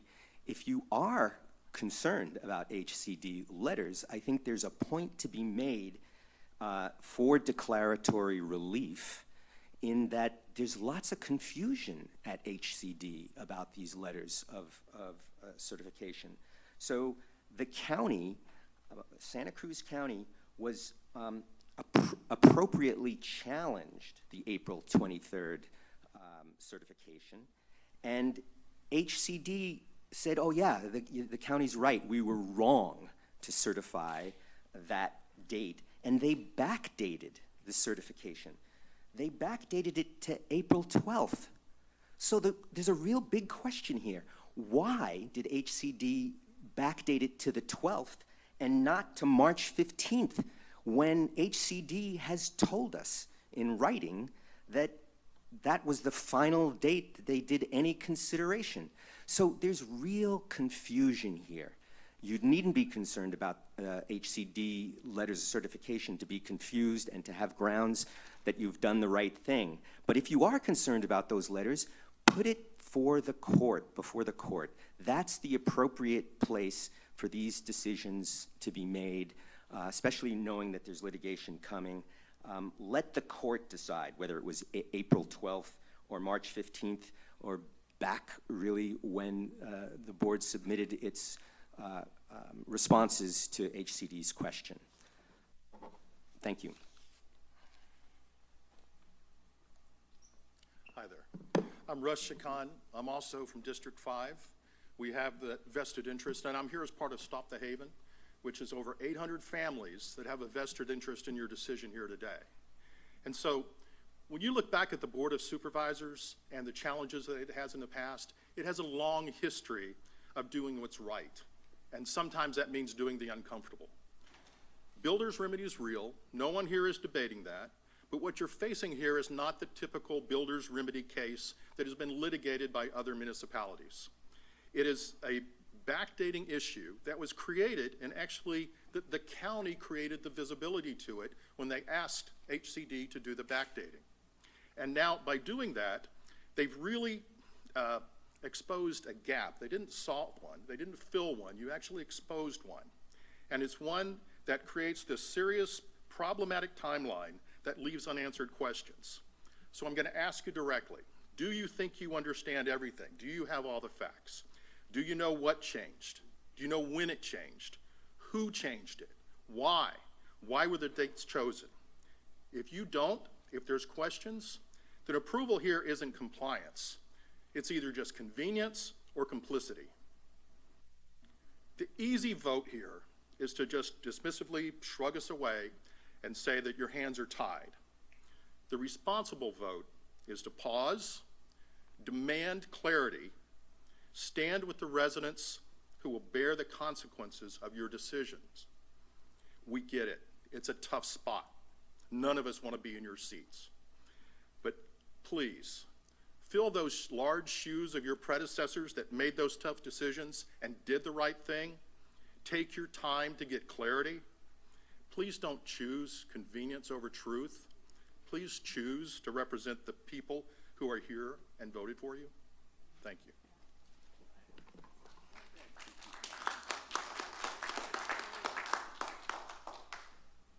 Hi, my name is Stephanie Turner. I am also in District 5, and I'm here to support the Haven as well, and to also support the people of the Live Oak area. I have had the pleasure of meeting you all before, and I would appreciate your attention as much as we've all given you our attention today. So thank you for listening to me. As a constituent who's voted for Honorable Martinez in District 5, I'm in awe of all of you that have the power of leaving a positive, lasting legacy for our community and our children.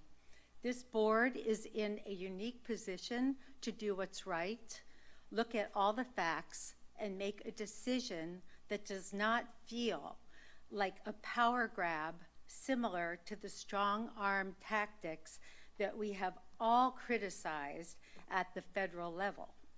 Santa Cruz County was in compliance on 3/15/2024. I am here today because I feel powerless. You all hold all the power.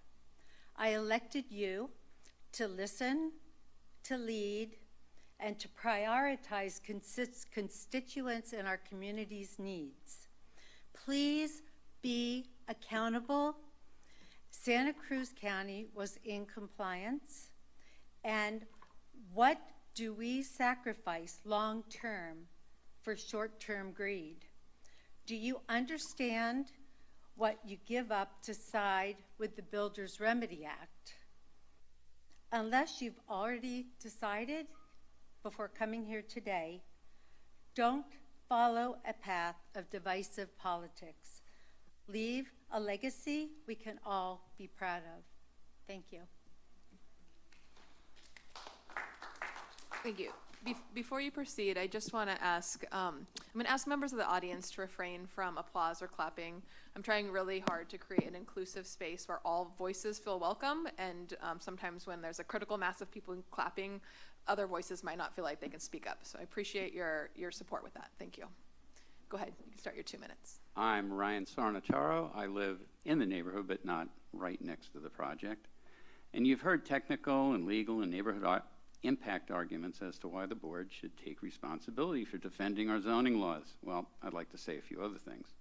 The first one has to do with simple justice. Is it right for a corporation who already bypassed community and city council approval to bulldoze the Seagate campus in Scotts Valley to continue to ride roughshod over the will of the people of our county? For workbench profits is the first and only consideration. You can see that in them niggling about the affordable housing unit costs. They can get away with making a profit by stealing the commons in the case of 841 project. This isn't just space, but it's peace, parking, tranquility, privacy, and even sunlight. Well, they have no qualms about it, and they offer nothing whatsoever to anybody to compensate them. The county needs to make a statement where a community of reasonable regulation and grifters who try to exploit loopholes are not tolerated. Workbench's profit-only orientation is shown by so many different things. Their market rate rentals, by the way, are no solution to the housing crisis in Santa Cruz. What we need here are owner-occupied units where people have a long-term housing security and are able to have a solid stake in the community. There's bad faith in public messaging.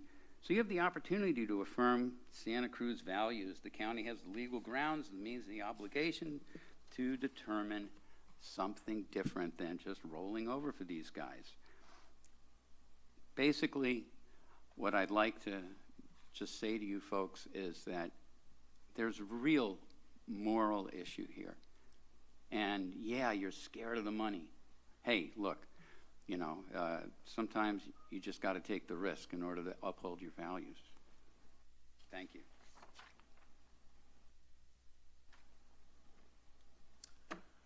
Good afternoon. Rob Oliveros, lifelong resident, small business owner, homeowner, and founder of the group Santa Cruz Against Runaway Development. In regards to the issue at hand, I'd like to present an analogy. You mail your check to the credit card company and it clears the bank. A few weeks later, they send you a statement acknowledging the payment. The acceptance of a valid check is what consummates the transaction. Now, there's a time lag between when the check clears and when they issue the statement. However, it's not possible for the credit card company to say that you were not in compliance during the time lag. Sending the statement is simply administrative. In comparison, we have a housing element that the HCD determined to be compliant by March 15th, 2024, according to their own records. Regarding builder's remedy, state law states the only relevant action is when HCD determines compliance. That's it. That's it. There is no need for a formal letter. Consider this quote: "We are on your side, developers. We're going to make sure localities comply with state law." Ladies and gentlemen, that's Gustavo Velasquez, director of the HCD. Fair enough, but the law must be applied to all parties. The county had asked HCD for help in clarifying its certification timing after being subjected to a one-year rezoning penalty. The county even referred to the 40-day period between March 15th and April 23rd simply as a delay in certification. Certification is the administrative act. The determination was a check clearing the bank. Okay, so the county accepted HCD's revised date to avoid its penalty, but for some reason chose not to fight for the general plan.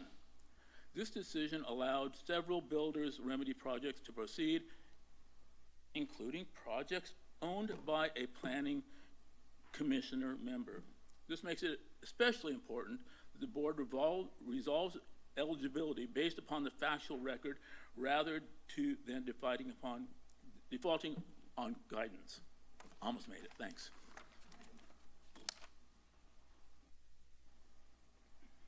Hello, I'm Lynn Chacon. I live in District 5, where another builder's remedy application is pending for the Haven. I visited the neighborhood adjacent to 841 and spoken with the residents, and I share their concerns about this development.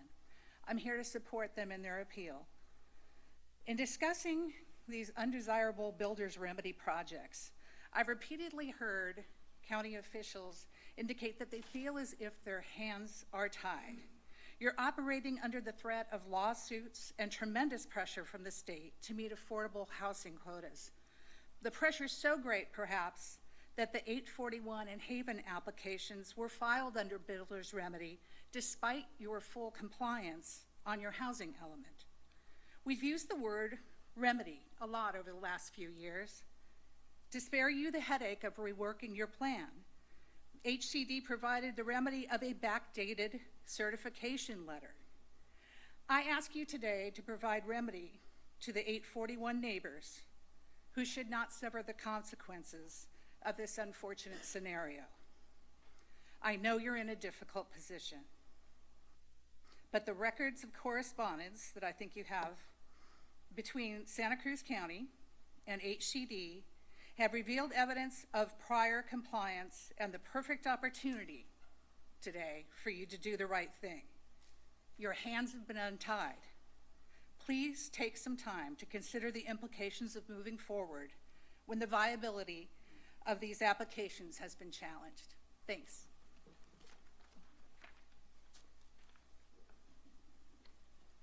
Hello, my name is Rob Bremner, and for identification purposes, I was a planning commissioner in the 1st District for 20 years under Jan Butz. When she was supervisor, I was her appointee. So I'm a heck more, how would I say this, comfortable speaking on the land use portion of it, but than I am on the legal aspects of it. Though I think we could probably safely say this would be one of the worst developments ever in Santa Cruz County if approved, with a lack of sunlight, with additional traffic, building 57 units in the R15 zone district, single family residential zone district.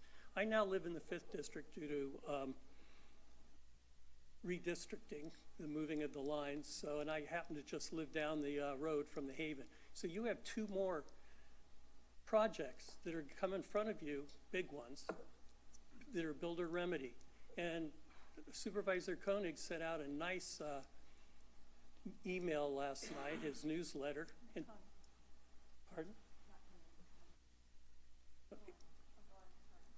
Anyway, outlining that for him it's dollars and cents. We're going to get sued, so how can we not have to pay money? Because it's going to cost millions of dollars. Talk to some attorneys. It's not going to cost millions of dollars. I think your Board of Supervisors should take the action and take this to court. Find out yourself how the wording is from HCD and the timing of what would be certification or substantial compliance of the housing element. That's what it's come down to now. So take the lead. It's not going to cost a lot of money, and that's your job. Save it, you know, the conversation, how did I put this? Conversation that was down is, how can we not have to spend money on being sued? So if we approve this project, then it's not going to cost us anything. I'm sorry. Thank you. Thank you for your time. Rosemarie Slowinski to Stories from the 5th District. I have in my hands the correspondence between the County of Santa Cruz and the California Department of Housing and Community Development, HCD, that pertains to the Santa Cruz housing element and builder's remedy. This was acquired through the Freedom of Information Act. We have read it. We have read it. Our attorneys have read it. Have you read it? Monica, you're the head of the board. Have you read it? All of the evidence is in here. The county was in substantial compliance as of March 15th. From the own records of the April Board of Supervisors agenda, and I quote, on March 15th, 2024, staff received verbal confirmation that HCD staff that they were ready to certify the county's element. All of the correspondence between Anthony Arricchio and Mark Conley, this is the HCD administrator, and Mark Conley, the principal planner for Santa Cruz County, is in these documents. And they show clearly that the county was compliant as of March 15th. The evidence is here. Builder's remedy does not apply to this project. Follow the law, follow the facts. You have the obligation to the people of Santa Cruz County to do the right thing.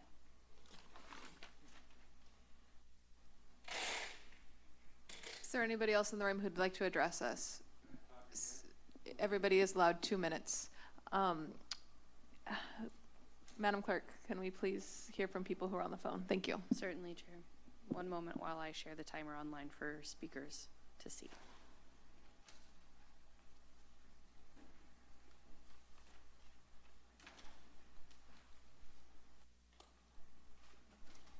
Rafa, your microphone is now available.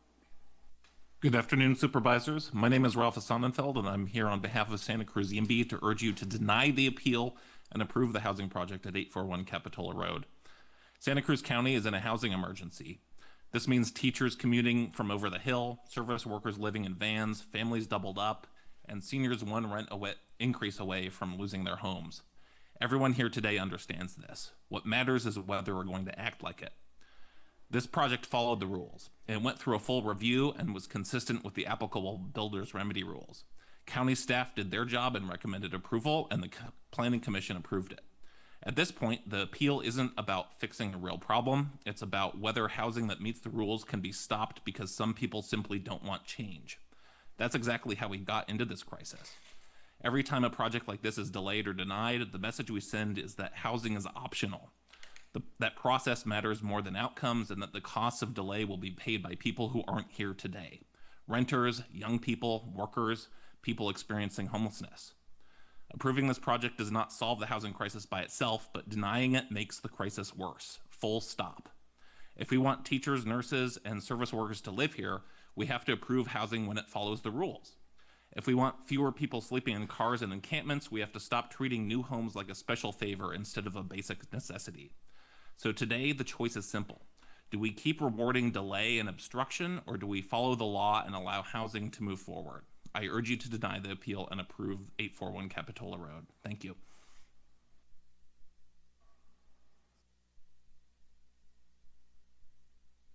Reagan, your microphone is now available. Good afternoon. My name is Reagan Kingsford. I also live in District 5, and I am part of the group of Stop the Haven project. As Mr. Wolf stated in his remarks, he praised you all for careful policy work. Do not relinquish this legacy that has been handed down to you from generations before you. that stood to protect Santa Cruz from the fate suffered by so many other communities in the state, do what is right. I'm reading to you from just santacruz.org. This is the top thing. It says, from the mountains to the sea, natural beauty thrives in Santa Cruz County, features redwood-covered mountains and miles of winding trails. It goes on to say, the vast preserves of open spaces in Santa Cruz County are a tribute to conservation efforts that began over a century ago. I grew up in San Diego, and I don't recognize it anymore. So much of it has been destroyed by developers that I actually once worked for as general counsel in Del Mar. I was an attorney. I'm retired now. I have reviewed the entire packet, and I'm very familiar with this entire, just all the legal ramifications of what you are facing. And applicant's counsel states that appellant is threatening you with legal jeopardy by filing an action for declaratory relief. That will cost you so much money. As an attorney, I would also disagree with some of the other people who have commented. That is not going to cost you millions of dollars, and it would be a wise decision to make. I would implore you, what about the jeopardy to the legacy that you all leave behind in granting these builders remedies? We already have builders remedies projects that have been granted in Santa Cruz. And the gentleman before me said some people don't want change. Just go downtown and look at all the change. Look at all the high rises. I would implore you to take the time to review everything. I know you have, and I respect all of you, and I wouldn't want to be sitting in your shoes right now. So just thank you all for serving all of us. And I really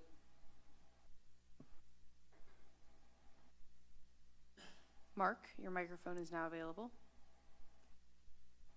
Hello. Hello? Yes, we can hear you. Okay, good. My name is Mark Deming. I'm a grandfather to a couple of kids who live on Gray Seal Court, Gray Seal Road. They play in the street. Every time I visit their house, they're out there playing with their bicycles and toys and what have you. One of our biggest concerns is, of course, with additional traffic through Gray Seal, this actually quite wonderful place for them to play will no longer be available. So we're asking that the bollards be moved. Put the bollards at the end of Gray Seal Court. Open up to Capitola Road. There is a road cut there already. It's a historical, it's been there. They have an access there.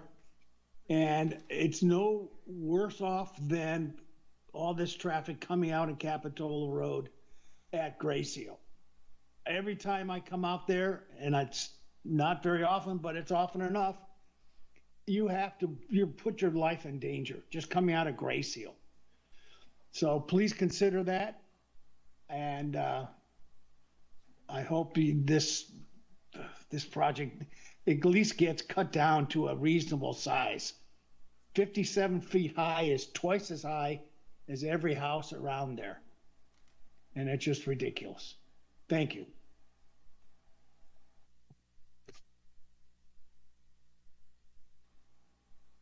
Katie, your microphone is now available. Hello. Yes, we can hear you.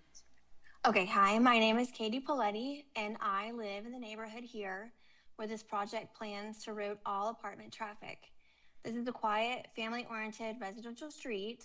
Children play outside. My 2 children, as well as the other neighborhood children, ride bikes and walk safely here every day. It was never designed to handle apartment-level traffic. Routing dozens of new households, deliveries, ride shares, and visitors through our street will create unsafe conditions for our children and the people who already live here. My kids and many others will lose the ability to safely play outside and ride in their neighborhood where we have grown our family, and we bought this house thinking that nothing like this would happen. We are living the American dream. We have a house that one day maybe our kids will own, hopefully. And telling families that future residents will bike instead of drive is not realistic or enforceable. Please listen to us today and do as much as you can. I know you say your hands are tied, but we don't believe that. We believe that you can do something more. Thank you so much for your time.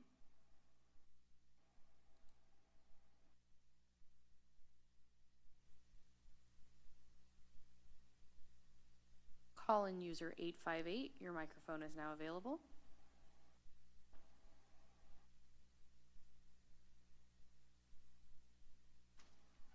Good afternoon, Supervisors. My name is Elaine Johnson, Executive Director of Housing Santa Cruz County. Housing Santa Cruz County is proud to support the Workbench 841 Capitola Road housing project.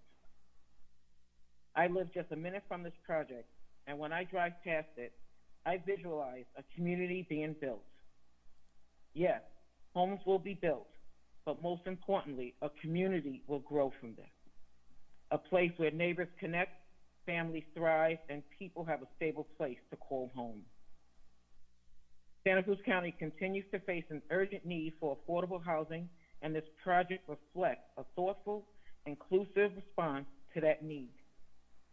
It demonstrates careful planning, collaboration, and a genuine effort to provide housing opportunities that strengthen our community. Housing Santa Cruz County strongly supports moving this project forward, asking you to deny the appeal, not just for the homes it will create, but for the community it will foster. Thank you so much for allowing me to be here today.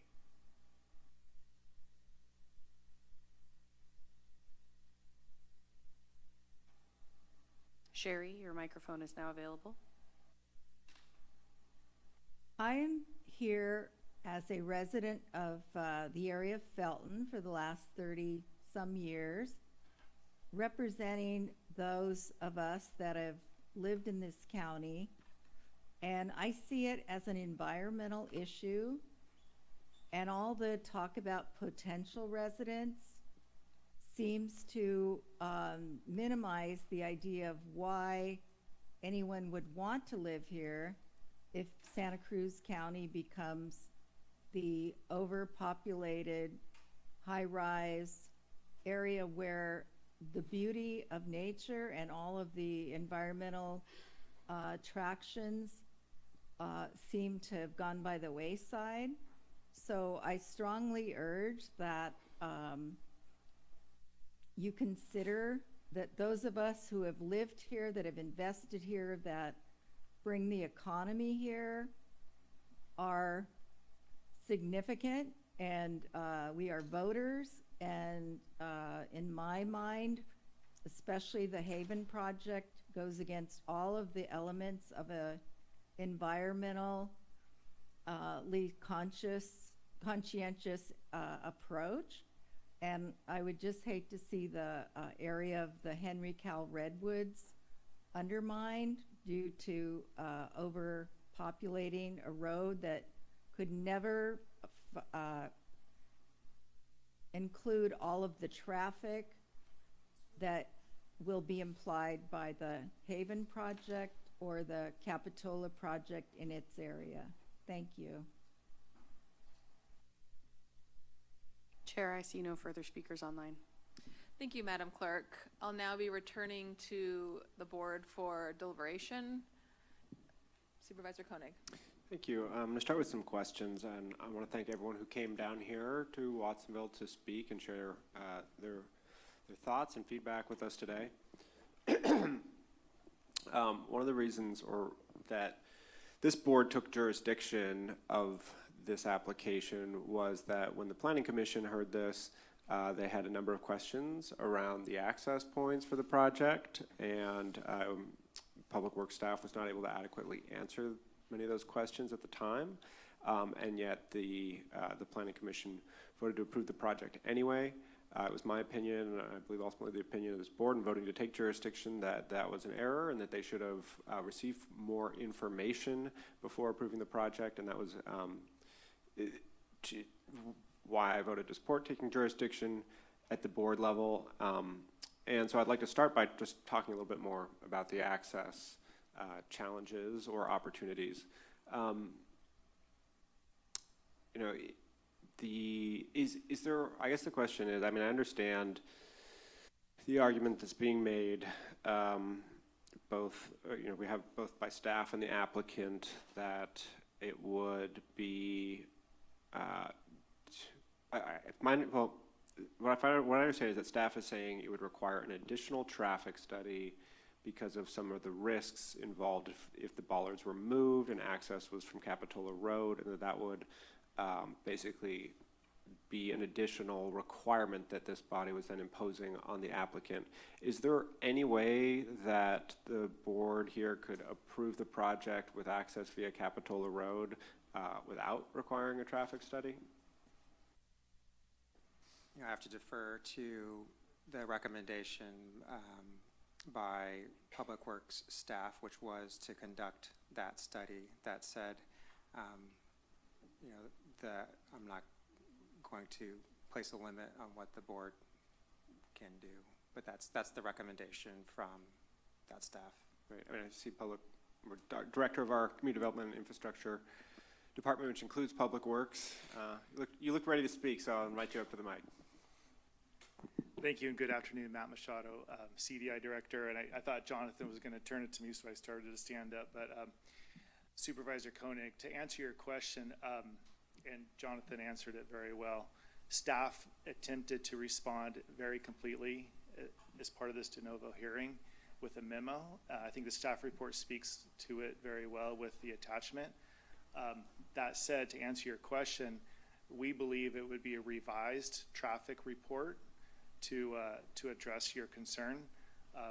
So that's what it wouldn't necessarily be a new report, it'd be a revised traffic report. Okay.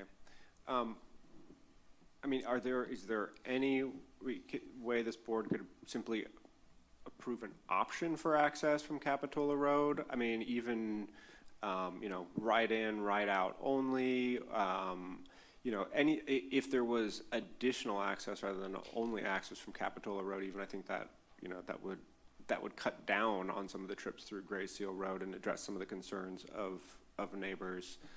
I think, what options do we have? Sure. Well, I think how I would answer that is that this board, your board, has the discretion to condition this project as you see fit. I think our staff report and our commentary stands, but that doesn't change your ability to condition the project as you see fit. I mean, what I understood was there was warning against any conditions, right? So can we simply say that this project could have access from Capitola Road if, if the applicant wanted to pursue that additional, studies that you're recommending on their own, right, without requiring it, right?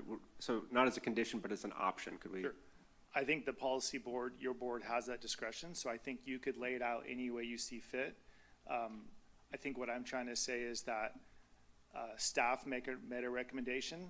It's just a recommendation. If you see a better way to get this project going, then you can certainly suggest, offer, whatever the board feels comfortable with, then that's your discretion. But I think from a staff perspective, we're going to stand with our report, but also stand out of the way so that the board can do what they feel is right. Okay, thank you. I'm wondering if council can comment on this suggestion we had also, fairly late in the game here, but the game's not over till the bell rings, that from the appellant that we seek declaratory relief from the courts in, basically having them weigh in on, with an opinion on whether or not we had a compliant housing element earlier than the April 12th date.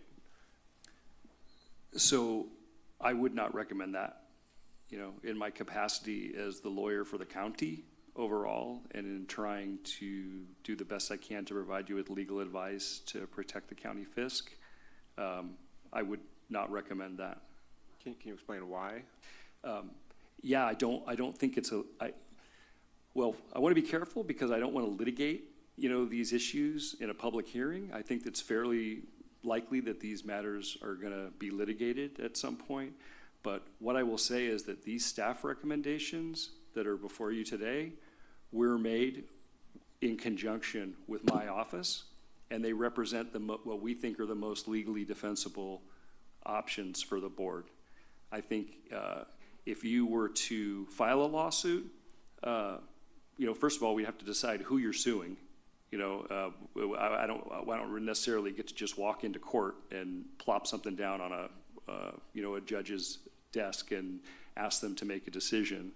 I do have concerns that to the extent that the board were to make a decision that were to lengthen this, and it could turn the situation into one where we could be potentially acting in bad faith or be determined to be acting in bad faith. The number has been tossed around to you of $2.85 million. I actually think the number is considerably higher than that, that the county could be exposed to in this case. And those are uninsured losses. We do not have insurance for it. So that would be money that would be coming directly from the general fund. So I can continue discussing it, but I would prefer not to. I would prefer to speak about it with your board in closed session if and when it became necessary to do so. The case of Los Gatos was provided as an example as a city that's sought declaratory relief. Why is this not? First of all, my understanding is that they lost last week in doing that. I have not seen a government entity that has won one of these cases. So this is also something that's informing our opinion and the way that we are crafting recommended actions that we're bringing to your board. Could you just cite some of the cases you've looked at where local jurisdictions have tried to stand up and say that the state housing laws didn't apply to them or were being incorrectly interpreted by developers, applicants?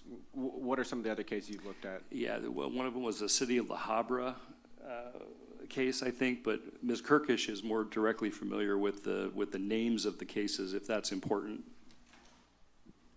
In addition to the city of Los Gatos case, there was the La Cañada Flint Ridge case. And I don't have any other ones off the top of my head, but I can provide that information to your board. I just asked because it was cited numerous times during public comment that this board ought to stand up and, fight back against these, unjust laws, that this was somehow analogous to the case of, federal overreach and disregard for our Constitution that we're seeing at this time. And so I understand that it's not, that we are in fact dealing with housing laws that all of our legislators in this community voted for. And that's simply why I'm asking for some of the examples that you've looked at. I mean, you mentioned a number of them, so thank you. That this is not, as you said, something where other local jurisdictions have been successful in fighting back against the state. Yeah, I just have not seen local jurisdictions being successful with making these arguments, whether it's before a court or whether it's before HCD when they're seeking technical advice. I just have not seen it, and that informs my advice about what I am prepared to recommend your board go do around these issues. One of the technical points in this, in determining whether or not we were in builder's remedy at the time of this application, is sort of the looking at the difference between the statute and the bill, right, that define when we have a compliant housing element. And I think that the appellant said, it doesn't say anywhere in the statute that you have to have a certified letter from HCD, and so therefore, their confirmation that they stopped working on it after a certain date was sufficient. But I believe the bill, I believe it's 1886, if I remember correctly, does mention that a certified letter is needed. Can you just? There's language that is set up in the legislative intent of a statute where the legislature says this is what we mean around this issue, and then there is separate language that actually is directory in nature or regulatory in nature. And the language that we're relying on in AB 1886 came from the legislature, where the legislature told us what they wanted us to do. And that has been supplemented by additional information from HCD that has said, yeah, that's right. So I can't provide you with much more beyond that. Mm-hmm. Okay.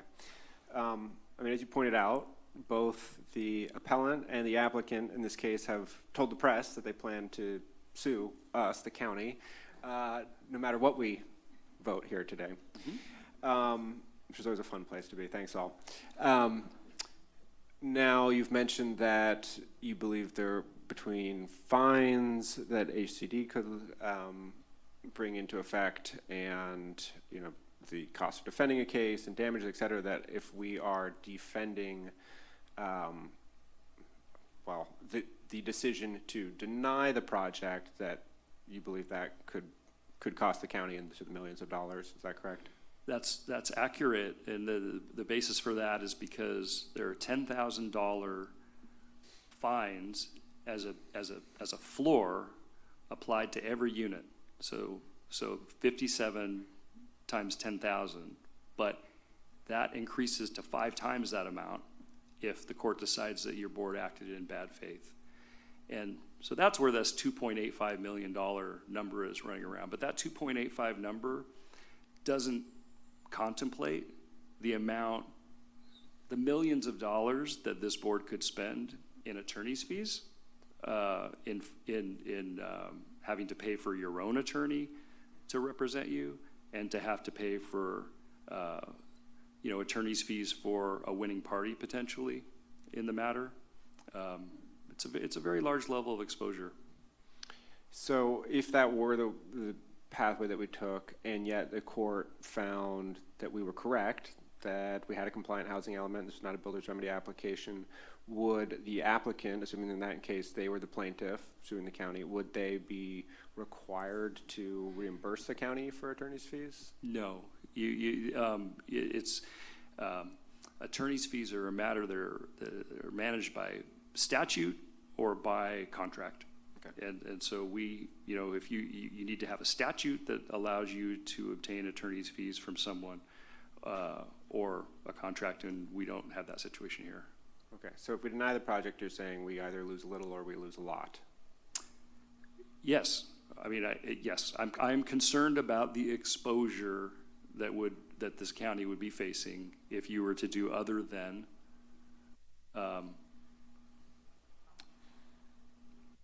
if you were to take an action inconsistent with the recommended actions.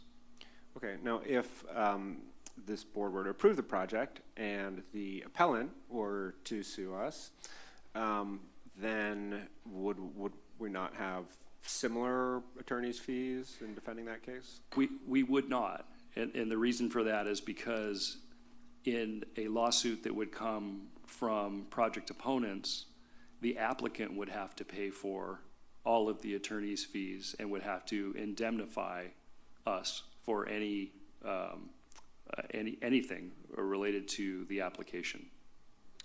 And there's no one that HCD could levy those, whatever it is, $500,000 to $2.85 million in fines against in that case either? I mean, no, they couldn't. Right. So that, is one structural advantage to a situation where the appellant in this case is the one asking the courts to for greater clarity on the date that we were in compliance, is that there's not the risk of millions of dollars in fines. Yes, that is an avenue that an aggrieved party could take, and if the project opponents weren't happy with this outcome of what happened here today, they have an opportunity to litigate. They could do that. Okay. Well, I'll just say that I certainly sympathize with a lot of the arguments that the appellants have made here. I certainly agree that it doesn't feel like the punishment fits the crime here, and then in fact that county really hasn't committed a crime that we should be punished for with builder's remedy. We did act in good faith to complete our housing element in the best time possible. And it's frustrating that I suppose we could have built in a little bit more time in terms of trying to get this approved by the Board of Supervisors in October or earlier rather than November, but still, a lot of this is due to the bureaucratic delay at the state level in actually issuing this letter. If employees in the county, it took over a month between the time they said we think something's done and actually issuing a single letter, one piece of paper, I think I would be pretty frustrated and would have to have a conversation with our CEO about the performance of county employees. And I hope they're having similar conversations with the state. And I would love to take an action today that force them to do that. But I don't see that Santa Cruz County standing up is going to make HCD quake with fear and reconsider their lives. So given that, I think we do have to consider the large amount of exposure that the county council has outlined here. We were talking about millions of dollars that is purely general fund money. That is our tax dollars that could be, excuse me, sir? Sir, I'm sorry, we are in the deliberations right now, so this conversation is happening here at the board. I need to ask you to refrain from speaking. So, and it seems like we have similar exposure even in trying to ask for something like declaratory relief, if that is even an option. So I'll leave my comments there for now and see if my colleagues have any other comments. Any further comments? Just a few questions for clarification. I think Manu might have touched on some of them. The whole thing about us being compliant with the housing element. What's your opinion on that, or what's the facts on that? Well, as I explained tangentially in response to Supervisor Koenig's comments, I'm not confident in the success of any of those arguments. Okay, and I think I kind of AI'd my answer here. Based on recent court decisions, California, no cities or counties have generally won court cases that would have allowed them to bypass builder's remedy. And it did cite La Cañada, City of Goleta, Beverly Hills, Los Gatos. Oh, wow. Yeah, it's pretty quick. City of Cupertino, and on and on. It's from California Planning Guide that they got the information from. Answered my question. Thank you. Supervisor Cummings. I guess I'll start with a couple comments. I do want to say that I appreciate the work that's gone into this, but I think, one of the things I don't really appreciate is the fact that we're getting recommendations coming in during our meeting for changing apparently the work that was done between county council and staff, for a substantial amount of time, and it puts us in a difficult situation because I still don't necessarily understand the change to the recommendation that was made, and even as staff was reviewing it, I see the heads of the developers over here shaking shaking no. So now I don't know what we're supposed to be taking action on in terms of the affordable housing piece, which I think is the most critical piece of this. In addition to what's more critical is the abuse of this process. And I just want for people to be clear, I represent the majority of the city of Santa Cruz, and then as you go up the North Coast. And so there's some reference to housing that's coming on board in our community. There's a lot coming on board in the city of Santa Cruz. And just so you all know, a 435 square foot studio in the new River Row Apartments starts at $3,150 per month for rent, for studio. So this notion that this is bringing housing to our community that's gonna serve the people who live in this community is wrong. Right? I think if there was a good faith effort in bringing housing to our community, 100% affordable housing that would fit the wages of our nurses and our teachers and our service workers, that would be something that I think a lot of folks will be okay with, so long as it was done at the scope and scale that's fitting for certain communities. So I do have some sympathy for the folks here because, I don't think any of us could even afford to live in that housing. The other thing that I want to say is that I think it's really critical for everybody who's shown up and everybody who's concerned with what is happening here today to please reach out to your state elected officials. Dawn Addis, Gail Pellerin, Robert Rivas, they're all going to be on the ballot. They all have a say in votes on how these state laws impact us here locally, and they represent you too. And in order for us to make sure that these types of policies don't come down and impact us negatively, they need to be the ones who are also taking up these concerns and voting in ways that are going to be, and putting laws forward that are appropriate with our community. And also asking them to hold their staff accountable. I think what has been really illuminating from what the appellants have sent forward that wasn't provided by our staff were the various emails that came forward, when they were trying to get HCD staff to send letters of compliance. And they just delayed, and so it was on the part of the state where some of those letters were delayed. It wasn't that the housing element wasn't certified. They just sat on their hands and didn't bother sending us a letter. And so I think, I would think that a court would see that as being, them not acting in good faith, when we have acted in good faith to do everything we could to try to get this housing element certified in the appropriate time frame. I do understand the concerns around risk, and I commend our county council for, doing his job of making sure that we are not putting ourselves in a very risky position. But I'm pretty uncomfortable with even, finding out after our presentation that now there's a change in the language. We don't have enough time to understand what changes have been recommended. The community doesn't have enough time to understand that. And so, and I think that there is, a real opportunity for declaratory relief. That's something that was mentioned in the letters that were brought forward by the attorneys. We've had multiple attorneys weigh in and say that this could be a path forward. And so if there is an opportunity for us to consider that, given that we have new information that came in from the other attorneys today, I think it's only, prudent on our part that we understand that, one, that the recommendation be published so that the community can understand what they're recommending, the applicants are recommending. It doesn't even sound like we are in agreement right now with what that is, and understanding what our, the potential path for declaratory relief would be. And so, we didn't have to continue this, but we know that everybody was here. But I think that if there is an option for us to continue this so that we have clarity around these options, I think that would be most appropriate, in my opinion. So. Yeah, I thank you, Supervisor Cummings. I will say that I frankly don't understand why the developers were shaking their heads around that provision. We thought we had threaded the needle in a way that met their needs, and it seems like there's a very academic argument that's going on right now around this issue.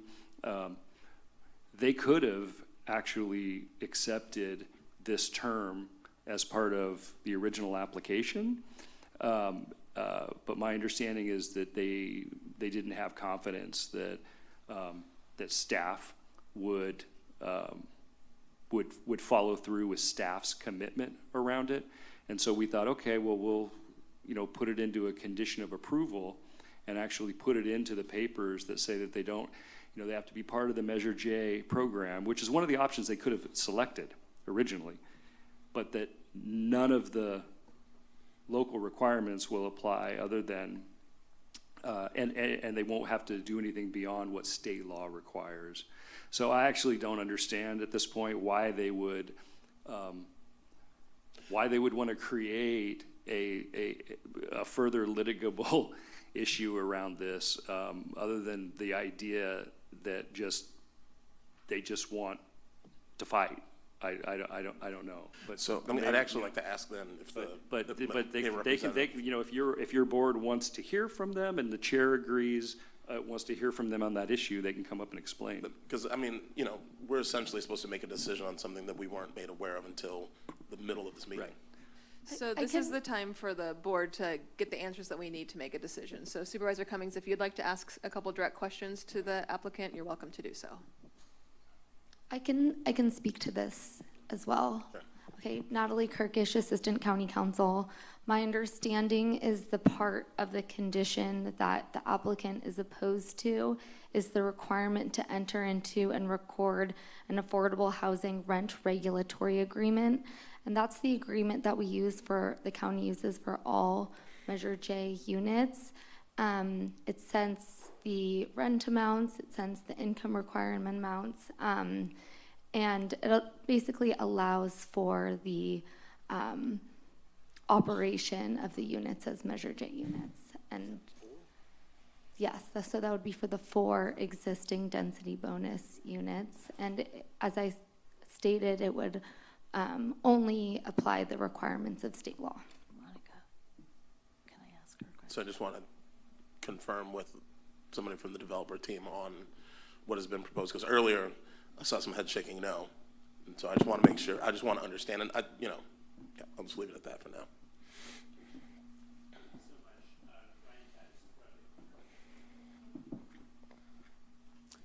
Thank you.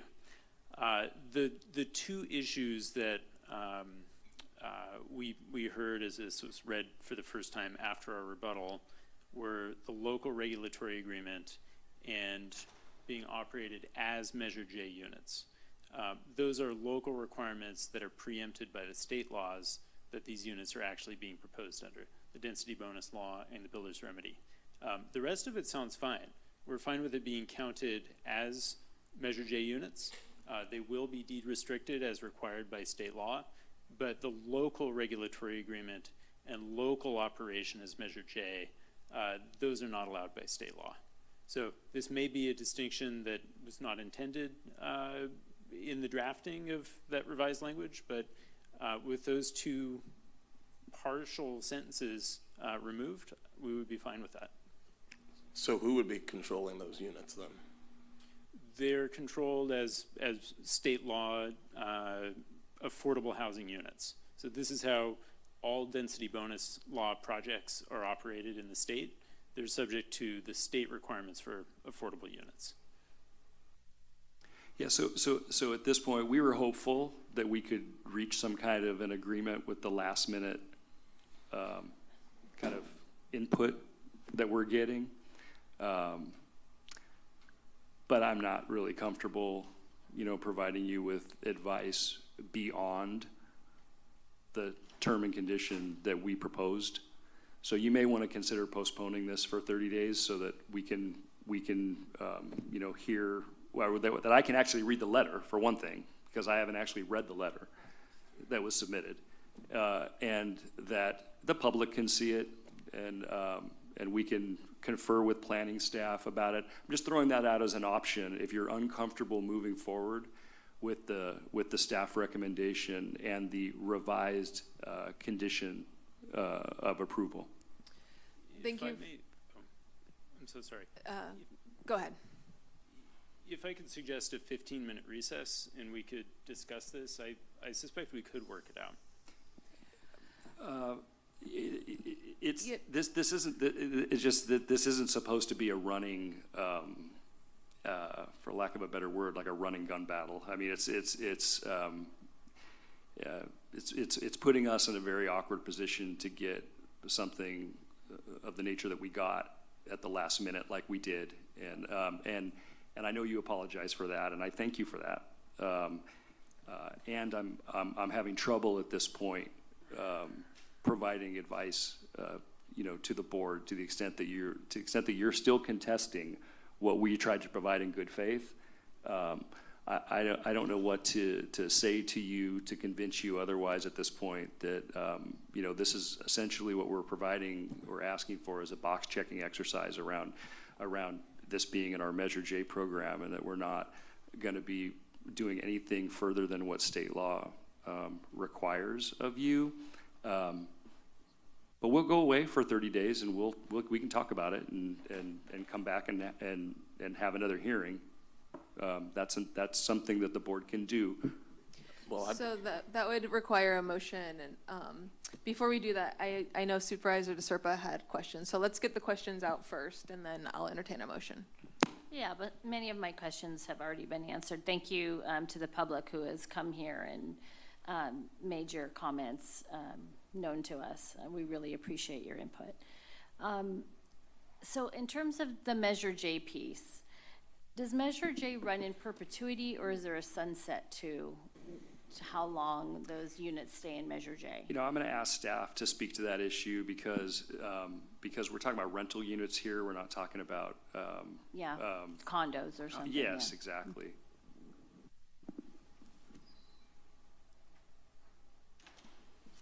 Good afternoon, Board. Stephanie Hansen, Community Development and Infrastructure. Typically, they'd run in perpetuity.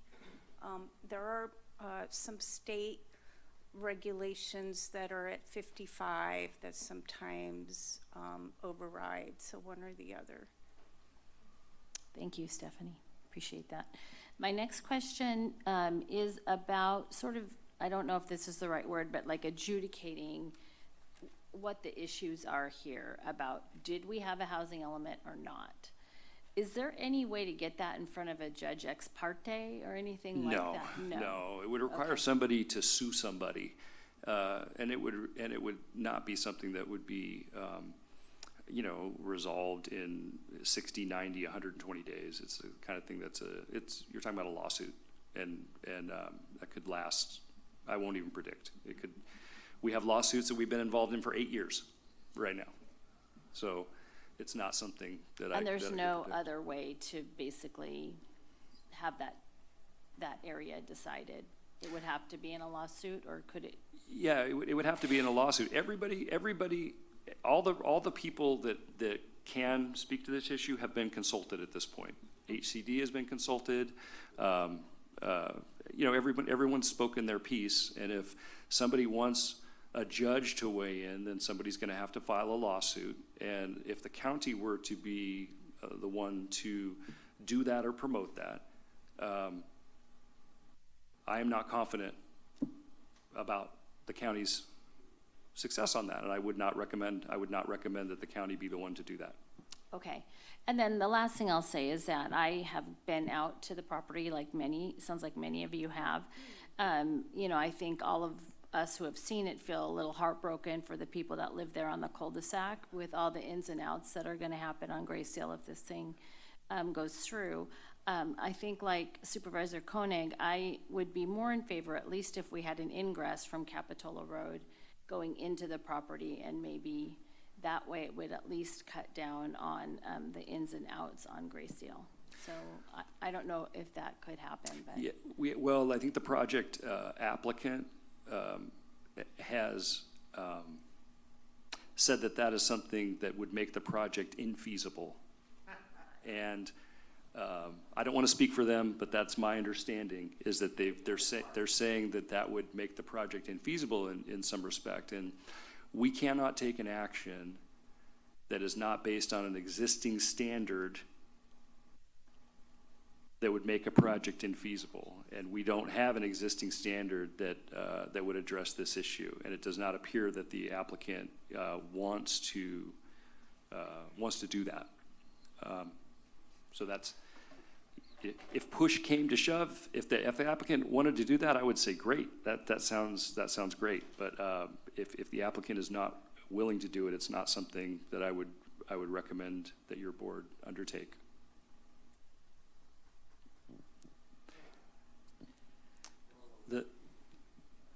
The issue of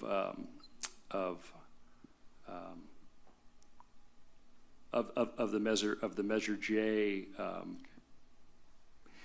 one of the things, if your board didn't want to continue it, you could just go ahead and approve staff recommendation with the revised condition that we drafted, because we don't think that requiring them to make the units part of our Measure J program and make those units subject to the would constitute, it would make the project infeasible. So we don't understand or agree with that it would make the project infeasible, and so that's something that we feel like is defensible, and that if they want to argue about that and go to court about that, you know, we would be willing to go argue about that. So that may be where we thread another needle today, is to get there. Supervisor Koenig. Yes, thank you, Chair. I mean, what I heard in the language that Ms. Kirkish read regarding recommended action 4 was really, I mean, basically an attempt to honor both our Measure J ordinance and state law, right? And the wording that I heard you share was basically, we're going to require compliance with Measure J to the extent that it's legal under state law. So I don't see really how we can do any better than that. And so reluctantly, I will move the recommended actions with an amendment to recommended action 4, the revised condition of approval for 2Q as read into the record by County Council earlier at this meeting, and also allowing additional ingress and or egress from Capitola Road as desired by the applicant. I'll second. So we have a motion from Supervisor Koenig and a second from Supervisor DeSerpa. And Supervisor Cummings. Yeah, I just had a couple quick questions for staff, because we did receive some correspondence, and through that correspondence there was some emails that have been received through Public Records Act requests that we weren't really made aware of aside from through that process. So I'm wondering if somebody from planning could come up and maybe answer a few questions real quick regarding the housing element.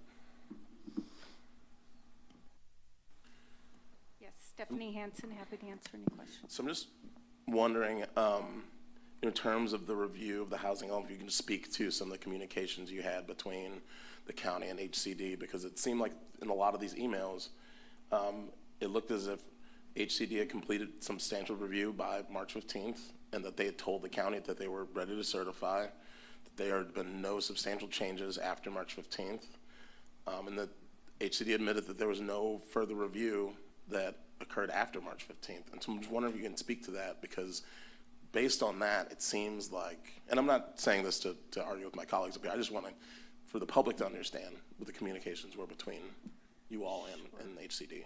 Yeah. I will say that staff really did try to work very hard with HCD during the approval process of our housing element. We had them out for tours, we had phone calls, we had the email communications. We were really trying hard to keep them on our schedule. In our view, HCD took the most amount of time for each of the reviews, up to 30 days or up to 60 days for each one of them. So despite our best efforts, there was no getting ahead of it, even though we were trying very hard to do that. And so we finally did get them to say they were good, they were gonna write up the certification. We were like, great, and then it took 40 days to get it. So that's kind of what you're seeing in those communications. Right, so just on the part that our staff did what we were supposed to, you all have been in communication, there's evidence through the emails that were sent between county staff and HCD that there was no need for further review, and that we were in compliance. It just really came down to them sending us a letter. So that, was that confirmed through those emails? Yeah, I think so. And then staff was greatly concerned because they, in their letter that they issued on April 23rd, they said, well, sorry, you only get a year to do your rezoning of 75 parcels. At that point, it wasn't even a year, it was 7 months. And so we engaged in a campaign to get them to acknowledge that we had actually met the April 15th deadline. It took 5 months for them to acknowledge it and issue the backdated letter. So in that time, we were still subject to builder's remedy. Was that April or was that March 15th? They issued the letter on April 23rd. But there hadn't been any changes since March 15th, right? Probably even before that, because I don't recall the exact date we submitted that last version of the housing element, but so it was probably even before March when they had had a chance to look it over and acknowledge it. Okay.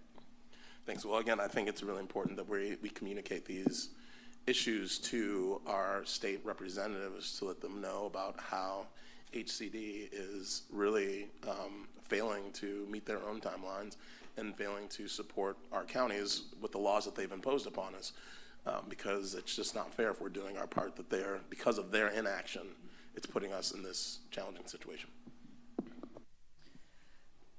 Thank you. Further comments?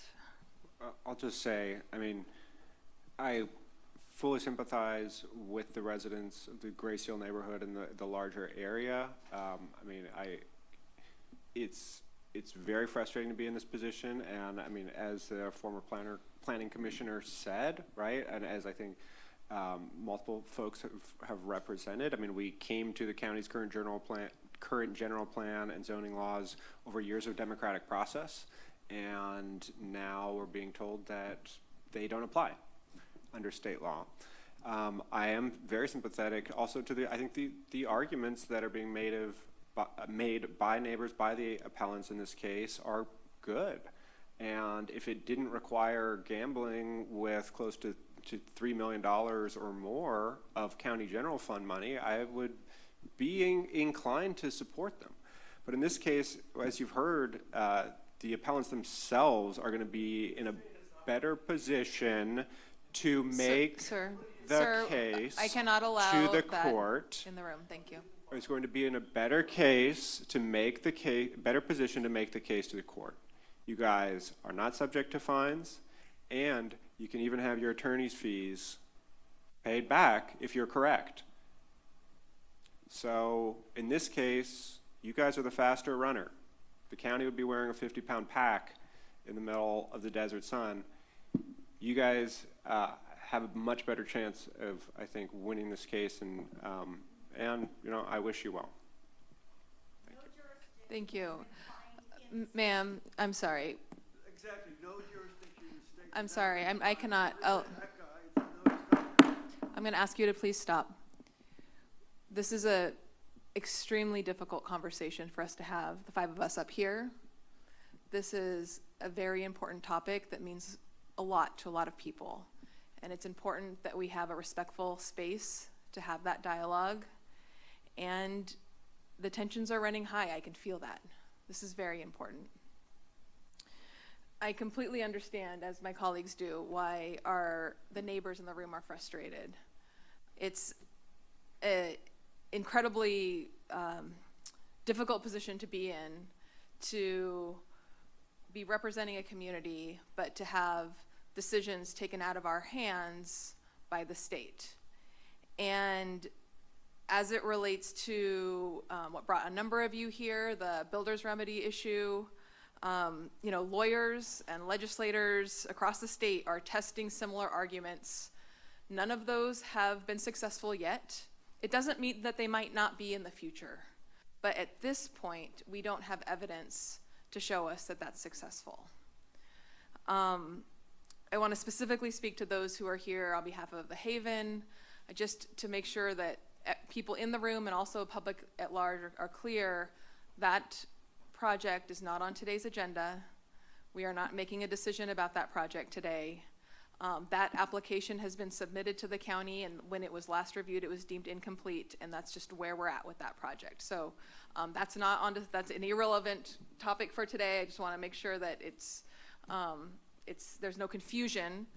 And as it relates to this project, yeah, it's a really difficult place to be, and I'm in a position where I need to support the motion today. Unless there's any other comments from my colleagues, then I would ask for roll call. Supervisor Cummings. Yeah, I just have one quick question. So in terms of process, should the appellants sue the county, should they prevail, what would that then mean for the project? I guess it depends on the grounds upon which they want to sue the county, but like what would that do in terms of the timeline of this project? Yeah, it's quite hard to predict because what happens when it moves to litigation is you know, the applicant is gonna have to respond to that, and they're gonna have to, it's gonna take time. They may negotiate with the project opponents, they may choose not to. Litigation, as you know, sometimes can take many years to conclude. And so during the pendency of that litigation, you know, it would be probably highly imprudent for a developer to move forward with anything, assuming there was anything they could move on, but I'd have to do more analysis, and it's a difficult question to answer in the moment. Okay. Yeah. Seeing no further comments from the board, Madam Clerk, will you please call the roll? Supervisor Cummings. Just for the record, I would have been okay with the 30-day time period, so I'm going to vote no. Hernandez. Aye. Koenig. Aye. DeSerpa. Aye.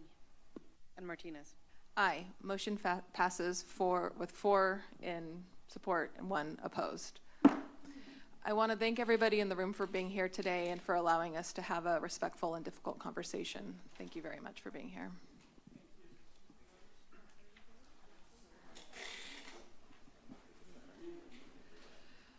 Would you like to have that break? We can fly to the next 2, I think so.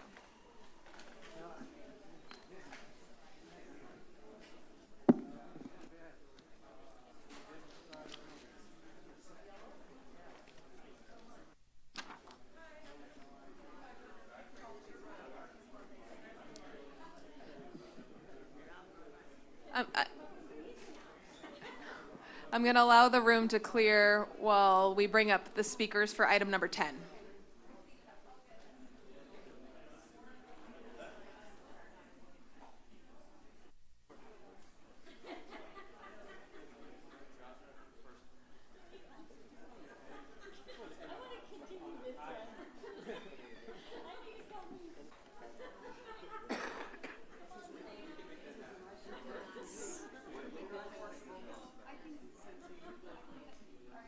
We're continuing on to item number 10. Sorry.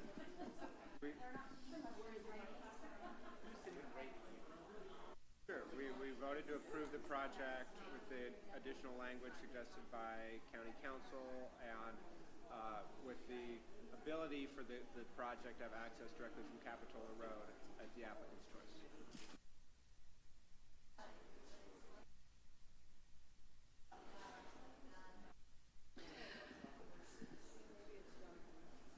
I'm going to now call item number 10.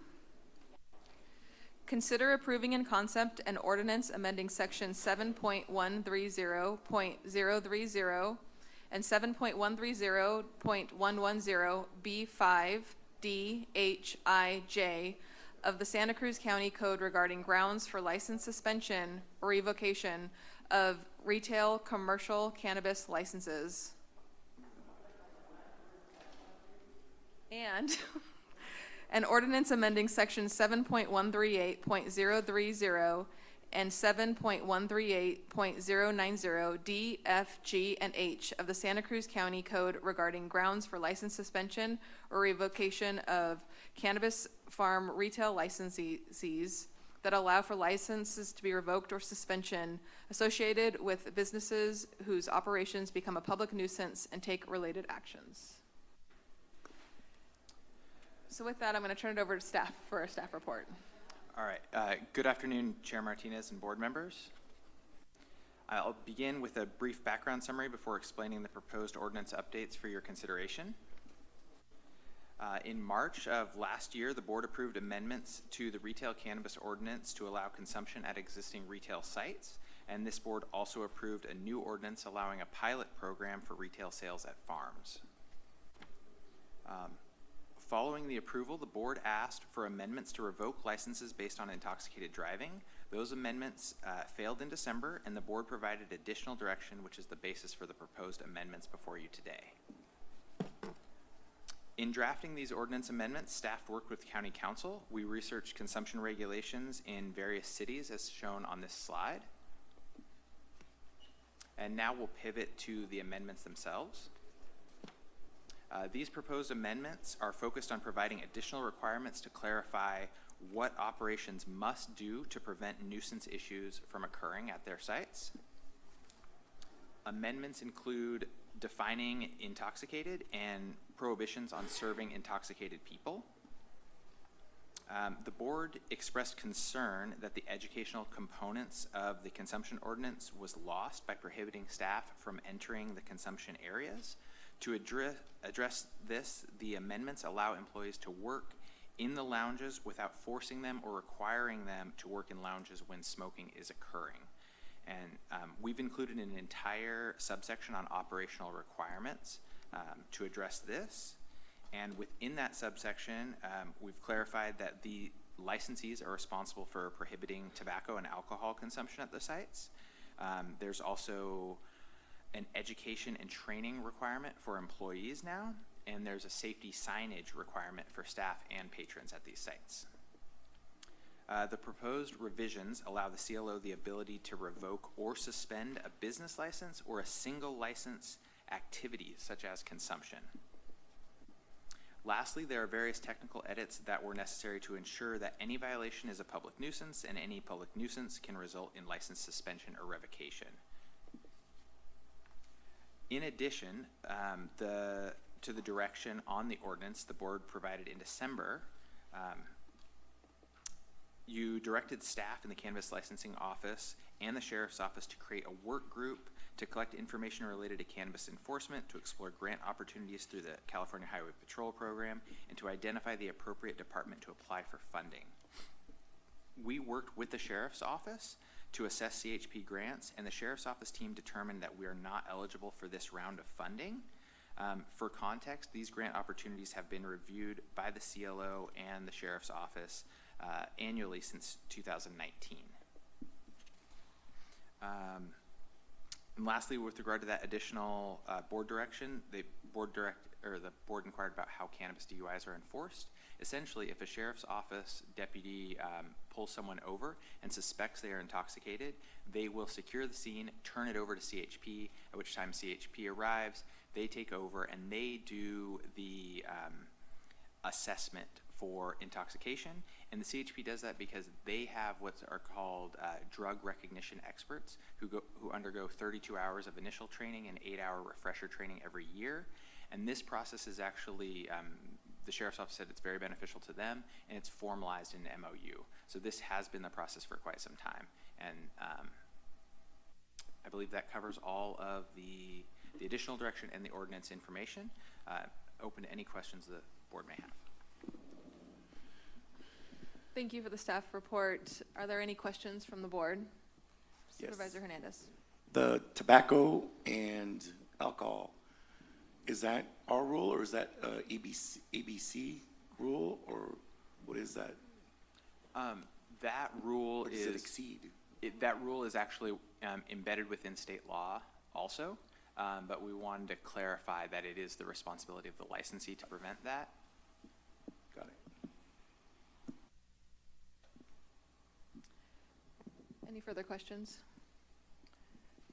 Any further questions from the board? Supervisor Koenig.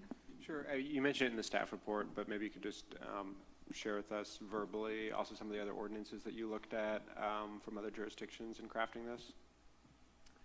So we looked at various localities. The only one that we actually chose to steal language to, the ones that we chose to steal language from, were San Francisco and Palm Springs. They had fairly robust language in terms of operational requirements, and they had some very clear language about storage of cannabis versus non-cannabis products that we felt was appropriate and something that we could regulate, that was enforceable. So we thought it was in line with the board's direction of creating clear, concise regulatory language to prevent public nuisances. Right, and just to be clear, even though the ordinance only talks about prepackaged food and the storage of it, but there's nothing in here that would limit the sale of, say, a muffin from Companion Bakery or something at a consumption lounge, is there? That is correct. There's no prohibition on allowing non-prepackaged food to enter the premise from, let's say, a third-party vendor. Many of the cannabis lounges actually have food partners in other parts of the state where they allow delivery into the lounge of of that type of food. So we didn't want to prohibit that type of operation because we've seen it in successful models in other localities. All right, thank you. I think this ultimately strikes a good balance. Supervisor DeSerpa. Sam, I just want to thank you for doing the things that I think that we were looking for in terms of reaching out to other jurisdictions, et cetera. Like, I've read through all the strike through and all the changes that were made, and I feel satisfied with this ordinance, so thank you so much. Just a couple questions from me. You know, I appreciate the work you did to follow up on our direction. It's really about ensuring that our sheriff's office is able to enforce our local ordinances if the cannabis consumption at the on-site consumption lounges increases, you know, DUIs and whatnot. Can you talk to me about that, kind of that process? You talk about it a little bit in the report, but can you just speak to the public? How will the CLO know about this? How might the sheriff follow up if a public nuisance is identified? So I'm a little confused by the question because you started with the DUI line. If there is a complaint or if there is a public nuisance identified by staff, that would happen during our inspection process. And we have allocated 4 inspections per year for these. So we would follow up directly. If the sheriff's office were to provide us information that says, hey, go look at this, we would do the same thing. We would investigate it just like any other matter. But when it comes to intoxicated driving associated with a DUI, Lieutenant Patrick with the sheriff's office, myself with the cannabis licensing office, and Israel Murillo with the CHP, the 3 of us are working together, and essentially if the CHP has any cannabis related DUIs, they will report it to both Lieutenant Patrick and myself, at which time we would ask for the report so we could determine what the CHP officer determined in terms of where that person came from, where the consumption occurred. Thank you. And I frame it that way because I think in our last action, it sounded like the board wanted to widen public nuisance to include, you know, serving somebody who's impaired, which can contribute to a DUI. The report also talks about the whether or not we are eligible to apply for state grants. Can you speak a little bit more to what you learned? Yeah, so there are grant funding opportunities through the CHP, and Lieutenant Patrick and I did a preliminary assessment, and then Lieutenant Patrick worked with his staff to assess if we're even eligible, and he determined that we are not eligible. I can provide you details offline, but essentially some of the grants are for improving or doing work that we already do, so we're just actually not eligible at all to apply. And I have the list here. There's this law enforcement cannabis grant, and we're in the mid-size, but our primary function isn't traffic enforcement, so we're not eligible for that because we turn over the DUIs to CHP through our MOU. So we're not even eligible for any of the law enforcement grants as it is. But with regard to the coroner grant, we're not eligible because we already do everything that they're providing money to do. So you can't use it to bolster what you're already doing. I see. So was it that none of our local agencies were eligible either, or just the CLO is not eligible? Oh, these are specifically law enforcement related grants. So they're coroner or sheriff's office. Yes. Right. Okay. Thank you for that. Any further comment or questions? I'll open it up to public comment. Is there anybody in the room who'd like to address us on this topic? Seeing none, is there anyone on the phone? Yes, Chair.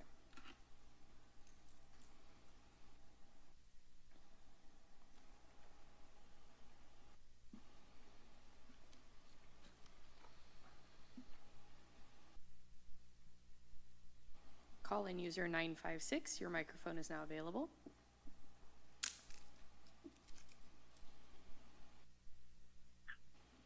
Hi, my name is Bryce Berryessa. I'm the co-founder of Treehouse Dispensary. I've had the opportunity to speak with you in previous meetings on this issue. We just wanted to call in with our support for staff recommendations.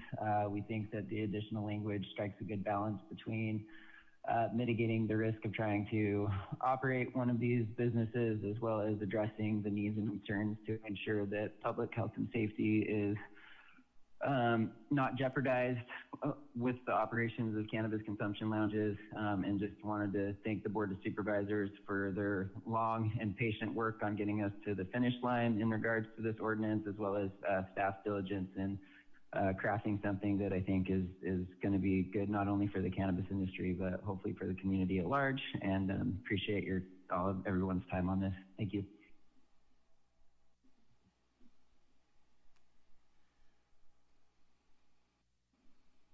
Jeff, your microphone's now available.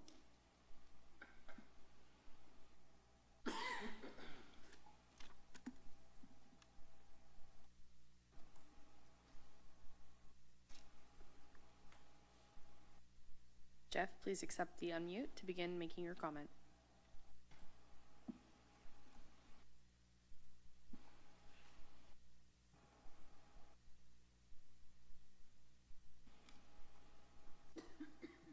Hello?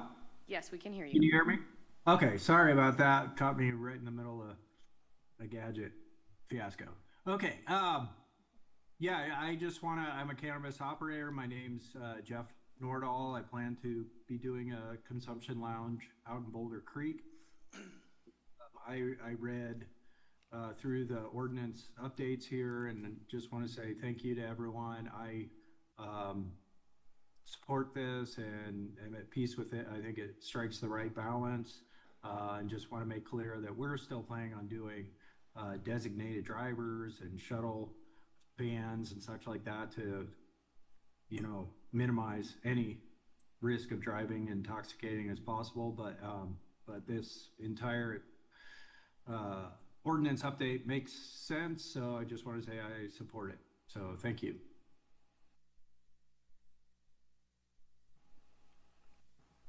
I see no further speakers online, Chair. Thank you. I'll bring it back to the board for a motion. I'll make the motion. One final quick question. So none of the things that we're doing, none of the actions we're taking exceed whatever either DMV or ABC laws are for DUI or how we treat the vendors or the dispensaries, right? I do not believe so. There's nothing in exceedance of those requirements. I will make the motion for. Second. We have a motion by Supervisor Hernandez, a second by Supervisor Koenig. Any further comments? Yep. Supervisor Cummings. Yeah, I just wanted to thank staff for all their hard work on this to get us to this point where we are today, where I think we're doing a really good job of addressing the health and safety concerns that people have brought up through these conversations, and also trying to address the needs of not being overly punitive to the owners and operators of these facilities. And I think it's a really good opportunity for us to be able to see how this rolls out over time. We've been a pretty responsible community in terms of trying to allow for facilitation of cannabis to be done in such a way that's safe to the community. And I think this is going to be one other opportunity for us to be able to demonstrate that we can do this in a very safe and manageable way. So just want to express my appreciation for all the work that you all have done to get us to this point today. Supervisor DeSerpa. I just would like to bring the board and the public's awareness to a couple of articles that were one was in the Washington Post, and it was an editorial about states made marijuana use legal. Now they should get it off the road. So there's an entire editorial about marijuana and driving, which would be great if everybody could turn their attention there at some point. And then there's another editorial also in the New York Times, which is an opinion piece saying it's time for America to admit that it has a marijuana problem. So anyway, and that is it. Thank you. Thank you. As my final comments, I think in previous meetings I've been very clear that I'm not in support of on-site consumption lounges. I still believe that it is, particularly the placement of the ones in my district are not supportive of the health and safety of our community, as well as the amount of time and resources we're spending on this industry that's not paying us back is also inappropriate. That said, I am really appreciative of the staff work to fulfill the staff or the board directions at the last meeting. What is on our agenda today is not approving consumption lounges, since we've already done that, and it is to hopefully make them better.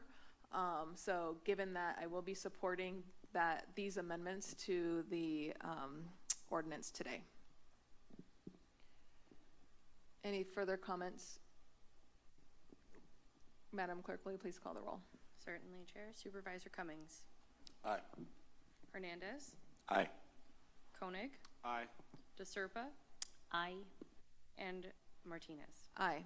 Motion passes 5-0. We'll now move on to item number 11.1, which was an item pulled by Supervisor DeSerpa. Which I actually made a mistake, and I don't need to hear that, but So given that, thank you anyway. so you think we don't need a staff presentation? I do not need a staff presentation. Can we make a motion to pass item 11 as consent? We still need to go to public comment. Wait.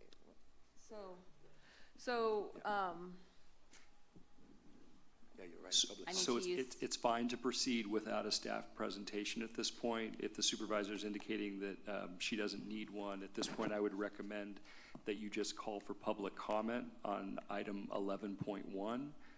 And if there is no public comment, then you would just proceed to a motion. Thank you. So the item is 11.1, which formerly was item number 15 on the consent agenda. Adopt an ordinance of the Board of Supervisors of the County of Santa Cruz accepting California Coastal Commission modifications to Santa Cruz County Code Section 13.20.040 as adopted in the 2025 miscellaneous amendments. Is there anybody here in the public who'd like to speak to this item? Is there anyone on the phone? No speakers online, Chair. Thank you. Do we have a motion? I will move item 11.1, former item 15. I'll second. We have a motion from Supervisor Hernandez, a second from Supervisor DeSerpa. Madam Clerk, will you please call the roll? Supervisor Cummings. Aye. Hernandez. Aye. Koenig. Aye. DeSerpa. Aye. And Martinez. Aye. Motion passes 5-0.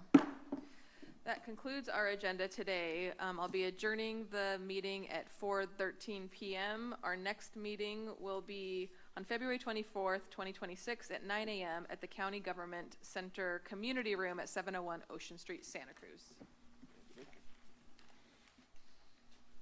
See ya. Recording stopped.